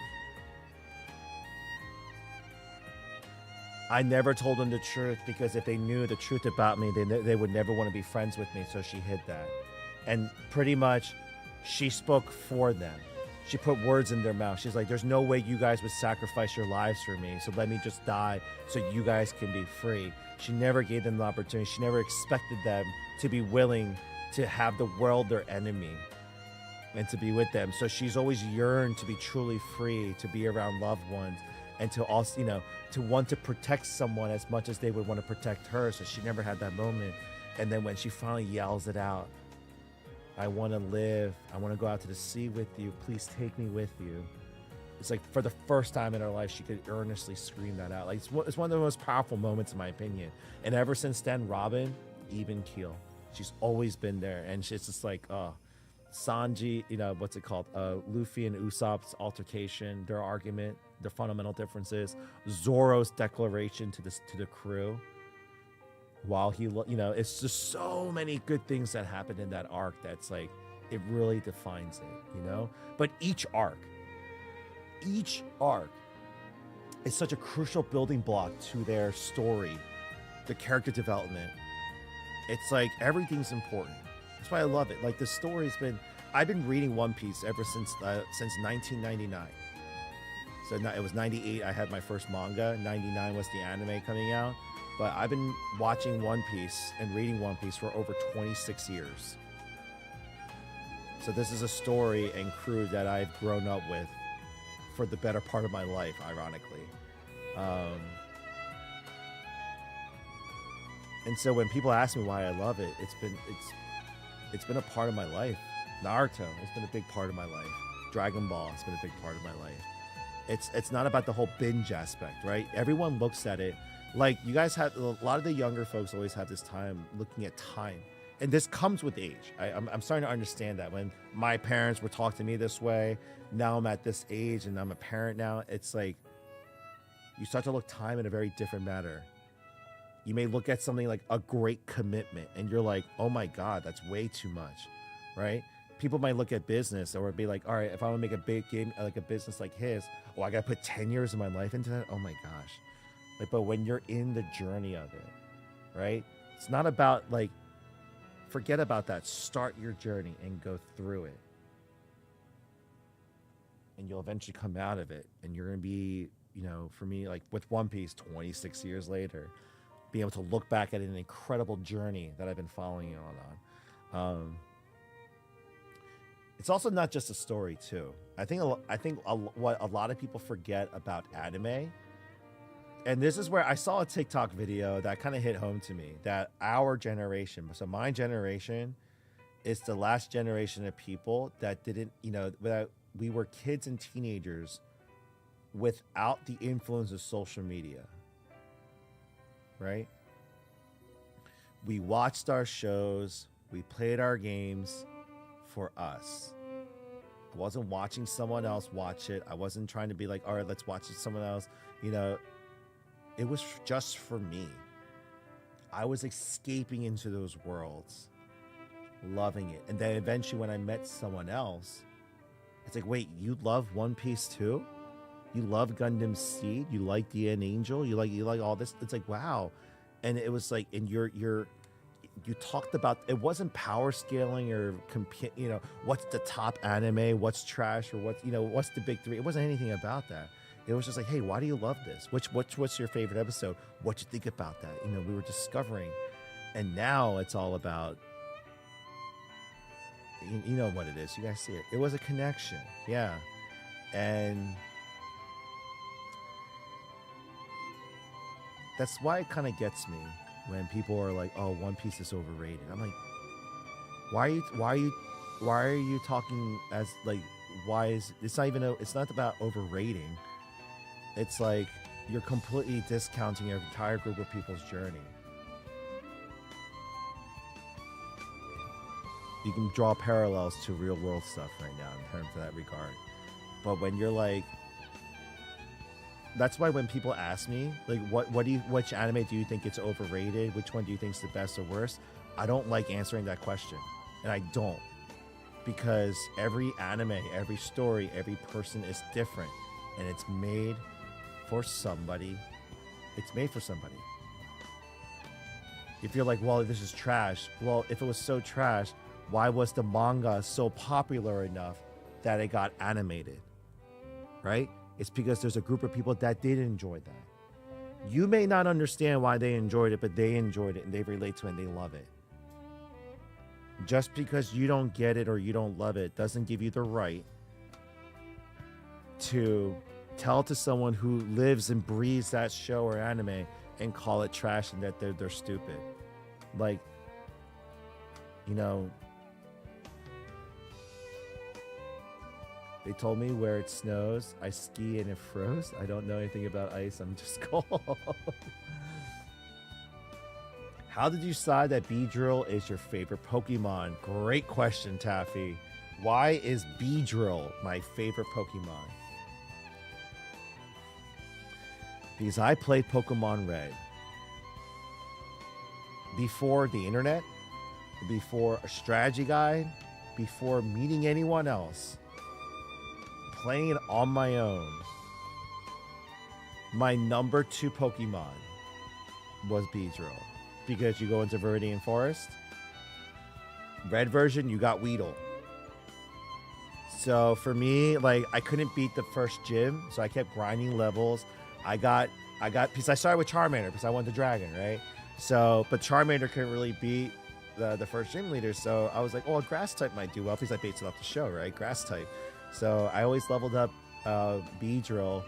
Twin Needle was my Twin Needle got me through so much trouble, and it was just like he was my reliable Pokemon that I always referred to. On Cut,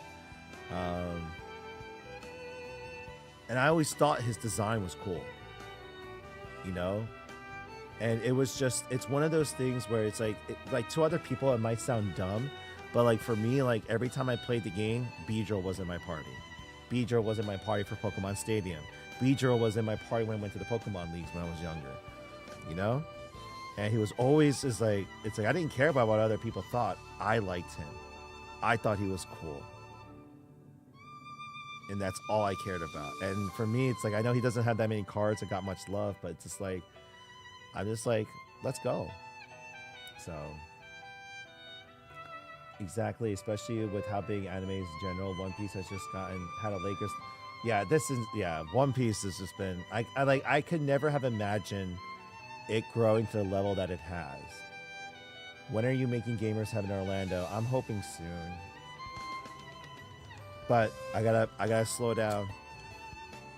I tried forcing it the last few years and obviously made a lot of mistakes. So this year, like, it's been a year and a half. It's gonna be a 2.5 year recovery and rebuild process by the end of this year. But I'm doing what I can to make sure that I have a stronger foundation, stronger business model, design, and most importantly, a team. So when I try to expand again, I can properly execute this time. So that's what we're building towards. And yes, I'm looking to raise funds right now so I can continue the rebuild process, as well as hire the team that I need right now to really unlock our potential. So for those of you sitting here, I'm like, on the digital side, it's just been me. Everything from content creation, website development, order fulfillment, inventorying, SEO, everything. And on top of the business side of things and running, raising my family. So it's just been like, allow me to have a team to fully unleash. Stormkiller, the game warrior. What's going on? All right, guys. But with that said, I think it's a good time for me to go and head and end the night here.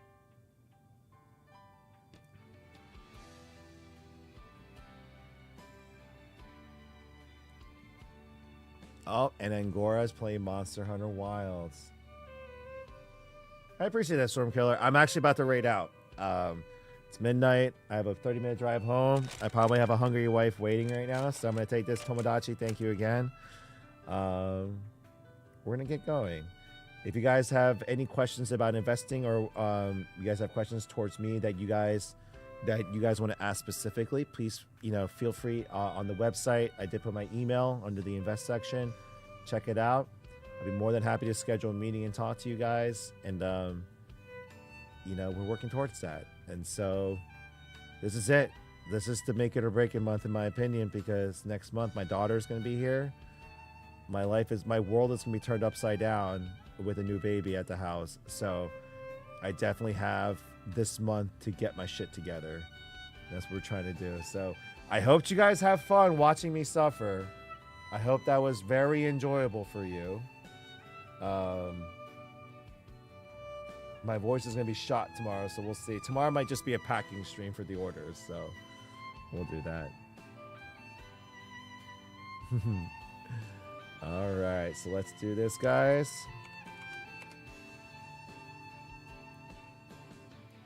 I'm going to raid Angora. Essentially my baby sister. Another member of the Power Scuff Squad. So let me get everyone loaded up.